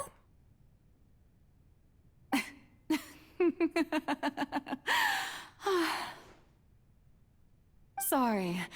That shocked expression on your face is just too amusing. I couldn't help myself. You are not Farina. Who are you? The sweet sound of bewilderment. Marvelous. A sure sign that my attempt to deceive everyone was a resounding success. But to answer your question, I am Focalor. You know, the god. Oh, so this is where you've been hiding. Also, your grippers are out. Focalor. Why did you deceive us? Oh, that wasn't my goal, of course. Goodness, no. But I had to fool everyone else too, if I was to stand any chance of deceiving the heavenly principles. Deceiving the heavenly principles? It's all because of that pernicious prophecy. Dreadful, wasn't it? Everyone doomed to dissolve. Fontaine condemned to be flooded. One was not amused. In fact, one was positively bemused when that problem was thrust upon me by my dearest predecessor. That's the former Hydro Archon Egeria for the uninitiated. It hardly gets more disastrous than a preordained national catastrophe. Now does it? Okay, so how do how did the seven exactly, pass on, like, yeah, like Aderia is just like, oh, I'm done being the Archon. You're the Archon now. How does that happen? She knew full well that the prophecy would surely come to pass. And as one of the seven, she also knew full well that one defies the heavenly principles at one's peril. My friend mentioned the heckin' grippers and named themselves painted grippers after this quest. So yes, as you have no doubt surmised, it was a rather impossible situation that I found myself in. I spent a terribly long time mulling it over, alone on the ocean floor. And I was almost growing barnacles by the time I finally realized there was only one possible solution to this confounding conundrum. I had to outwit the heavenly principles, allow the prophecy to be fulfilled, ostensibly at least, while saving everyone at the same time. I'm a genius, I know. I can only assume that's why Egeria chose me as her successor. Although, looking back now, it was hardly the inheritance one dreams of. Between the task of saving the nation, the quotidian duties of the Hydro Archon, and not to mention the original sin of creating a new race of humans, I dare say she left me quite a colossal mess to clean up. But one can only play the hand one is dealt. I did not choose this, any more than I chose to be one of her Oceanid familiars. So you were also once one of the Oceanids, transformed into a human by Egeria's hand. Yes, I was. I always dreamed of becoming human. And I still do, even now. In my eyes, to be human is to be part of the greatest opera ever known. After becoming a god, I separated my divinity from my body and spirit, leaving behind only a self that was as naive and bewildered as my past self on her first day as a human being. The me you see before you now is that divinity. And the human counterpart I left behind, I named Farina. She could feel joy, sorrow, and everything in between. She could be as vain and conceited, or as meek and vulnerable as she wished. Her strengths were of a kind only a human could possess, as were her shortcomings. But in my eyes, Farina's humanity was what made her perfect. She was perfectly human in every way. The person I always wanted to be. Oh, it's probably because she's just out here with her grippers and no shoes. I was like, oh, she's shorter than Farina. Oh, that's probably because Farina's wearing shoes and Focalor's just out here with her grippers. Anyway, so then I cursed her.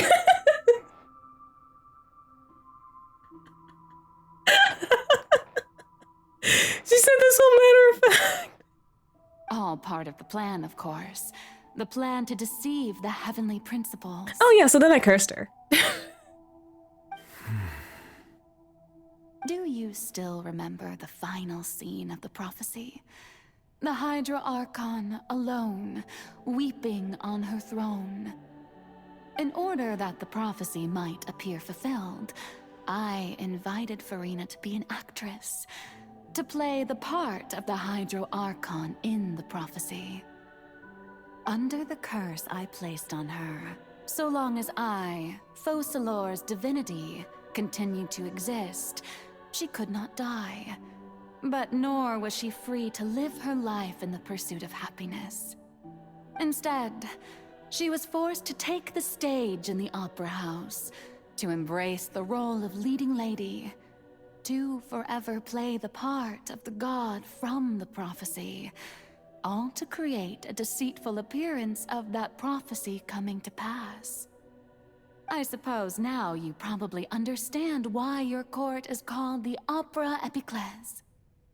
But Farina is only human, isn't she? Even though she has had a long life, her mind is no stronger than that of any other ordinary human being. I cannot begin to fathom what she has had to endure. It must have been torture for her. And she did all that for her people. It has indeed. And although she is, in a sense, me in human form, I most definitely owe her an apology for it. It's been 500 years. And all along, she's been playing her part in the most unimaginably long, unbearably lonely, and agonizingly painful opera of all time.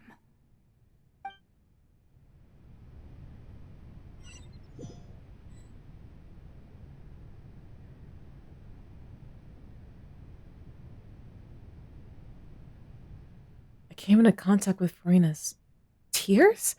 If I remember correctly, tears often contain a being's strongest emotions. With sufficiently strong hydro-sensitivity, I can form an emotional connection. Just like I did with that Oceanid at the Fontaine of Lucine. Wait, could this be... Farina's in her world? Farina? What is she doing on stage? Wait a minute. That probably isn't Farina. It's likely a reflection of her inner self. If I can directly speak to that self, I might be able to easily get what I wanted to know. I came here for answers.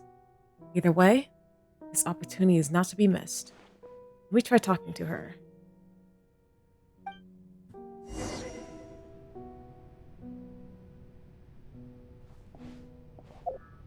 Oh. Cancel. Alright. I'm locked in. I am locked in. Alright, I'm locked in. Okay, I get it. I am locked in. Oh boy.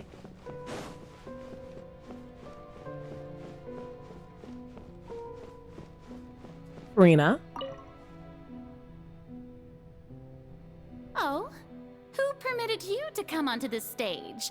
Now, I understand your admiration for my august self, but I must ask you to keep to the rules. No escape now, Moon. Ugh. Farina? All right. It is not my intent to reprimand you. There is no need to state your name. Just be off with you. Do not distract me from my performance. But I don't see an audience here. Oh, do not jest. Can you not feel it? I am Focalor. The eyes of countless Fontainians are upon me. I must, at all times, display the utmost elegance and nobility. Something's off. There's no getting through to her. Even in her heart of hearts, she's still playing the role of the Hydro Archon. What sort of resolve must she have that even her inner self and subconscious would have such an impenetrable defense? I have to find a way.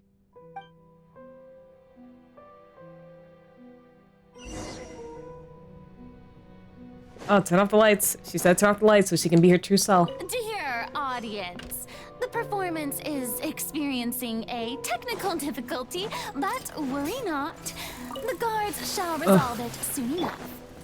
You're annoying. You're annoying.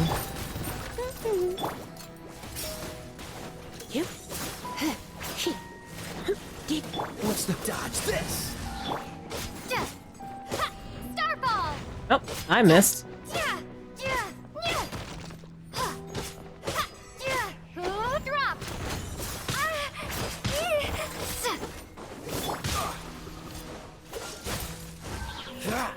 Drop! Oh, so sorry.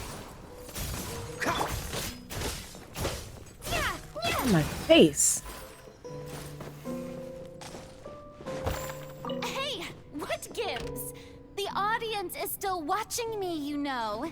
Guards? Wait, where are the guards? Guards! Hey, go! Hup, hup, hua. Here, here. You can try to fight with these fancy pantsy moves, but I'm still gonna kick your butt. Let's spark things up a little. Freeze!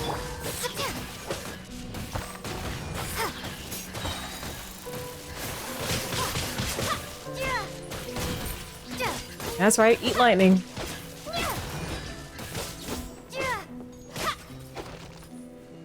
Notice how these enemies are called chains.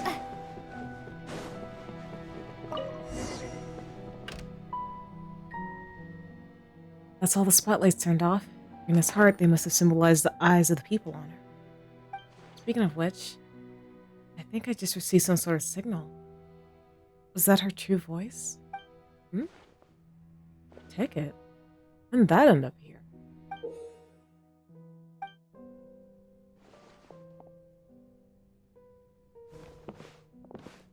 Either way, looks like the show is about to begin. In that case, show me how you truly feel. Scene 1. Before a mirror, Rena.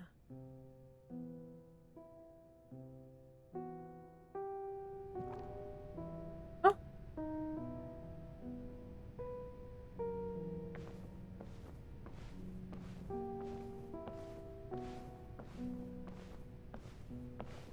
Ooh, I wonder if the image is gonna slowly change into Fossilor.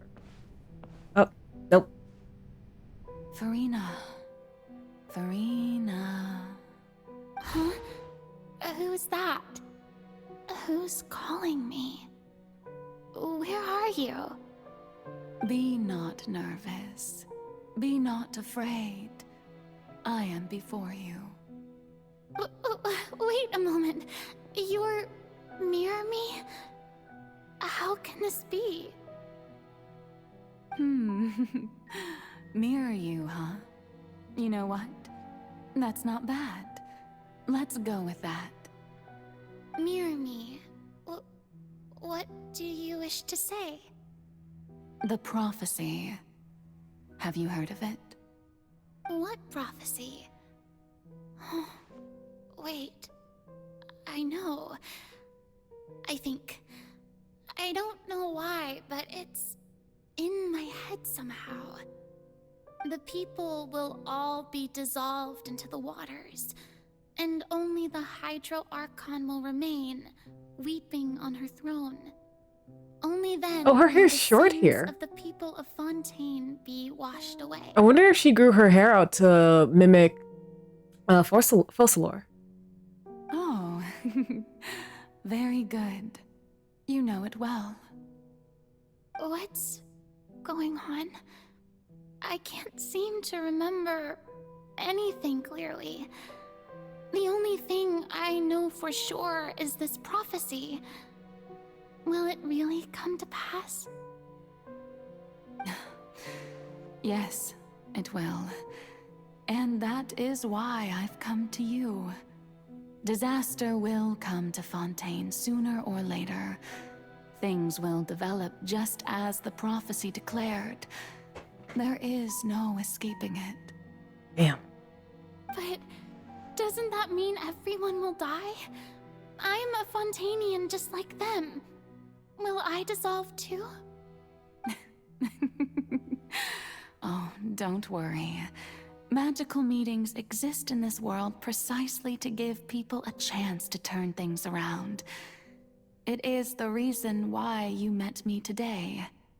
I will tell you how to save everyone, but you may have to suffer somewhat. Oh, so there's still hope after all. Goodness, you frightened me. You spoke so much and with so much certainty. As for the suffering, well, I will admit that the first thing that came to mind was, why do I have to be the one to suffer? Fair. But if the prophecy will come true, I'll also die anyway, right? So if I've already met you as my magical meeting in this world, if there were scales, with all the people of Fontaine on one side, and my pain on the other, is it not obvious where the scales should tilt? You truly are the perfect human, my ideal. I suppose this would also be the justice that belongs to you. Huh? Don't worry, it's nothing. Listen well. Fontaine has just lost its Hydro Archon. I need you to play a role, that of the new Archon. Play as a god?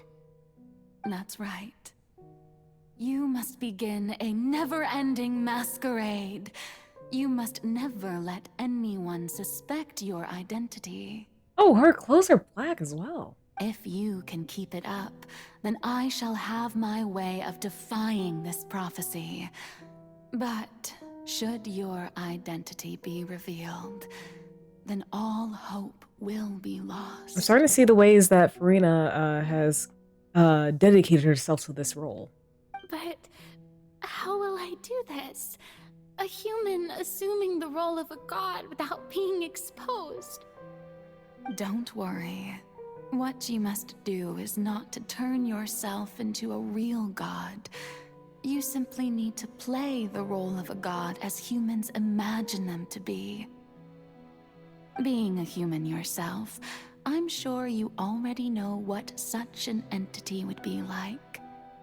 Remember, your true challenge will not be pursuing divinity, but contending against humanity. I'm still not sure I understand, but I'll try. I'll try to do this. So, how long am I going to have to play this role?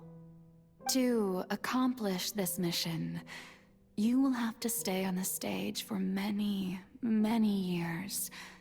You will endure and not grow old until your task ends. But I promise you, all will eventually end in a magnificent and dramatic trial, and everyone will be saved. Oh, like the one we just had. A trial, huh? How exciting. I'll be looking forward to it.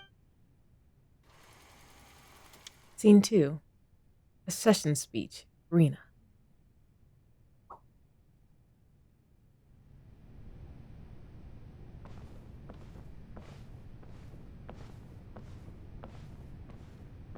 Yeah, her clothes are white now. And her hair's grown out. Ah. I see. So her current appearance is her dedication to the role. Oh. My bad, my bad. I will go up the proper way. There should be no jumping for Farina. Not yet, at least. The Maison Cardinalise has announced my accession, but this is my first time facing the people. What should I say to most appear like a god? To be honest, I still don't know. Perhaps I should first try to act natural. Come on, Farina. Some of that courage. Ladies and gentlemen, good evening, and welcome to the Opera Epiclese. I'm sure you've all heard about how I have taken on the role of Hydro Archon. Indeed, I am Farina de Fontaine, your new Archon. Appear earnest. In truth, I know little about becoming a nation's new god, but it will be my honor to guide you all. As the god Focalor, the god of justice, I shall do all within my power to lead you into an age of fairness and justice. Close politely. Once again, thank you all for coming. If you should have any questions or suggestions, please send them to the Maison Cardinalise. The future of Fontaine will require us to work together, after all. This should do it. I thought I might stammer, but thankfully, I was able to convey my thoughts just fine. Okay, and next. That's the new Hydro Archon. Is this some kind of joke by the Maison? I would have thought that a being that surpasses humanity would be a bit more assertive. Hey, did you hear that? She even told us to send her suggestions there at the end. Shouldn't gods be all-powerful? She's being so modest. What's the difference between her and an ordinary person, then? If you ask me, perhaps the succession didn't actually happen. She might just be a Maison-back puppet. Wait, what's going on? Why is everyone suspecting me of being a fake? Oh, this is bad. If I get exposed here, there'll be no saving the people from the prophecy. Right. Near me said that I just need to play the role of a god as humans imagine them to be. Calm down, Farina. Think. What do the people want? How would they imagine a god to speak and act? Assertive, with a strong sense of presence. One who can dispel all doubt. That is the character I'm fated to play.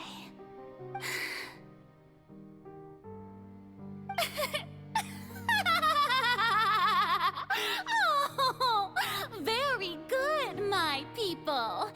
Only ones such as you are deserving of my rule. Now, I was wondering if some weak puppet were to one day come onto the stage and claim ownership of this opera house, would the children of Fontaine follow them?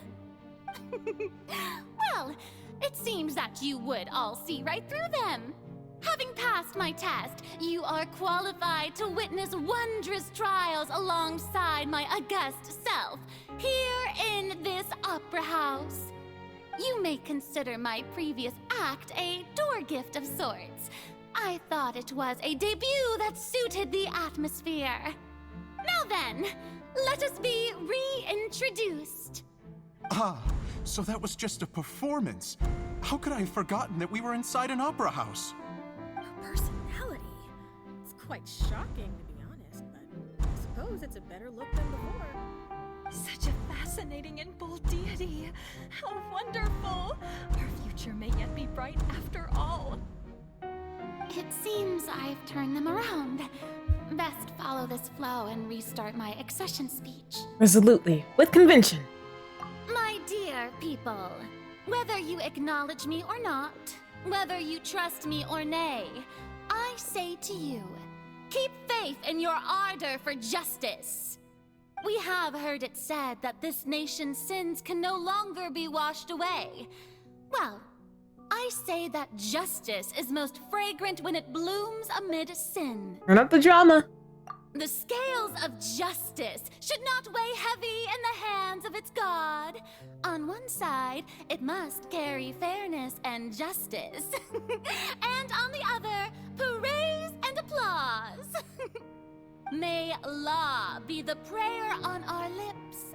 May judgment be our worship. Let us light the fires and drink to the future of Fontaine. End the speech emphatically. There is no trouble in this world that justice cannot solve. All that is needed is for you, my people, to believe in it, heart and soul. So long as I, the Archon Focalor, stand within the Opera Epiclese, so long as I stand before the Oratrice, I shall even judge the gods of this world! All right. Gripper? Oh, Viper, you missed Focalor, the god of justice. She walks around with her grippers out.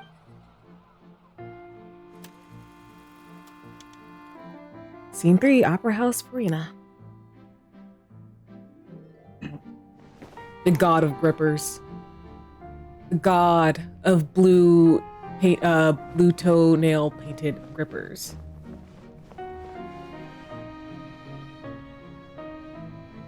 Lady Farina, here are today's case reports, as well as a summary of the follow-up for your perusal. Come now, was I not just at the Opera House in person? Leave these kinds of things to Neuvillette. Besides, none of these trials were the one that I'm looking forward to the most. If I may be so impertinent, what kind of trial are you truly looking forward to? A magnificent, dramatic, and wondrous trial. A trial to end all things. How could you hope to understand? That's true, I fear I lack the ability to grasp your divine thought, Lady Archon. No need for fright, and do not take what I said before too seriously. Go now, do your duties. The trial I await. It will come one day.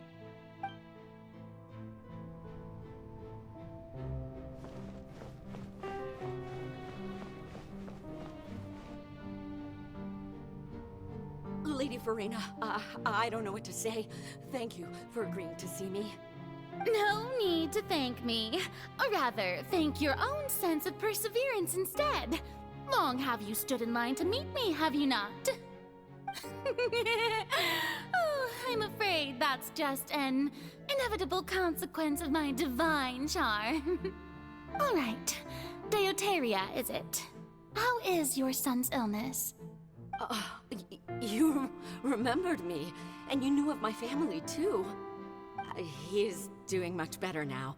In fact, he is far more of an ardent believer than I. He was the one who forced me to seek an audience with you, and to bring your words back to him. Oh, good. Very good. If this should happen again in the future, please do not hesitate to come and tell me. Going down to citizens' homes every so often, while not usual practice, should serve as a fine change of pace. You're such a gentle and wise god. Thank you once again, on behalf of my son.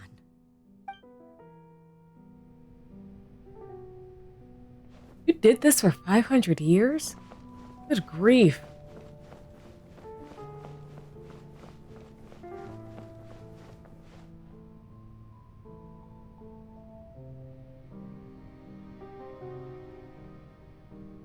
Lady Farina, here are the latest hydrological reports. As for the specific parameters you asked to take note of, I'm afraid things still don't look good. I see. It's as I thought then. As your god, I did already expect this, but I wanted to see how far your human wisdom would allow you to analyze it. Pretend to be a god and not get found out for 500 goddamn years. I would have lost my goddamned mind. So my opinion of Farina is it's different. It's different. She did all this for her people. All manner of signs indicate that the prophecy will still come to pass. Forget it. That's not something you need to worry about right now. Well, as I understand it, the Fontaine Research Institute is also trying to find a way to counter the rising water levels. Really? Have they found anything? I'm afraid that they haven't found any effective solution thus far. Is that so? Well, no wonder. This issue has reached the realm of the gods after all. Still, their spirit is praiseworthy.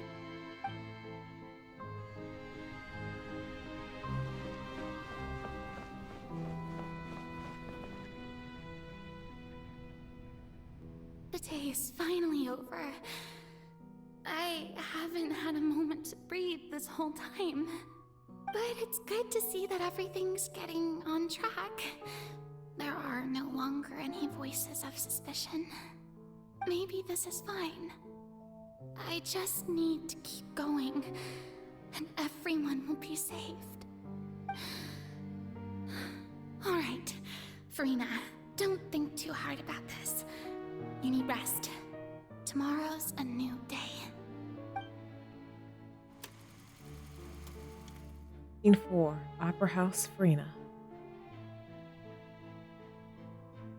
Lady Farina, here are the new trial reports for the latest cases, as well as a summary of the follow-up. There'll be no need for that. I've seen them already. There's no need to go back over scenes I've witnessed in person before. Lady Farina, I've waited so long for this chance to see you in this manner. Indeed, my dear, loyal citizen. This joyous moment is an honor for us both. Lady Farina, we're detecting significant hydrological anomalies near Poisson. Understood. Keep monitoring. Keep me informed should anything come up at the Institute.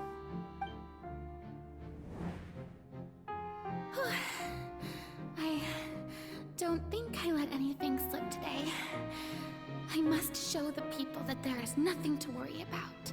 This is... I just don't know when these days will end. I feel utterly exhausted.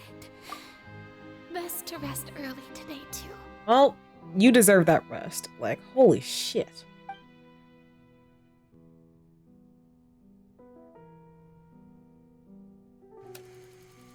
Scene 5.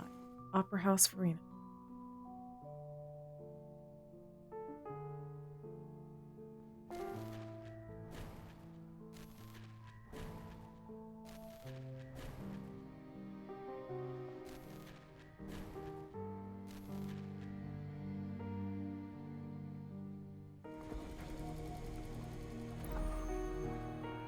Scene 118,375. Opera House, Farina. Lady Farina, it's like a dream being able to speak with you up close like this. I've heard that the first member of our family who was honored to receive an audience with you was Madame Deoteria, almost 20 generations ago. And what a fine family yours is indeed. It brings me great joy to meet such a faithful believer, a descendant of a line most ardent. Surely you exaggerate, Lady Farina. My lady? What is it, good citizen? Oh, are you crying? Uh-huh. Really now? I No! didn't even notice. You can hear the pain in her voice right now. Holy shit, Farina. I'm sorry I ever doubted you. This must be the overflow of hydro from my person. Well, can't quite help being the god whose dominion is the waters, can I? No wonder. No wonder. A manifestation of your power, then. Oh, Archon, I am honored to have witnessed it. Honored indeed. Gosh.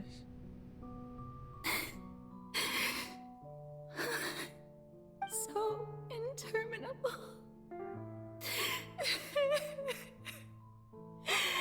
So lonely. Just how much longer? Hundreds of years must have passed by now. Perhaps the show must go on for hundreds more. I never imagined that it would hurt so much. Have I reached my limit? No.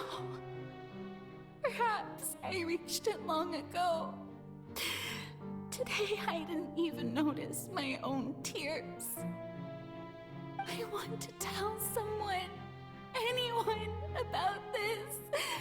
But would that not destroy all I've done so far? I've conducted so many investigations across the centuries, but there's not even a sliver of hope that we might break the prophecy. All I can do is keep heart. I must maintain this act. It is the only way to save Fontaine. Please, mirror me. You have to succeed.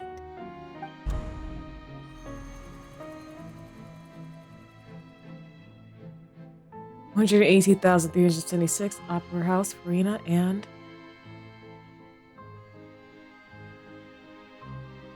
this is what just happened. Farina, You don't have to shoulder this burden alone.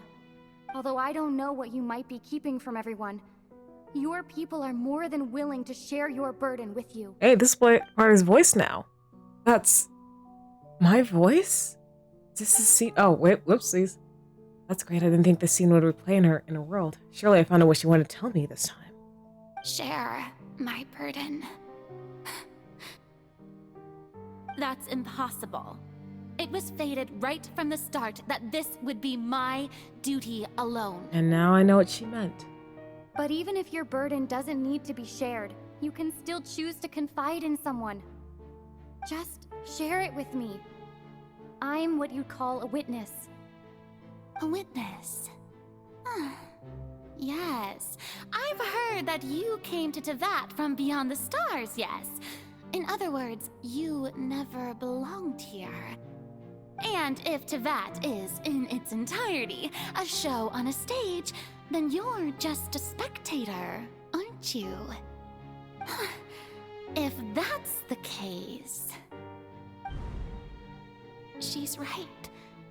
I could confide in her, couldn't I? But if things don't play out as expected, the people of Fontaine will be the ones to pay the price. No, Farina, you shouldn't be selfish.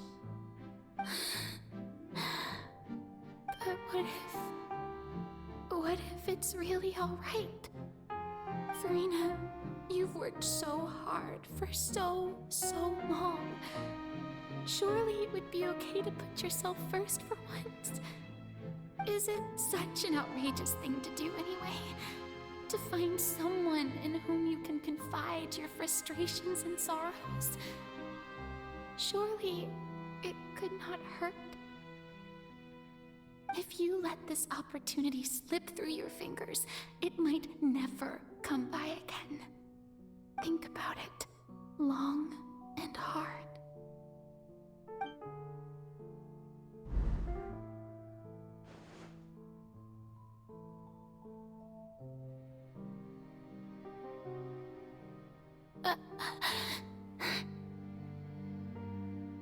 No, I have nothing to say.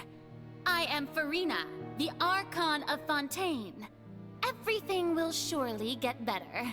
Yeah, she saw us as a friend. I'm sorry about my my entire opinion of you has like flipped on its head.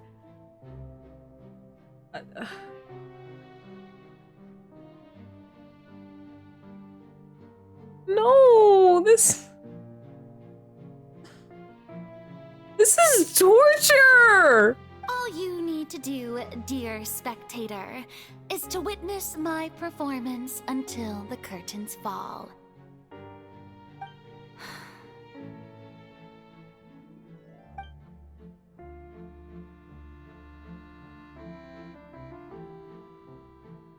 Fine.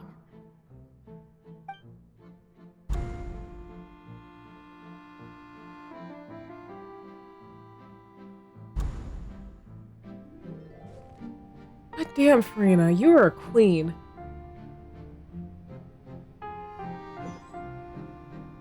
So even Farina doesn't know the truth? You've never once let her in on the full plan? Yes, it had to be done. To deceive the heavenly principles, you must first deceive yourself. She did very well. If she had let her resolve falter even once in these 5 centuries, Fontaine would have been doomed to the most tragic fate. It seems that trusting humanity was the right decision after all. Oh, hey, Viper. Welcome back.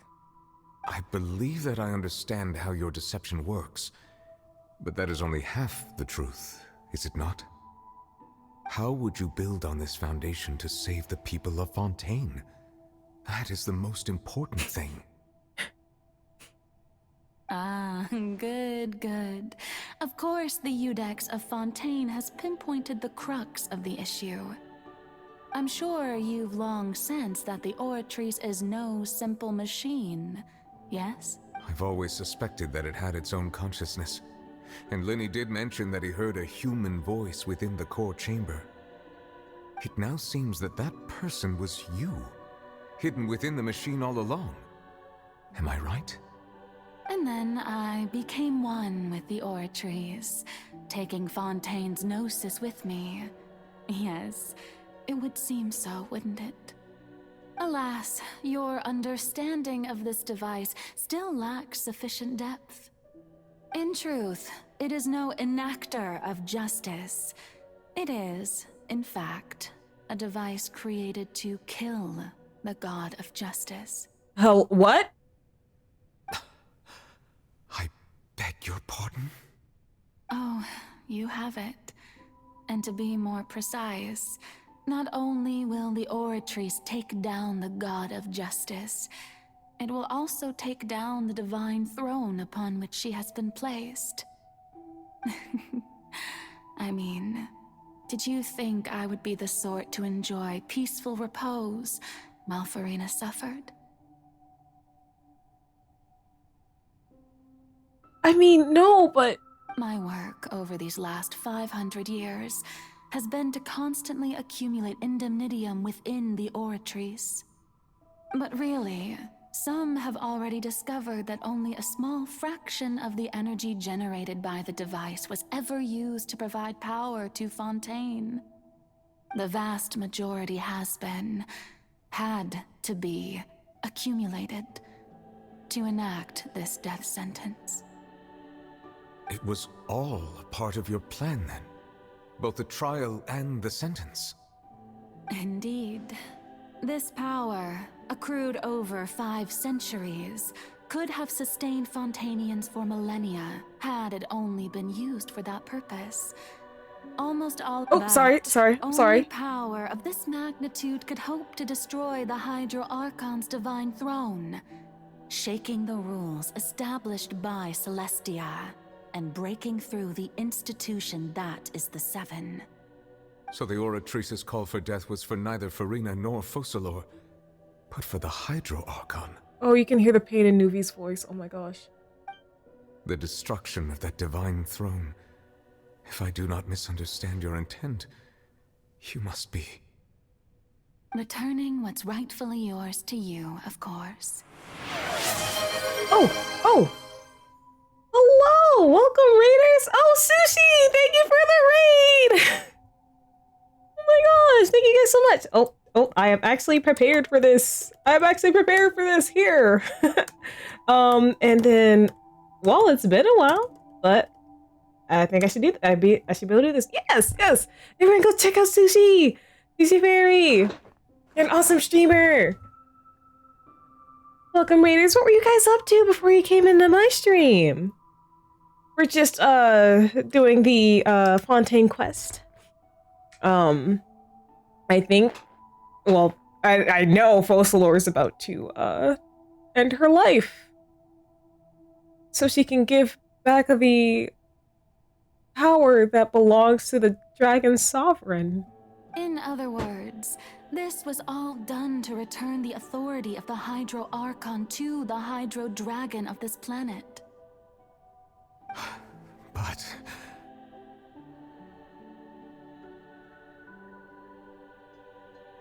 Ooh, how is it?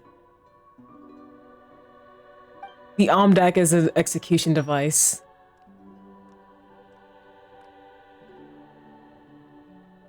Oh, what?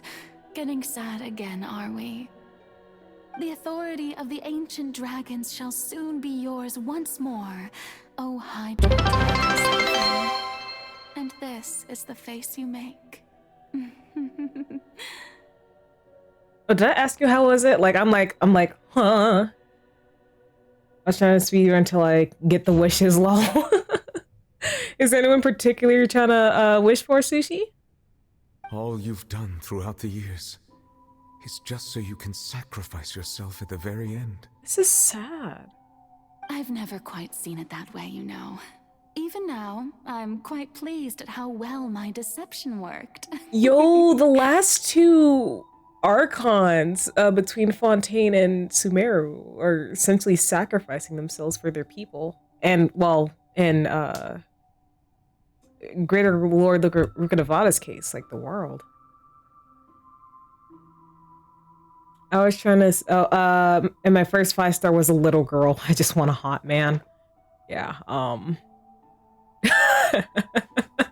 Bro, the way I would. Oh, I don't know anything about Scar except that he's an antagonist, and I want him so bad.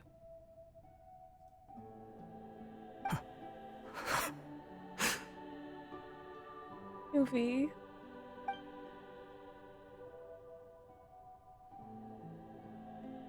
Hydro Dragon,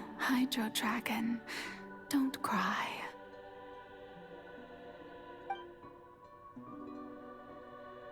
I must say, had it been within my rights, I would have loved to judge the heavenly principles themselves. Were they not guilty of essentially the same crime? Egeria stole the power of the primordial sea, and the heavenly principles stole the power you ancient dragons possessed. I, for my part, am the god of justice. And is it not just that your original powers should be returned to you? This is messed up, man. I do not like the heavenly principles. Speaking of justice, I have always believed that justice lies. Let's get some sleep and join the Genshin story. All right, Sushi, get some sleep. I'm trying to find a good spot to like leave, but I think I'm like locked in. So, if the theft of the primordial sea's might was Fontaine's original sin, then, leaving matters of procedural right and wrong aside, the descent of the Fontainians as humans and their right to exist in this world would be Fontaine's original justice. In other words, existence was Egeria's justice, and to me, justice is the continuation. Yeah, you're locked in, but I think it's supposed to escape, maybe. Well, considering these Archon quests, like there is a boss. I'm assuming I'm gonna fight the whale. Hopefully, right before then, I can be free. Defying the prophecy and ensuring that Fontaine's people shall live on. That should be the justice enthroned over all others. At this point, we, whether it be myself or all other Fontainians, have shouldered the burden of this sin for far too long. Iudex Neuvillette, the highest judge in our land, when you regain your full power as an elemental sovereign, what verdict shall you pass upon us? I only just met you, but I'm sad to see you go.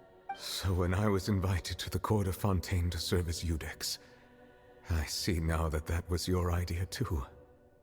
At last, I now understand the true purpose behind this position. In the beginning, I was uninterested in human existence. But these 5 centuries of living alongside them have gradually brought about mutual understanding between us. And I have even attempted to feel as they feel. You are a devious one, Focalors. Things being as they are, surely you know that I could never declare them to be guilty.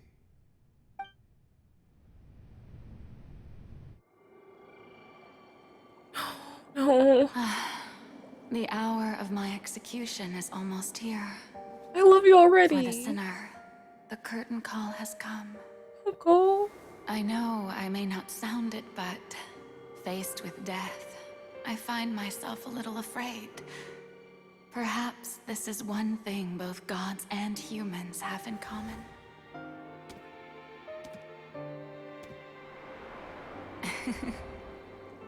Farewell, Neuvillette.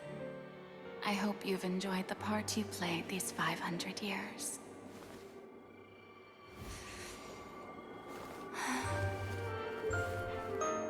Oh, one final performance before she goes.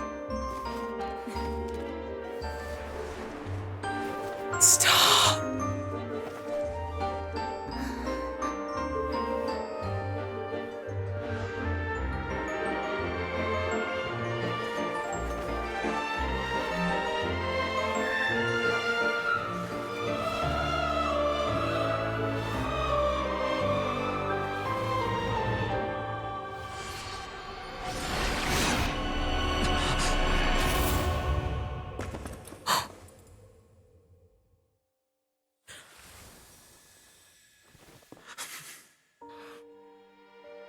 I wish she didn't have to either, but I think this is the only way. How is she supposed to save?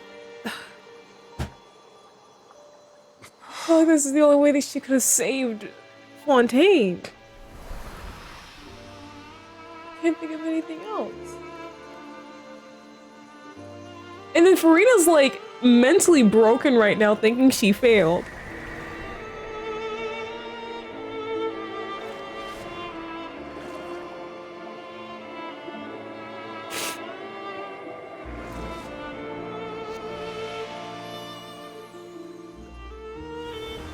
Oh yeah, Nouvelette is crying his eyes out right now.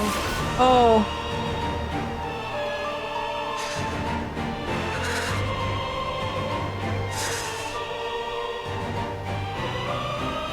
I, Eudex Nouvelette, hereby declare, people of Fontaine, your sins are forgiven.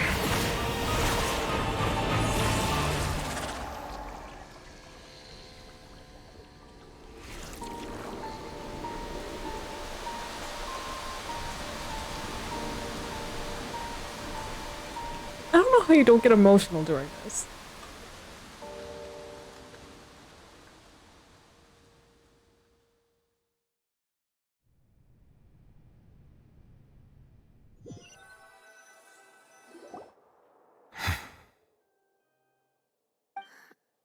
What just happened? Has the death sentence been carried out? It has. Was that bright light some sort of misdirection?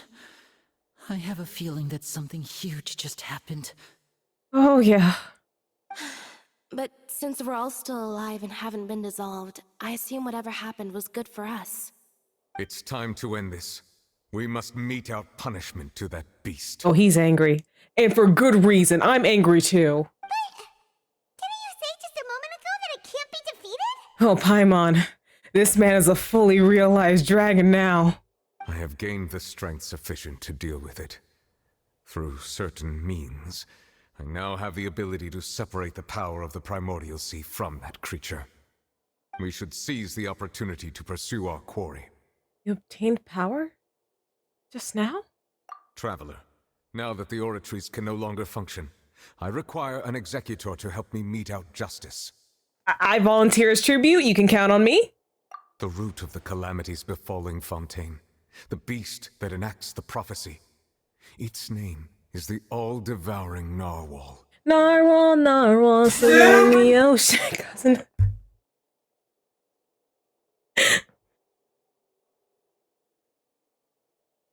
The way you said that made me giggle, you know I'm still leaking.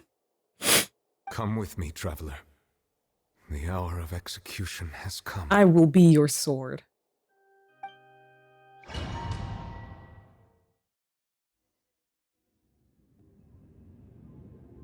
Oh, just right into it, huh? Oh, thank you, Delta. I definitely need some water right now.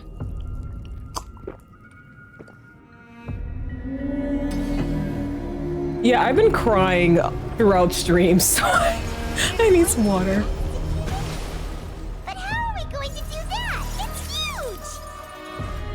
I've already done my best to separate the power of the Primordial Sea from the whale. Considering the size of the beast, I cannot reach the power source.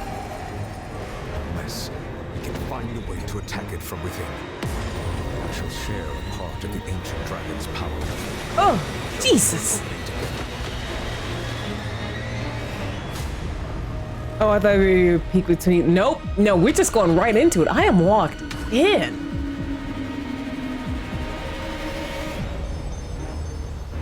I can feel its sorrow turning into hostility.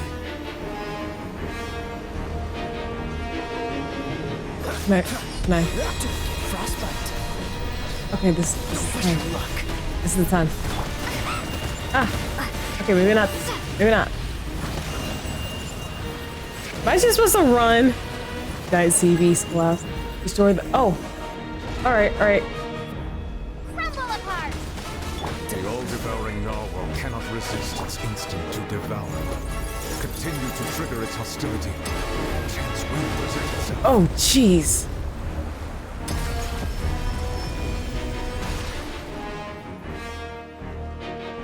Wait, were you? Where are you? Oh. Oh. No! No, no, no, no, no, no, no! What? What is this?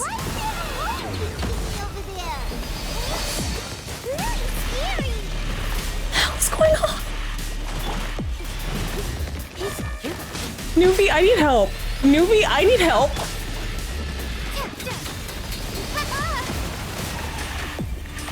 This is some bull. I have granted you my protection. Do not fear.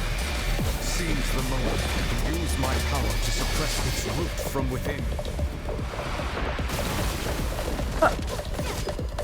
Oh, don't miss the chance.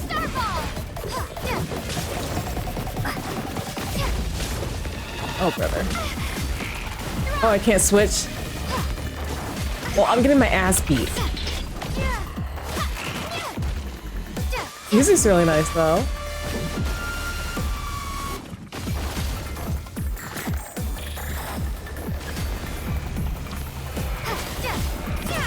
There we go.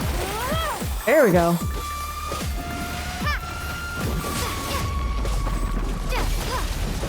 Can I switch now? All right.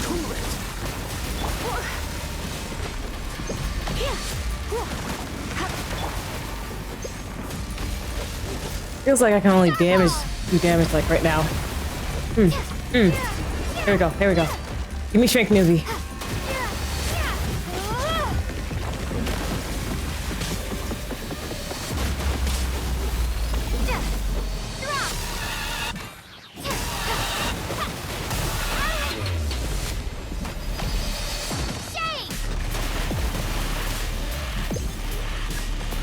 Nope, nope, nope, nope, nope, nope.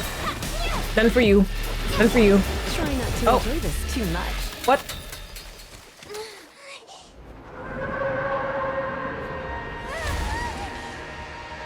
Oh, let's go, Nuvi. One-handed, want some more.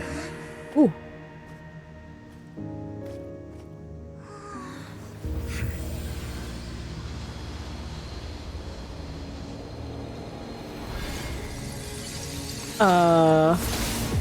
What's going on?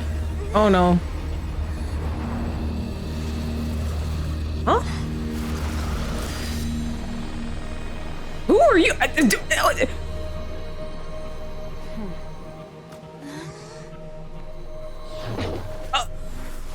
What? She just used to lead his child. Who are you? Thanks for helping with the cleanup. It should have been my job, but oh well. It was just supposed to be a short private training session for me. I didn't think that my disciple and my master's pet would start brawling in the meantime. Well, actually, I had a feeling that it would happen at some point, but they bumped into one another earlier than I thought. What a blunder. I suppose I'll have to swing my sword 3 million times as penance. Hello, Before Dawn. A disciple. Master's pet. I thought she was Bronya for a second. That power. Who are you exactly? Oh, they do look similar. They have like long silver hair. Hyman has an idea. From what she said earlier, she must be Child's master. Skirt, Oh, he did mention her. It's just that he gave us the impression that she was the less talkative person. I simply did not have anything to say to the weak. But you, on the other hand, managed to defeat the all-devouring narwhal without using power from beyond this world. Huh? So you may speak to me as equals. What sort of person would take the all-devouring narwhal as a pet? I have to agree. It's a strange use of a planet's primordial waters just to raise an all-devouring narwhal. That kind of power is wasted on it. It's not cooperative. It eats too much. And I have more important things to do with my time than pet sitting. The only thing that creature has going for it is its looks. All in all, it fails as a pet. Miss Skirk? I think you might have missed the point. The point being? Well, being that this pet almost destroyed an entire nation. So what sort of person is Master. Wait, is that right? It would be Child's Grandmaster.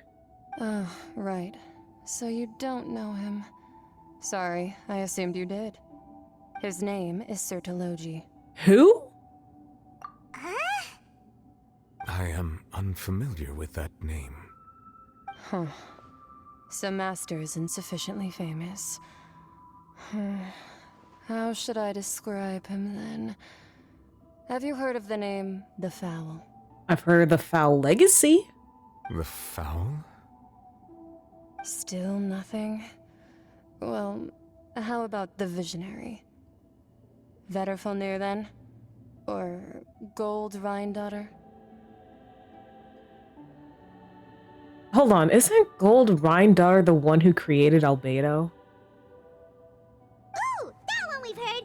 Rhindaughter's part of the Hexen Circle. She's Albedo's mom, right? Oh!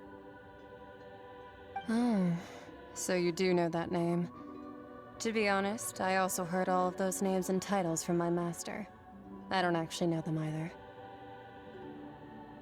But I suppose you understand now, yes? My master is likely a similar sort to Rhindaughter. They are both pursuing some form of perfection. Wait, didn't you also mention a visionary person? Paimon didn't quite catch their name. Actually, never mind that. I believe it expedient to inform you that the all-devouring narwhal used up nearly all its strength fighting you. Such roiling hydro energies will prove difficult for the planet's deep seas to digest. As such, the Fontaine back on the surface has most likely been thrown into chaos. Oh. In other words, the prophecy that you've been fretting over should now be in full swing. Well, even though it's in full swing, everyone should be fine. What? There's little to be surprised about, Paimon. It is natural, after all. Prophecy will surely come true. We knew this and accepted it. However... Not to worry. Focalor has already managed to deceive the heavenly principles. Nuvi, if you need a hug, I am right here. Because I need one too. In the end, the people will all be dissolved into the waters, and only Farina will remain, weeping on her throne.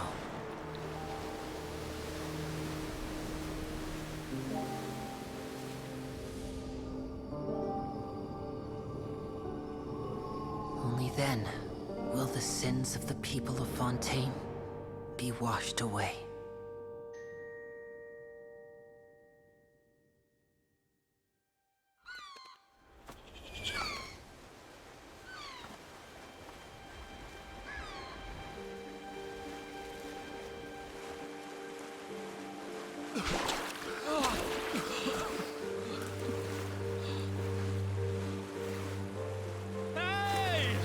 Navia!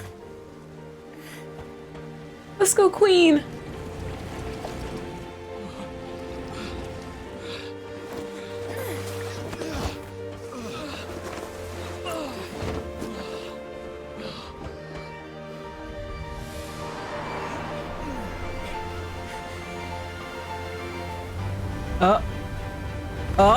Is that what I think it is?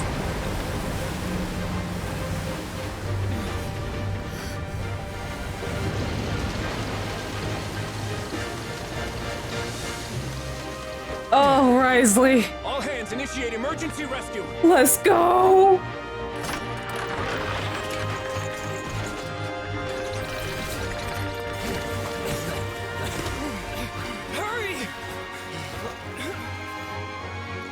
Oh, I love this man.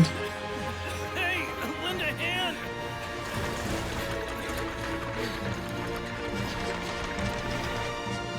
The claw. Friendly! Let's go.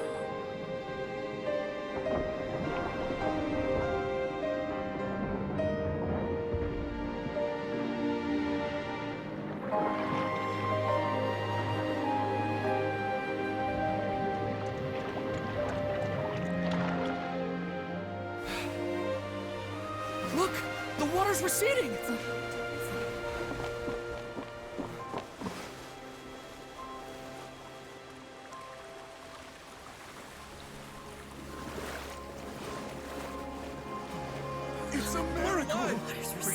We didn't dissolve. The prophecy was wrong. The prophecy was wrong. Let's go, baby!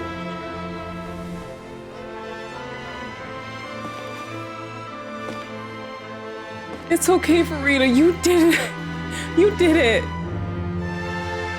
Your people are saved. You freaking did it, Queen. Are you alright? We're saved. The prophecy was wrong.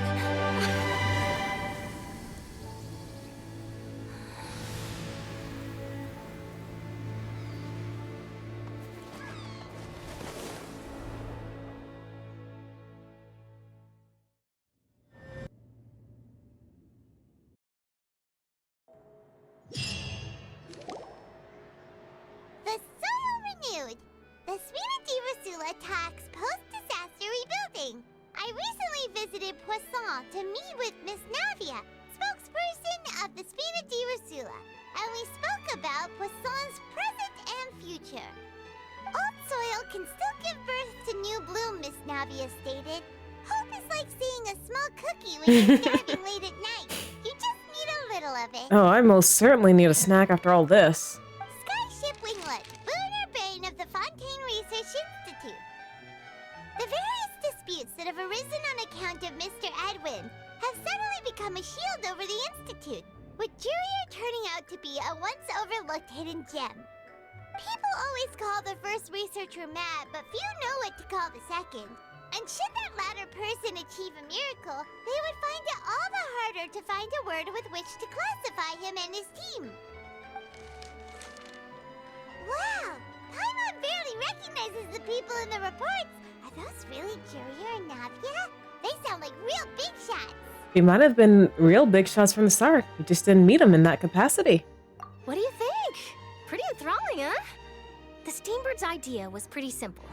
With the disaster just having passed, we would print a free edition packed to the margins with good news to calm people down. Yeah. The value for these big scoops lies in their inevitable follow-ups. We'll publish further reports and go into the stories behind those people. Edwin's assistant, Jurier, created a true flying ship, while Navia is leading people in the reconstruction of their home. I'm sure that these stories could draw even your well-traveled eye. These articles do make me curious about things will play out. Paimon's curious too! Wait a minute. Didn't we watch everything happen from start to finish? What's there to be curious about? Precisely. And that's exactly why I'd like you to come conduct interviews with me. You're the best incubators of news, if you haven't noticed. And also, with you around, I'm sure I'll get to see that Duke. Are you sure? Hasn't he turned you down several times already? He won't turn me down, though. Oh, this time will be different. Come on, let's head to Poisson first, and then make a trip to the fortress. There are some things you'll only know when you get there. Okay, I am free. I am free. Oh my gosh, I'm free. Okay, no, I'm free. So I feel like there's still a lot of shit that's gonna go on afterwards. So I think we're just gonna have to continue this on Saturday. I think we're just gonna have to continue this Saturday. Because I will be back on Saturday, and we can finish it. We can finish off the Archon quest there. So yeah, again, it's also late. I really need to go to bed, so we will not be raiding tonight, unfortunately. But I will say thank you again. I know Sushi left to go sleep themselves, but thanks again, Sushi Fairy, for the raid. I really do appreciate you guys. And if you enjoyed your time here, Raiders, be sure to drop that follow.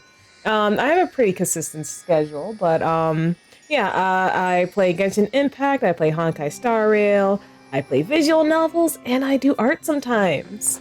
So it's always a fun time over here in this nice sky.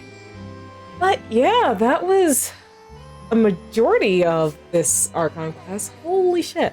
So I know you guys were like, you know, saying things about my reactions. You guys do remember I've seen all this before, right?